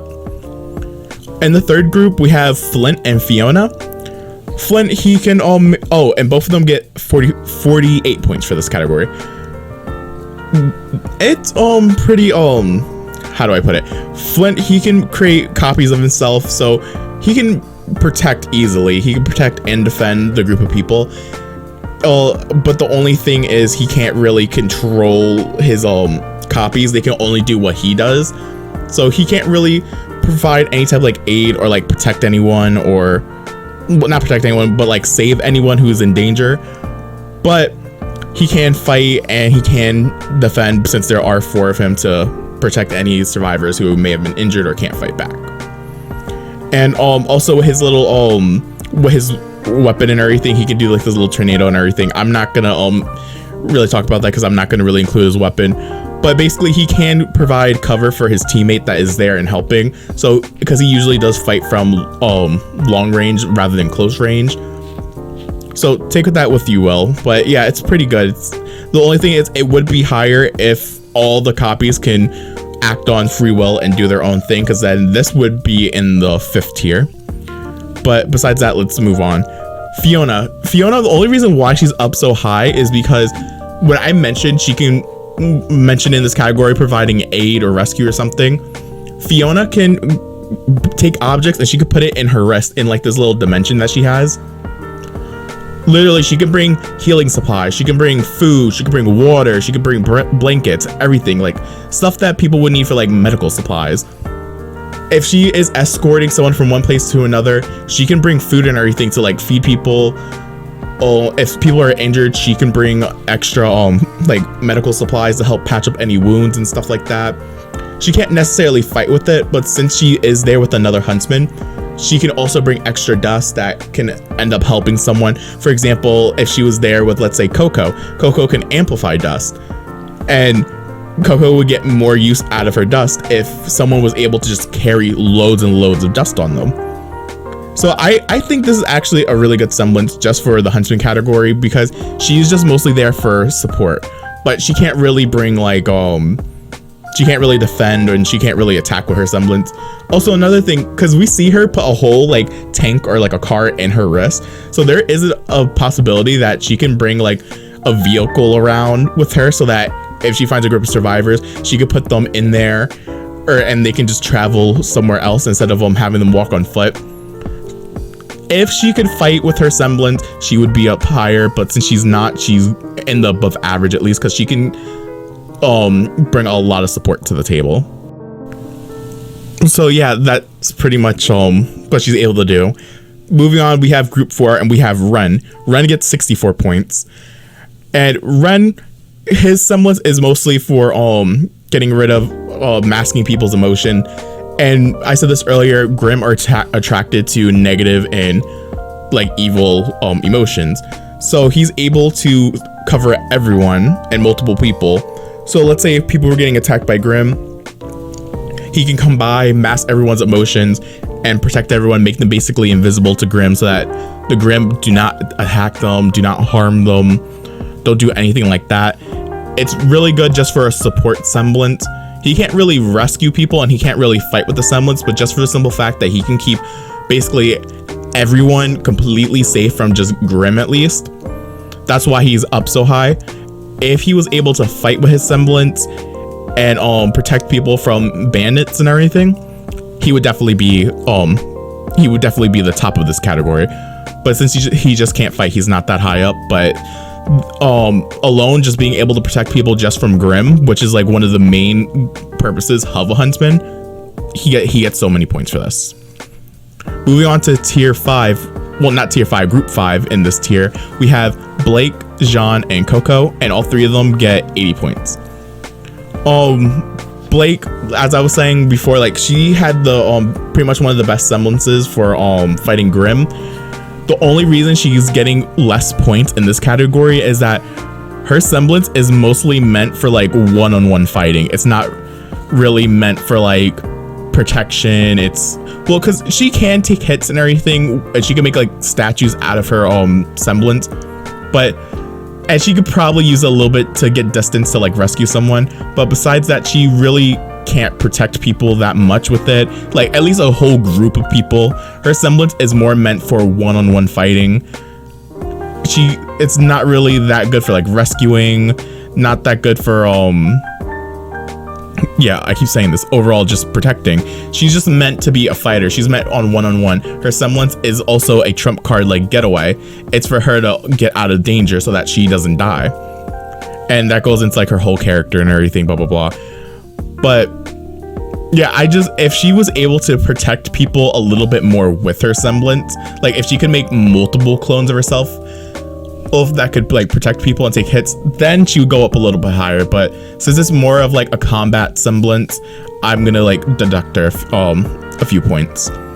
Jean, same thing as Ren, his semblance is meant for support.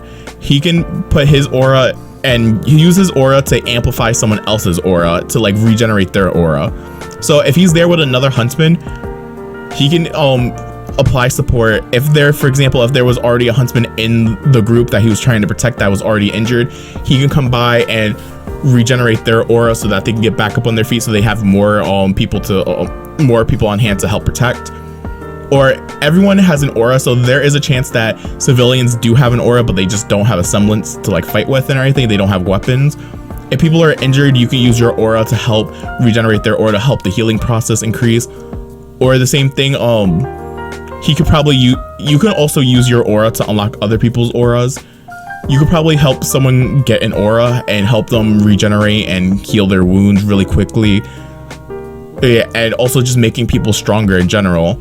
it's a really good semblance. And it's, also when you combine it, let's say with the Ren, if Ren and Jean were both in like the same group and they're both protecting people, he can amplify Ren's aura so that one, it lasts longer, and two, that it goes across everyone at a larger distance. And I think that's actually really rad, and it's a really good semblance just for support alone. The only reason it's not higher is because you can't really fight with it. You can't, well, you can kind of defend with it, but you can't really fight with it. I do have my little theory that I included where it's like, I think he can amplify his aura for healing and stuff, but that's pretty much it. He can't really fight with it. He can't really defend with it. So that's the only reason why he's not up higher. Coco, I have a reason why I made her lower on the list than before when I had her higher. Her semblance is more for like fighting and everything because she can amplify dust and make it stronger. But since she can make it stronger, she mostly uses it with her bullets and everything. Her gun is like a machine gun, a Gatling gun, and it like cuts down on everything really fast. Like when you see her fight between, I keep hitting this thing. When you see her fight between her and Yatahashi versus Emerald and Mercury, she like cuts down this grass field in an instant with her gun.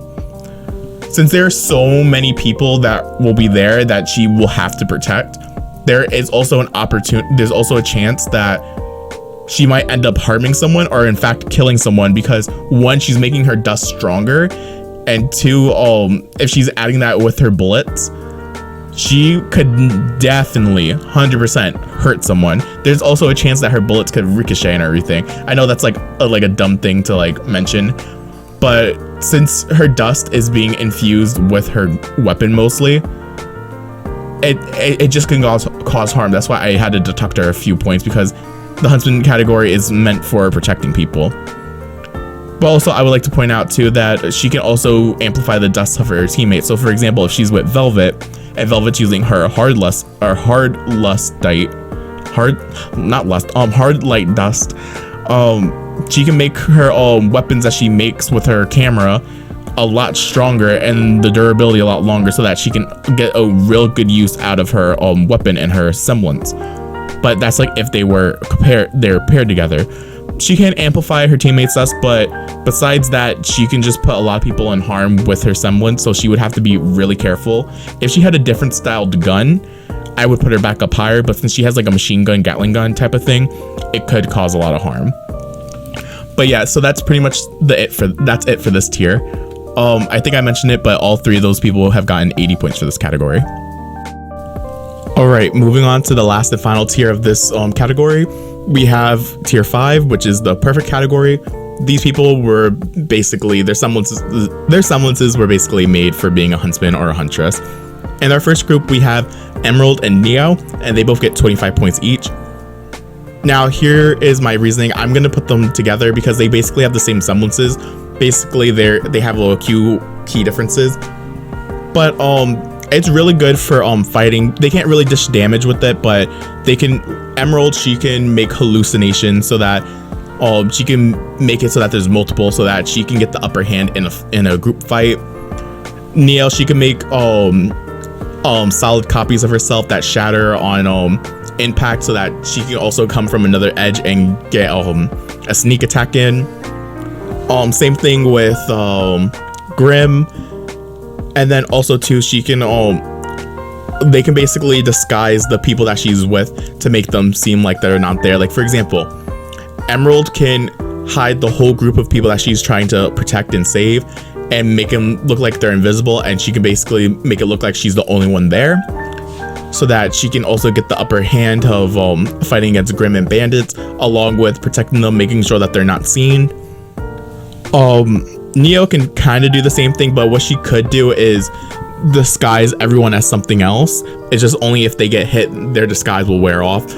So she can, for example, when she's going to Atlas, she disguises a plane as an Atlas military ship or whatever. She could probably do that to everyone else and make them look like they're an object that's just rolling or moving. That's what I at least like to think, at least.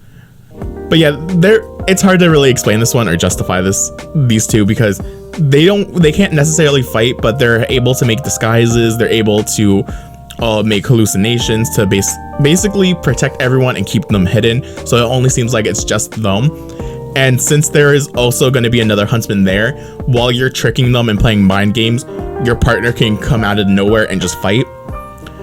So for example, like Emerald, she can make it look like that her teammate is invisible, and it's just her, so that her teammate can come from behind and like kill whoever is trying to like attack them. Same thing with Grim.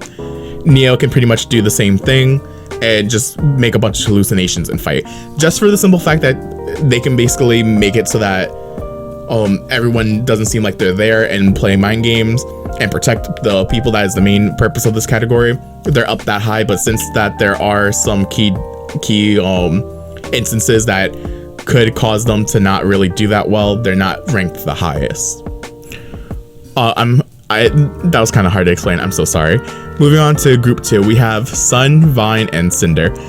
All 3 of them get 50 points. I want to talk about Cinder for a second because I think people are probably wondering why I put Cinder lower than before. Cinder's Semblance is really good for fighting. It's really good for it's very versatile.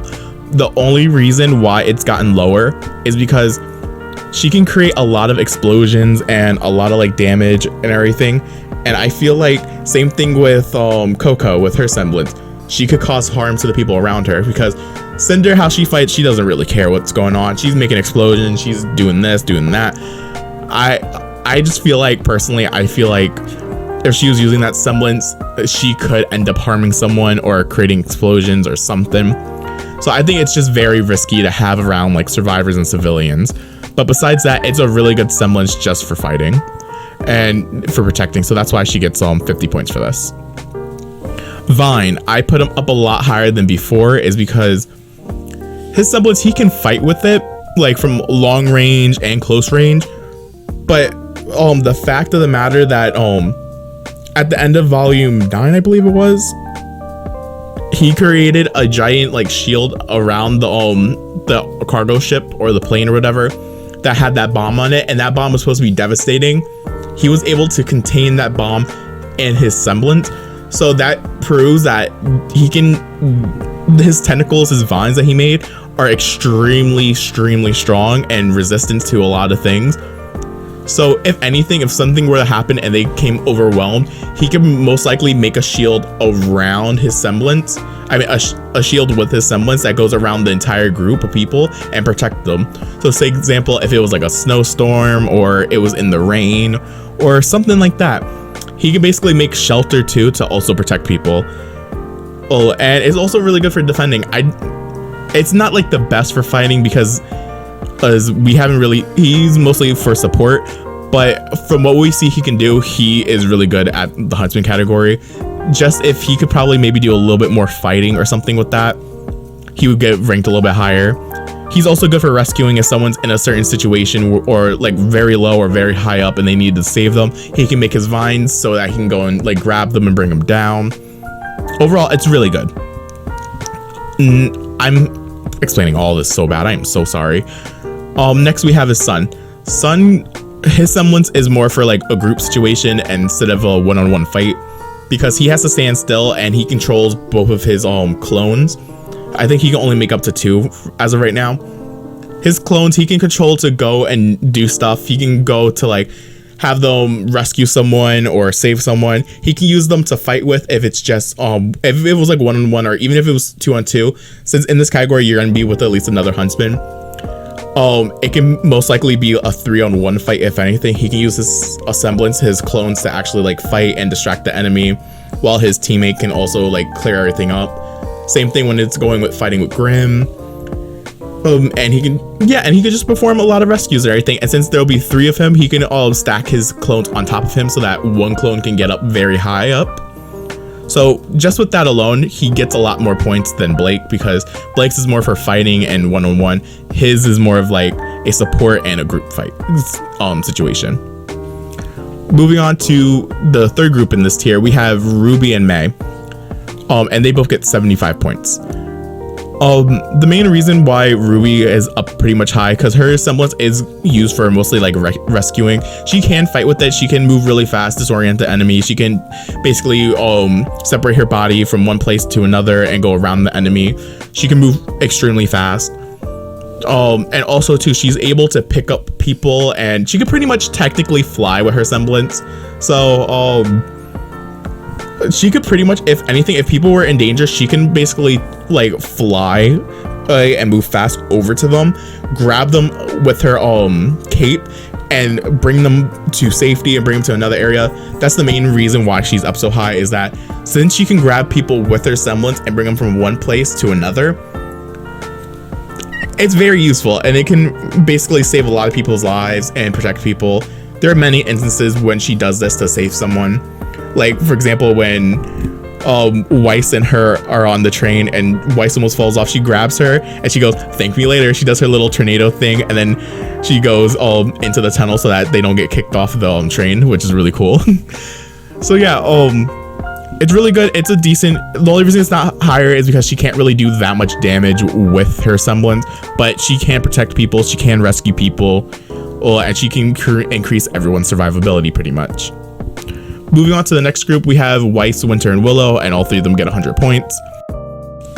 Hi, editing Tile here. So I just realized that I completely skipped over May, because I was talking about her in the next category, and I was like, wait, I didn't talk about May. So hold on, let me talk about May real quick. Let's pause real quick. I'll talk about Winter, Willow, and Weiss in a second. So yeah, let's talk about May real quick. May, her ability allows her to create a force field around her that anybody who's inside of it is invisible to everyone around them. So she gets 75 points for this. This is a really good semblance for not only rescuing people, she can basically hide everyone on and make sure that everyone is invisible, just in case if there was a group of bandits in the area or Grim, she can protect them. That's the main reason why it's up so high, is because she can keep everyone safe, including herself. The only reason why she's not perfect is because she can't really fight with it. That's the only reason why her points aren't perfect. But besides that, it's very useful, and it's really good for protecting people and escorting them from one place to another. And along with that, she can't really rescue anyone. And with this semblance, well, she can be invisible and save someone, but she can't really use it for saving someone. That's also another reason why I deducted a few points. Okay, back to Winter, Weiss, and Willow. I completely forgot about them. I felt so bad. I was like, wait, did I not talk about May? And I had to run back and edit this real quick, so I'm so sorry that I almost forgot about her. Anyway, moving on. Weiss, Winter, and Willow all three got 100 points. Let's continue. There's not that much to say here because I pretty much said it in the other category, but I'm just gonna reiterate it. I said that word wrong. Their semblance is very versatile. They can fight with it, they can defend with it, they can use it to also rescue. The only reason why they didn't get perfect is because from what I see, it does take some channeling and some like focus to actually do it. So sometimes they can't do it instantly and they actually have to focus. So that's the main reason why they're not at perfect with 125 points. But pretty much there's so much that they can do with it. It's such a good semblance for support. They can fight with it, they can protect people with it, make sure that people don't die. Honestly, overall, it's pretty much one of the best semblances in the show because there's so much versatility. They can also mix dust with it. There's different types of glyphs. I feel like personally in the future we're gonna get more glyphs, if anything. So yeah, if the channeling was a little bit faster, they would be perfect. But besides that, pretty solid. And now for the best semblances in this category is for I don't know what I was about to say. Okay, for the best semblances in this category, we have Glinda and Velvet. Now, let's talk about this. So they both get 125 points. Glinda, I already said this before, but her semblance, just like Weiss and everything, is very versatile. She has telekinesis, she can control stuff, move things around, she can repair things, she can control objects that were destroyed and make like other objects out of it, like basically like in the first episode. She takes like the rubble and makes like a big spear and throws it at like the plane. She can create force fields technically to move enemies, everything to protect her, and then she can also control enemies as well. So for example, let's say if there was like a tunnel collapsed, or like something like let's say a building got destroyed and fell on people, she can basically recreate the building and save people underneath all the rubble, or at least try to save people. If someone was in a situation, like if they fell from a high place, she can use her semblance to save them and bring them back up top with her telekinesis. If they were getting attacked by enemies, she can create a force field so that they don't get attacked. Let's say, for example, someone with a machine gun or something try to cut down everyone. She could create like a shield and everything, protect everyone. I'm pretty sure she could probably make a force field that could protect people from like the elements like rain and stuff. Same thing with like Vine. Overall, it's just a really good semblance. She can really fight with it. She can really protect with it. She can rescue people with it. I don't really see anything wrong with her semblance, and it's really, really good. Velvet. Now this is interesting because I put her up a lot higher. Her semblance is basically she can copy fighting styles. As I said before, she can use this semblance to if she was doing hand-to-hand combat or something like that, she can basically fight someone, disorient them so they get confused with what fighting style she's actually doing, because she's switching between fighting styles. I forget, there was this one girl in this one anime, they were it's like a girl, there was all these girls and they had like swords and everything. There was like 5 main of them. One girl, basically her fighting style changed between each hit because like each fighting style had like the same letter, so she would switch in between each fighting style, so it like confuses the enemy. I forget what the show's called. If I remember, I'll put it on the screen. But yeah, so she can do something like that, disorient the enemy. But besides that, so yeah, she has like the fighting capabilities. But since she is there with another,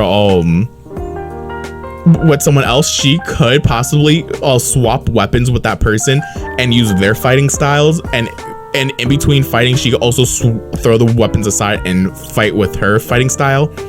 Along with, she still has her weapon and her hard light dust. She can't use it as often since it's rare and expensive. She can switch to a different weapon and protect people. Also with other people's fighting styles, it allows her to act a certain way and fight a certain way, and the movements are different. So she could possibly use it for protecting people and rescuing people, like just based off like their fighting style. Like let's say if someone is more like athletic, or not athletic, like more like flexible or something like that, she can basically make it it's very versatile. It's just the main fact that she is here with someone else is what makes it perfect. But honestly, it's not the best for rescuing and everything, so I probably should have marked her down a little bit lower. But I just feel like it does deserve to be perfect since she is there with another person. It gives her a lot more options for what she's actually able to do. And so yeah, that's pretty much this entire category. Let's look at the tier list. And here it is. I'm sorry that this category, I like had a hard time like explaining it. I'm like busy, I'm doing other things, I'm in the middle of like cleaning and stuff, so I'm trying to record in between cleaning. So yeah, I'm like all over the place right now in the house, and so yeah, I'm sorry that category like was a little like hard to like sit through. Hopefully the next category isn't that bad. But yeah, so this is who I put through F through S. I don't know exactly, I know exactly who's there, I just don't have the picture with me on screen because I still have to make it. But yeah, that's pretty much who made it here. And if you disagree, please let me know down in the comments. Tell me who you think should have been lower, who you think should have been higher, who should have gotten more points, who shouldn't have even been on the list at all, I guess. I don't know. But yeah, besides that, this will be used later on when I go to rank everyone in general. But besides that, let's move on to the next category. All right, I'm going to try to keep this category nice and sweet and simple. This is the combat category. This is where basically take the first category that I did, but this one is meant to fight another human being who is also trained in fighting, who also has a semblance. So this is different from fighting bandits who just have weapons with no semblance. This isn't fighting Grimm who don't have an aura and that don't have a soul, that can't use a semblance. This is for fighting against other people who have a semblance, who have an aura. Before I mentioned there are some characters that do have a semblance, but it involves someone else having an aura. So this is really their opportunity to shine. Their semblances are really meant for fighting another human being one-on-one on basically, yeah. And along with that, basically increasing your survivability. Are you able to run away with the semblance? Are you able to protect yourself? Are you able to properly defeat your enemy? Is basically what this whole situation is about. So enough of me explaining. Let's move on into it. All right, going on to the first tier in this category. This is the useless / harmful tier. In this tier we have Robin, Ironwood, Ren, Raven, and Scarlet. All right, moving on to tier 2. This is the situationals grouping, and in this group we have Tak, Nora, Marrow, Jean, Elm, Marcus, Octavia, Pyrrha, and Fiona. All right, and we have tier 3, which is the average people. The people in here is Crow, May, Neptune, Flint, Hazel, and Sienna. All right, in the 4th tier, these people are above average, and the people who made it into this tier is Clover, Maria, Rhodes, Harriet, Vine, and Sun. And lastly, to get into tier 5, this is the perfect group. The people who made it into here is Coco, Velvet, Emerald, Neo, Ruby, Yang, Adam, Weiss, Winter, Willow, Blake, Glinda, Yatahashi, Cinder, and Tyrion. All right, so this is the last grouping that I have to explain before I rank everyone in general. So let's get straight into it. In tier 1, in group 1 of tier 1, we have Robin, Ironwood, and Ren. All 3 of them get 1 point each. Same thing with that I've been saying for these 3. Robin, lie detector, is not gonna help in a fight. Like, knowing if someone's telling the truth ain't gonna help you kick their ass. So same thing with Ironwood. It's for him to make a decision. During a fight, you're not really gonna be needing to make any major decisions. So yeah, it's kind of useless. Ren, his is for masking emotions. No one's gonna care if you're depressed or not. I'm sorry. So yeah, it's these 3 aren't really good for fighting. They're more for like support or some type of other category. Well, Robin's is more for like a legal system, in my opinion, and Ironwood's is, yeah, let's not talk about Ironwood. And Ren doesn't really useful for fighting. In the 3rd group in this tier is Raven and Scarlet. Same thing that I've said earlier. Raven's, hers is not really meant for fighting. The only reason it's not completely useless because if anything, if she was in danger, she could literally run away with her portal and teleport somewhere else. But besides that, she really can't fight, can't really defend herself. Scarlet, I didn't put him at 1 because same thing as Raven. He could get away if he needed to. He can fly and get away, but he really can't fight or anything. I doubt he can fight in the air. So yeah, both of them get 3 points each, and that pretty much wraps up this part. All right, moving to tier 2, the situationals. Let's talk about them real quick. For the first group, we have Tak, Nora, and Marrow. All 3 of them get 4 points. Tak, the reason why she's marked so low is because her semblance, she can only use it once and then her aura is completely depleted. So the second your aura is gone, you're very much open for anything. You can basically die to like it just doesn't, like, it's not very useful because yes, it makes her basically immortal for a minute, but besides that, she can't do very much because she doesn't have access to a semblance. She doesn't have any aura, so it can't protect her from like a blade or a bullet. It's very situational. The only reason it's not completely useless is because in a pinch, and I mean like an absolute pinch, she can actually try to defend herself, but besides that, doesn't really work that well. Same thing with Nora. Very situational. It has to be either like thundering or storming, and the chances of her actually getting struck by lightning is very low. She can inject dust into her body, but that's gonna hurt and cause pain and it's gonna harm her. So it's not very the best. That's why it's very situational and it's not like too low on the list, because there is an instance where she could probably electrocute herself or shock herself. But besides that, nothing else really comes to mind. I didn't put him at 1 because same thing as Raven. He could get away if he needed to. He can fly and get away, but he really can't fight or anything. I doubt he can fight in the air. So yeah, both of them get 3 points each, and that pretty much wraps up this part. All right, moving to tier 2, the situationals. Let's talk about them real quick. For the first group, we have Tak, Nora, and Marrow. All 3 of them get 4 points. Tak, the reason why she's marked so low is because her semblance, she can only use it once and then her aura is completely depleted. So the second your aura is gone, you're very much open for anything. You can basically die to like it just doesn't, like, it's not very useful because yes, it makes her basically immortal for a minute, but besides that, she can't do very much because she doesn't have access to a semblance. She doesn't have any aura, so it can't protect her from like a blade or a bullet. It's very situational. The only reason it's not completely useless is because in a pinch, and I mean like an absolute pinch, she can actually try to defend herself, but besides that, it doesn't really work that well. Same thing with Nora. Very situational. It has to be either like thundering or storming, and the chances of her actually getting struck by lightning is very low. She can inject dust into her body, but that's gonna hurt and cause pain and it's gonna harm her. So it's not very the best. That's why it's very situational and it's not like too low on the list, because there is an instance where she could probably electrocute herself or shock herself, but besides that, nothing else really comes to mind. Next, Marrow.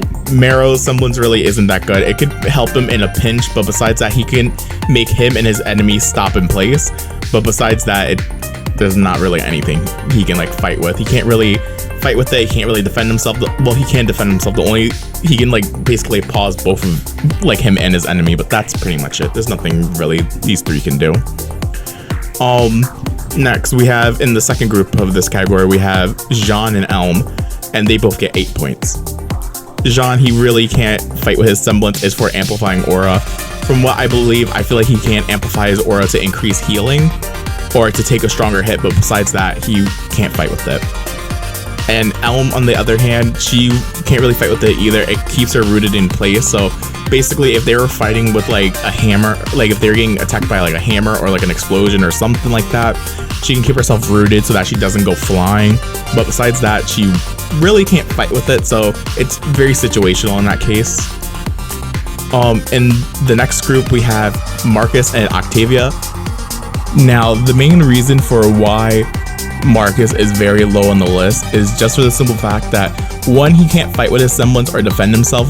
Yes, he can erase semblances, but the thing is, I did say that people are trained huntsmen and everything in this category, they do have a semblance, but not everyone has a very strong semblance. Like for example, if Marcus was going up against Nora, it's pretty useless to get rid of Nora's semblance because the chances of her getting electrocuted during a fight is very, very low. So you're mostly gonna have to rely on your fighting talents, because at that point, if your semblance is taking away someone's power and you both have no power, you both are on an equal playing field, and it's pretty like, so it's very situational. If they had like a very strong semblance, for example, if he was going up against like Yang or something and got rid of Yang's semblance, he would definitely have the upper hand because the way how Yang fights, she's more used to taking the hits and dishing them back. And Marcus could use that to his advantage because it's muscle memory that she's going to be used to taking hits. But besides that, that's why it's very low on the list. And so it's very situational. And yeah, this one is very up for debate because I had trouble placing Marcus. That's why I put him so low. Octavia, on the other hand, same thing as I've been saying. It's very situational when she'll be in the desert because we don't know. I didn't put a set location for where this fight where the fight would be taking place. So since we don't know the environment, and the chances of her actually being in a desert are extremely low. Moving on to the next group in this tier, we have Pyrrha and Fiona. Pyrrha, she can fight with metal and everything. I said this earlier. 9 times out of 10 people are fighting with metal and everything, so you can disarm them, and if your weapon gets disarmed, you can bring it right back to you. But there also is a chance that people are using weapons that aren't made out of metal. Like for example, oh my god, I'm like going brain dead real quick. When she fought Cinder and everything, Cinder can actually make weapons out of glass, especially now that she's a maid and she like makes these weapons that aren't made out of metal. That's pretty much what she can pretty much do. She can she can't really fight people who use a semblance that makes weapons out of something, so it's very situational. Or for example, Raven, her blades are made out of dust, I believe. They're not really made out of metal because her weapons break really quickly, and in her sheath she has a bunch of different blades made out of dust. And we could also, there is a chance that her handle and everything in the case is made out of metal, but there also is a chance that it's made out of a metal that isn't very heavy, because if she had to carry that around her, because she fights very fast, she wouldn't be able to move as fast if she had a very like heavy piece of metal with her. So I'm assuming that it doesn't have that much polarity, if you get what I mean. And this is me really stretching it, but I took this really into consideration. So that's pretty much why she's very low. She could have been higher, but we haven't seen much of what her semblance could really do because, again, she died early on. Fiona, she can carry stuff with her. The only reason why I say this is situational is because if anything, she could probably bring some extra dust with her or something to protect herself when she's in a fight. But besides that, she really can't fight with it. She can't really defend herself with it. Oh, and I forgot to mention for the other ones, Marcus and Octavia got 12 points each. For Pyrrha and Fiona, they both got 16 points each. And I don't know if I mentioned this, but John and Elm got 8 points each. So yeah, that's pretty much how this tier has went, and let's move on. All right, let's talk about tier 3. Also, if you hear purring in the background, my cat is standing on my lap because he wants attention. So yeah, if you hear any purring or banging, that's him. But let's talk about group number 3. Well, I'm trying to get to my list. Hi, Trouble. Okay, in the first group we have is Crow, and he gets 9 points. The only reason, and I put him in the middle in the average, is because his semblance doesn't discriminate. It goes for him and his enemy, so there is a chance that it could affect his enemy and give him, oh my god, Trouble, it gives him maybe an opportunity to strike or give him an opportunity to win the battle, but it could also apply to the enemy and also weaken him as well. It's not up any higher because if it only affected the enemy, I would have put it higher with Clover, but since it affects him as well, and he has no control over it, that's why he loses points. And also, he can't really attack or defend with his semblance. So yeah, that's pretty much why it's not as high up on the list. Oh my god, Trouble, you're hitting the mic. Sorry if I keep fading out. My cat is like, hi, what are you doing? Hi. Hold on, Trouble. Well, my cat wants me to pet him. I'll be right back. A few kisses, some head pets, and some snuggles later, and my cat is now sleeping on the bed. And snoring pretty loud, so if you hear snoring in the background, that's my kitty cat. Also, he reminded me, I was about to continue going through this list, and I was just about to talk about May, and I realized I skipped over her in the last category, and I feel extremely bad. So I had to go back and edit that in real quick. So you'll hear because you already seen that part of the video. But yeah, so moving on. In the third group of this tier we have is May. May gets 27 points. This one, it's like kind of because she can't really fight with it, but she can use it to either 1, run away, or 2, she can use it to like set up an ambush or basically plan out a strategy so she can sneak up on the enemy and get the upper hand. But besides that, she really can't fight with it and she really can't protect herself with it. That's why I put her in the average of this category. Moving on to the next group, we have Neptune, Flint, Hazel, and Sienna, and all 3 of them get 45 points each. The reason why Neptune is up a little bit higher is because his semblance, if he's if he's touching the water directly, he can control the water, which is very strong, but also it depends on where you're at. Are you going to be near a big body of water? That's the main issue. That's one of the main reasons why it isn't up so high. But besides that, it is a strong semblance. He can fight with it. He can protect himself with it. I really hope that Neptune makes an appearance in a future chapter, because I would love to see more of him and see how much his semblance can actually work out. Hopefully he got over his fear of water so that he can really shine in battle. But besides that, since he's not really near water at all times, I deducted a couple of points. Flint is really good for attacking, because if it's a one-on-one fight, his semblance, he can use it and make 3 other copies of him, so it'll be a 4-on-1 in that instance. And I don't know about you, but 1 versus 4 isn't that fair, so obviously he's gonna have the upper hand. Well, Yang sold him wrong during the festival, but let's not talk about that. But it is a very good semblance to have, and for a one-on-one situation, it is really good because it gives him the upper hand. Hazel, same thing. He can I am like brain dead right now. He can nullify pain, but he still does take the damage. So basically, when he's in a fight, he doesn't have to worry about recoil damage or pain or anything. He could just keep fighting head on and not have to think about anything. And he's also allowed to inject dust into himself so he can use the elemental power. So this does make him really strong and almost overpowered.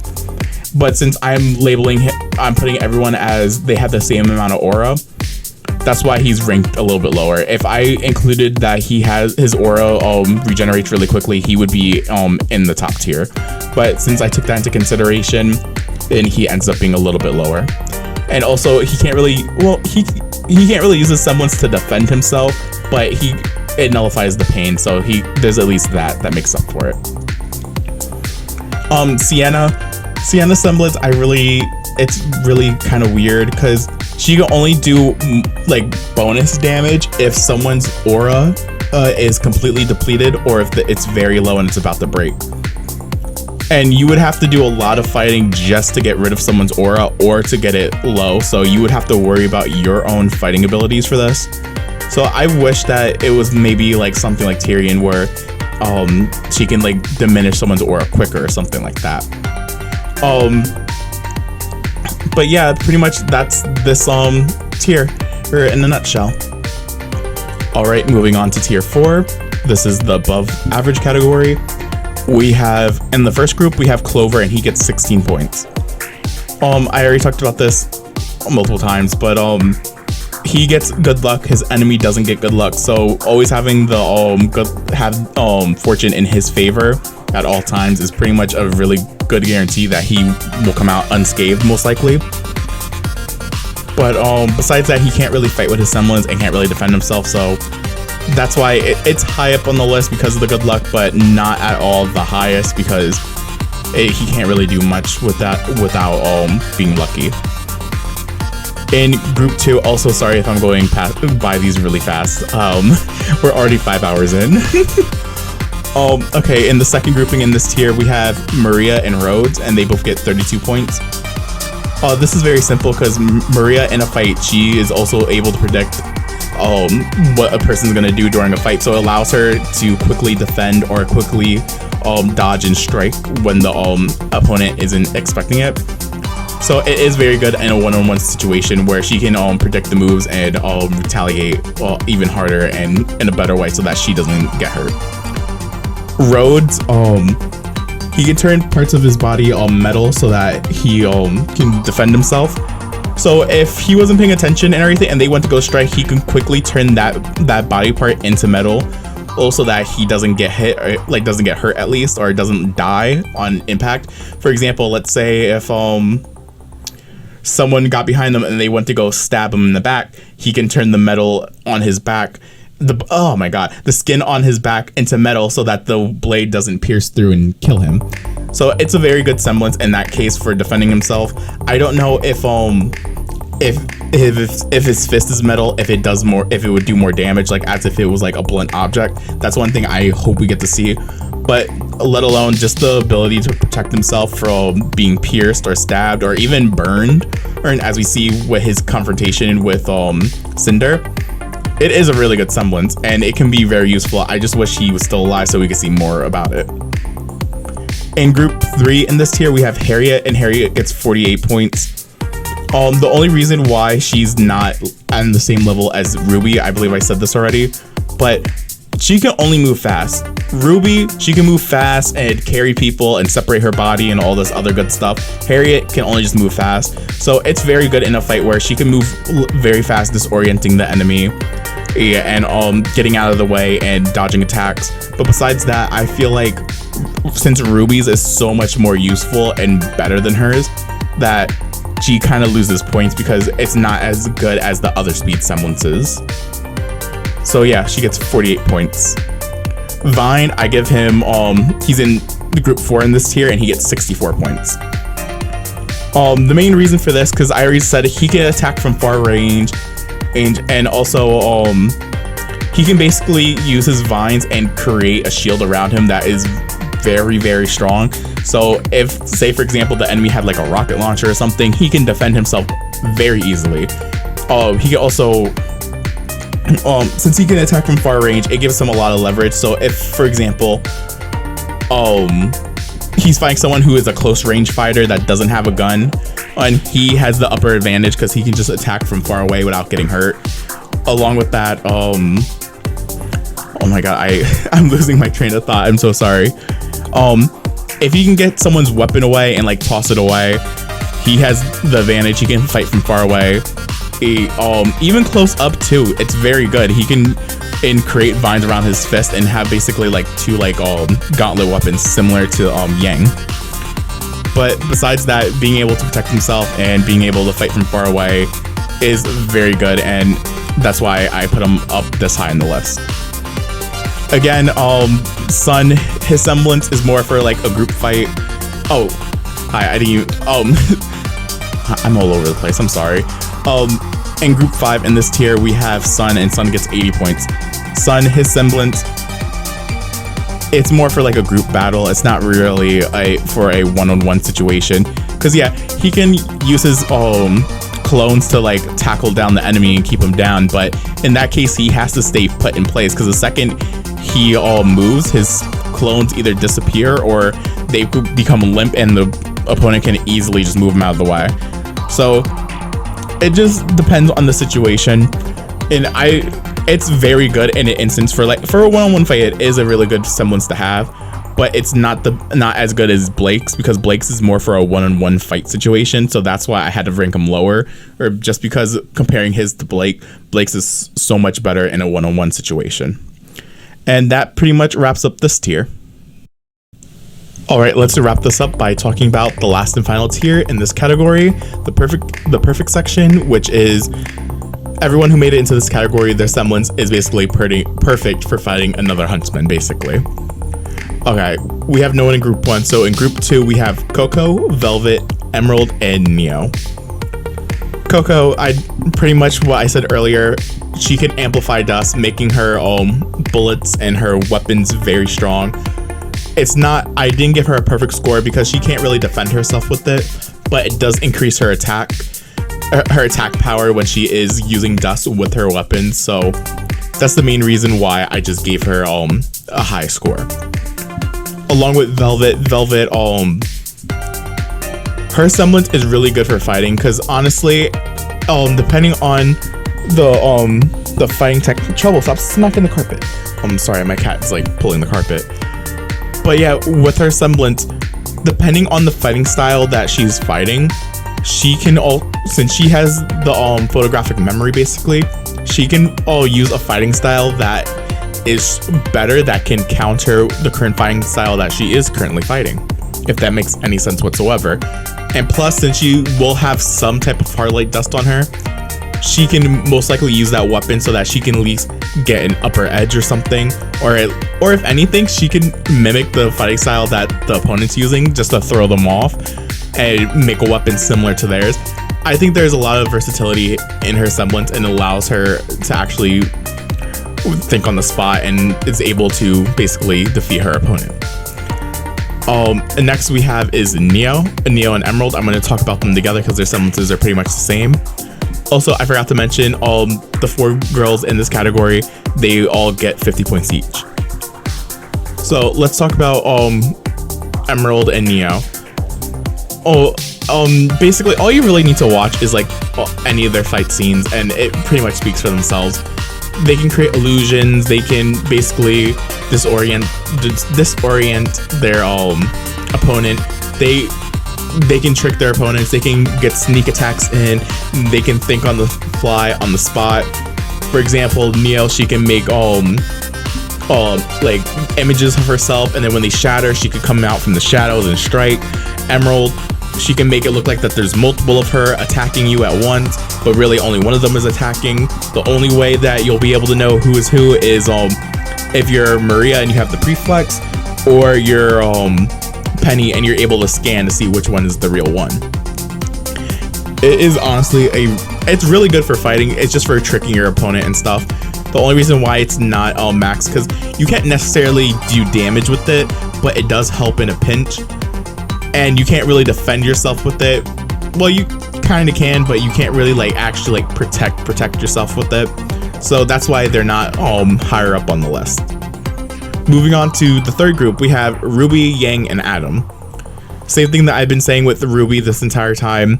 She can move fast, she can basically fly, she can rearrange her body from one place to another, she can separate, she can grab other people. It's very good. If anything too, what I was thinking in a one-on-one scenario, she could probably grab whoever she's fighting. I don't think what's the word? I don't think that they can separate by force. I think she has to be the one to separate them. So if anything, she can just bring them over a cliff and like throw them down like a cavern or something. I feel like she can do something like that and win a fight very easily. And yeah, it's very good. She can dodge out of the way. She can attack really fast. The only reason why she's not up higher at a perfect is because she can't necessarily deal damage with it, and she can't necessarily like protect herself. She can run away, but yeah, she can run away, so she can kind of protect herself.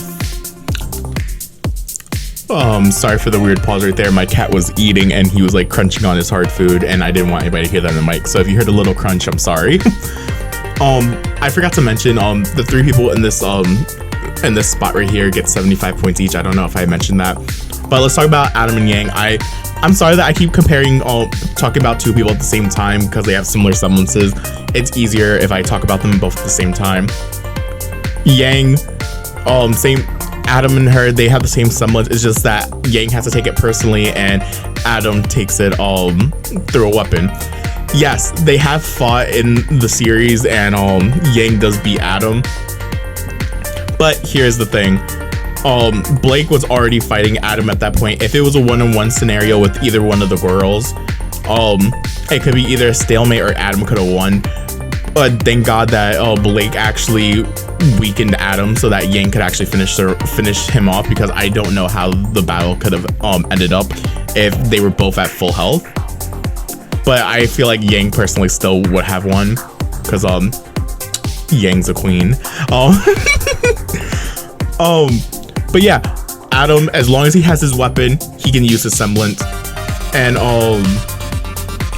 there's a part in that fight scene where Blake uses her sheath to take away his weapon, so that basically made him defenseless, so that he can't really use his semblance. And Yang, the only downside with hers is that the more damage she takes, the more of her aura that is being depleted. But since they are able to dish damage back twice as hard, it's very useful to be able to do all this recoil damage that you've been like storing up and basically one-shotting your opponent. Their semblances both work kind of like defensively too. Like Yang really can't defend herself, but Adam can defend himself because he's using his weapon. But yeah, overall, there's not really that much to talk about when it comes into a fighting scenario, because their semblances speak for themselves. The only reason why they aren't perfect on this one is because, yeah, Adam, if he loses his weapon, he's screwed.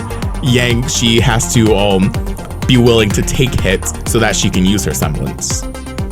But besides that, it's pretty solid. Okay, moving on to the next group in this category, we have Weiss, Winter, and Willow, and all three of them get 100 points again.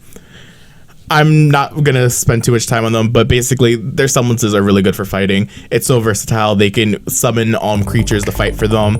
They can make people have increased gravity. She can move really fast. She can mix her glyphs with dust and like shoot like fireballs and ice shards and everything. Honestly, it's a really good semblance. The only reason why I didn't put it at max is because it does seem like there is a charge time, and sometimes like you focusing and having to charge your attack isn't the best when you're in a fighting scenario. Hence the scene where it's Weiss versus Vernald, and Vernald basically gets the upper hand on her because she has to keep charging her attacks and her abilities. But yeah, so they pretty much all get 100 points there. And now let's talk about the 5th category in this tier, which is Blake, Glinda, Yatahashi, Cinder, and Tyrion. These 5 have pretty much the best semblances when it comes to a fighting and combat role. Alright, so let's jump straight into this.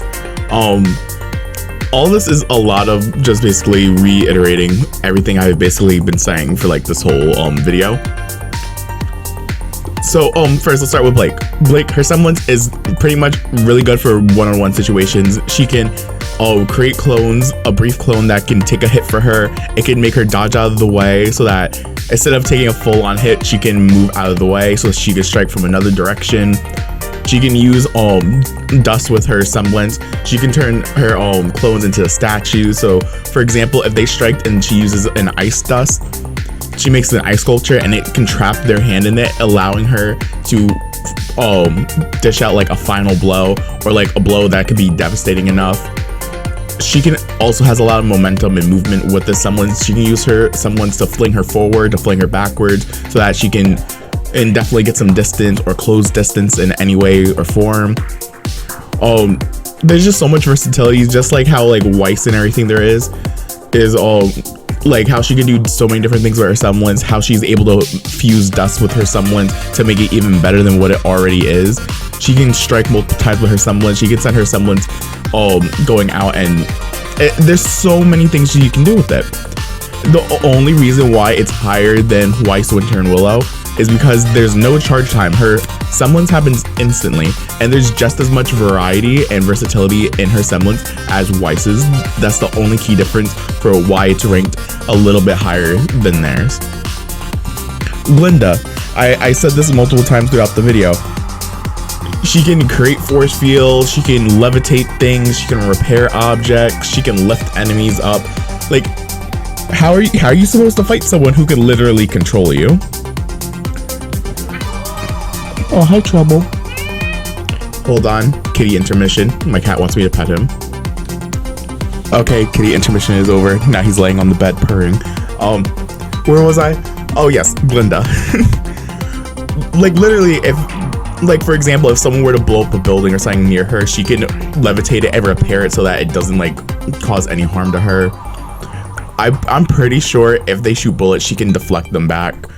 She can levitate things.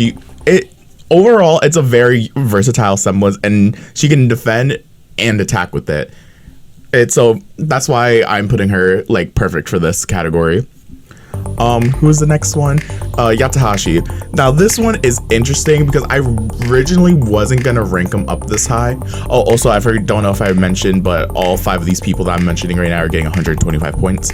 But the reason why I put Yatahashi so high up is because he can erase people's memories, at least like temporarily.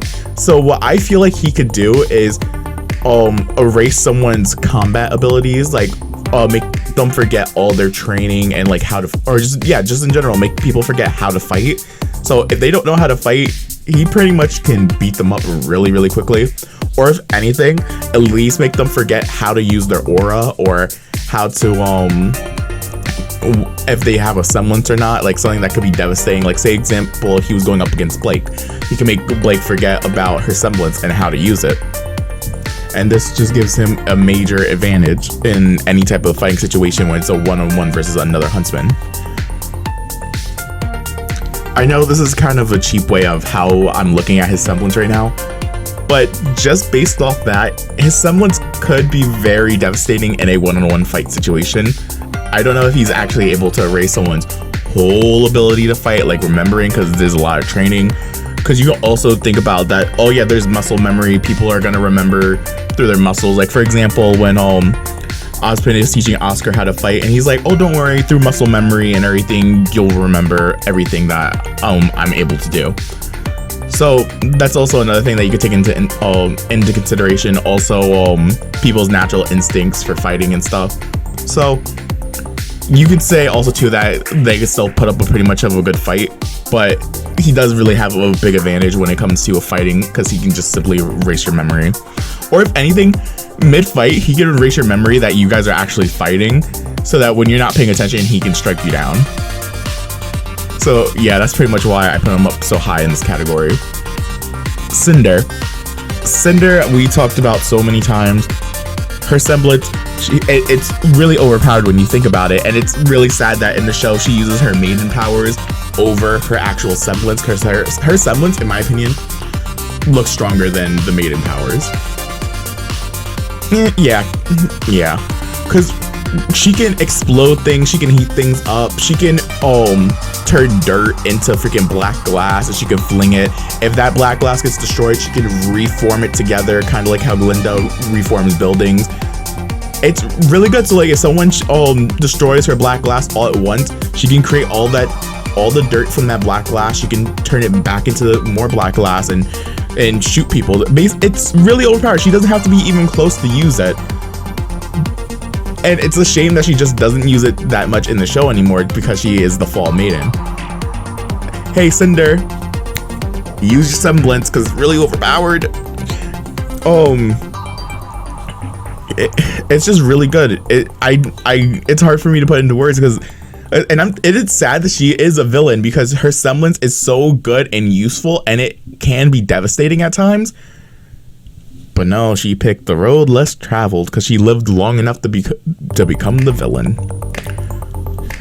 Lastly, I put Tyrion up here very, very high, because his semblance allows him to bypass people's auras and strike directly. And I keep saying throughout the video that without your aura, you're basically useless, because you're more prone to taking damage and dying very easily, because you can't. Something that is fatal could be not fatal if you have an aura. But since he can bypass and strike you down instantly, I put in this category that you're fighting another trained huntsman, someone who has a semblance, someone who has an aura. So without their aura, Tyrion is basically can go in for the kill.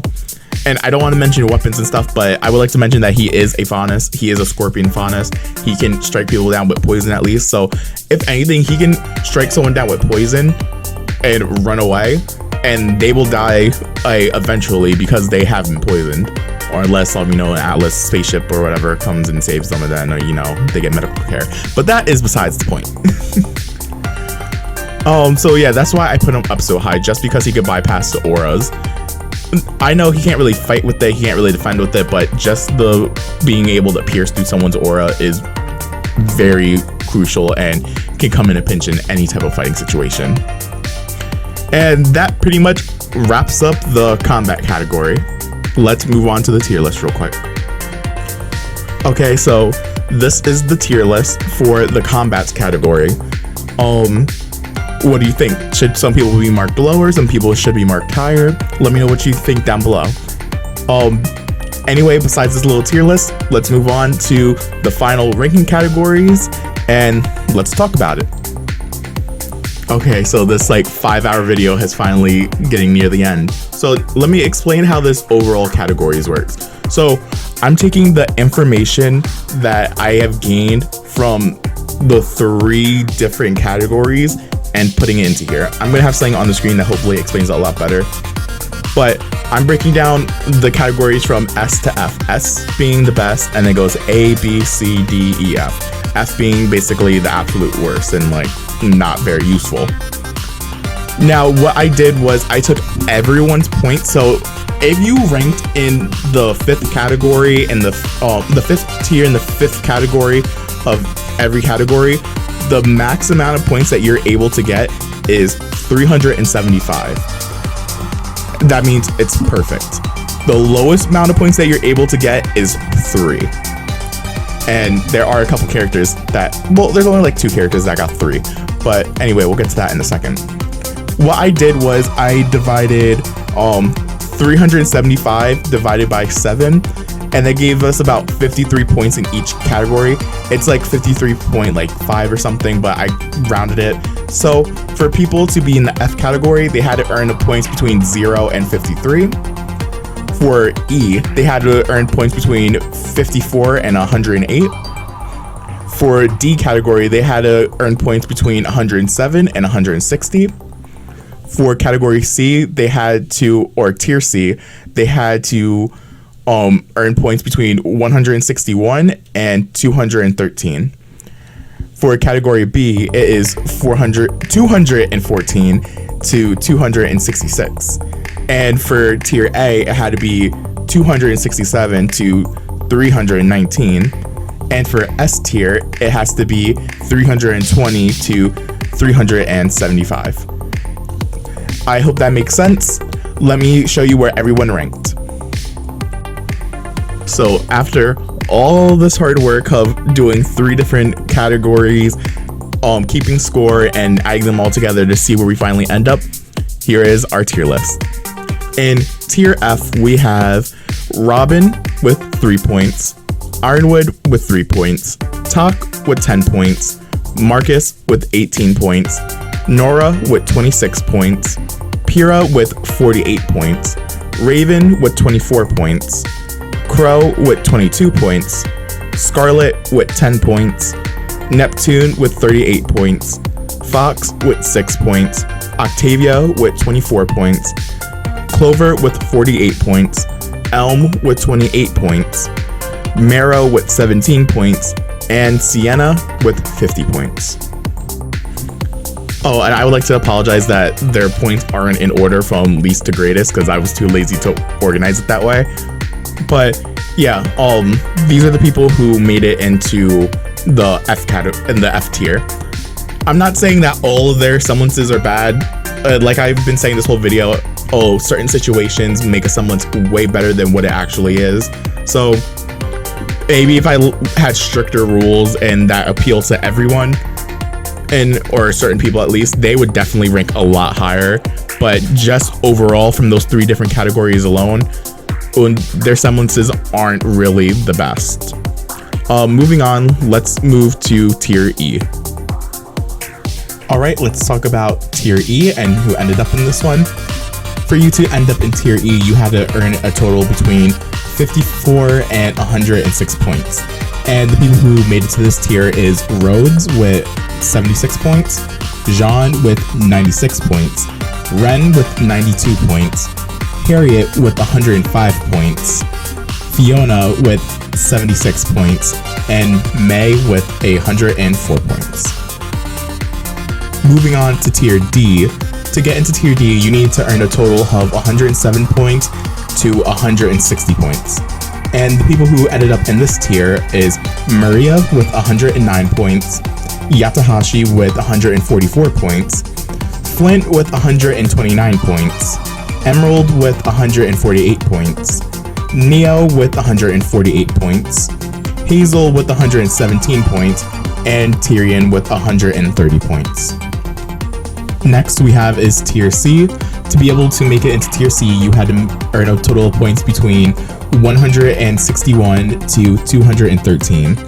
And the people who made it into this tier is Yang with 195 points, Sun with 210 points, Coco with 180 points, Velvet with 200 points, Vine with 178 points, and Adam with 195 points. Alright, and now we have tier B. To make it into tier B, you had to earn a total of 214 points all the way to 266 points. And the only person to make it into the B tier is Rwby, and Rwby has earned a total of 225 points. Alright, let's get moving into the A tier. For you to make it into A tier, you needed to earn at least a total of 267 points all the way to 319 points. And the people who made it into A tier is Weiss with 300 points, Winter with 300 points, Willow with 300 points, and Cinder with 300 points. Alright, and now we finally have the S tier. For you to make it into the S tier, you need to earn a total of 320 points all the way up to 375 points. And the people who made it into this tier is Blake with 330 points and Glinda with 375 points. And that's it. We made it to the end of the video. Hopefully I have on screen everyone from S through F so that we can see the whole tier as a whole. And I just want to point out again that yes, these are my opinions. I try to make it as fair as possible and try to give points accordingly. There are some people that I had trouble placing.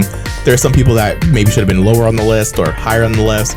I generally had a hard time actually ranking everyone and trying to quantify their abilities and their talents. So if you don't agree with anything that I put in any of the places, feel free to let me know down below. Oh, do you think the people who I put in S tier deserve to be in S tier? Do you think the people that I put in F tier deserve to be in F tier? And also another thing I want to point out is even though if I put someone in the F tier, doesn't necessarily mean that their semblance is the worst in the world.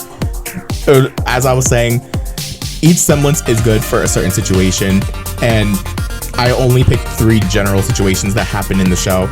If I picked if I added more categories that were different from like fighting and stuff, some of these people who are in the F would be way up higher. But since pretty much the 3 things that happen in this show is fighting Grimm, fighting other huntsmen, and protecting people, I mostly focused on those 3 categories when it came to the ranking situation and using that for the general ranking.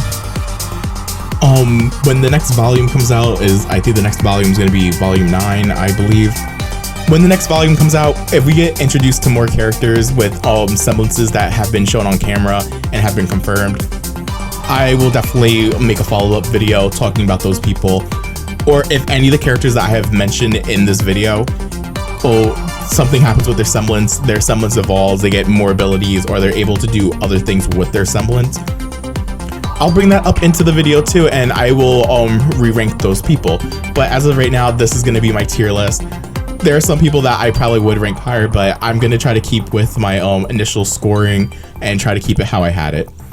And also when I was explaining the semblances and explaining why they got the place where they were, I had to do that on the spot is because I, off camera, had a moral debate with myself for like a week and everything trying to place everyone. So I don't remember all the justifications for why I put someone in a certain category. So if I had trouble trying to rank people and putting them in certain categories, that's why. But anyway, let's wrap up the video because we're like 5 hours in and I'm pretty sure everyone has something important to do right now. So if you like this video and you want to see more, feel free to support me and follow all my social medias down below. I have an Instagram, a new TikTok because my other one got banned, but let's not talk about it. That's for another video.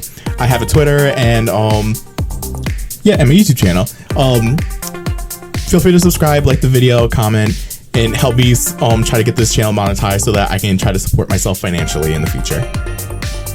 I try to do at least every 4th video, I try to do a podcast type of video like this where I talk about some nonsense in some type of series or show that I like.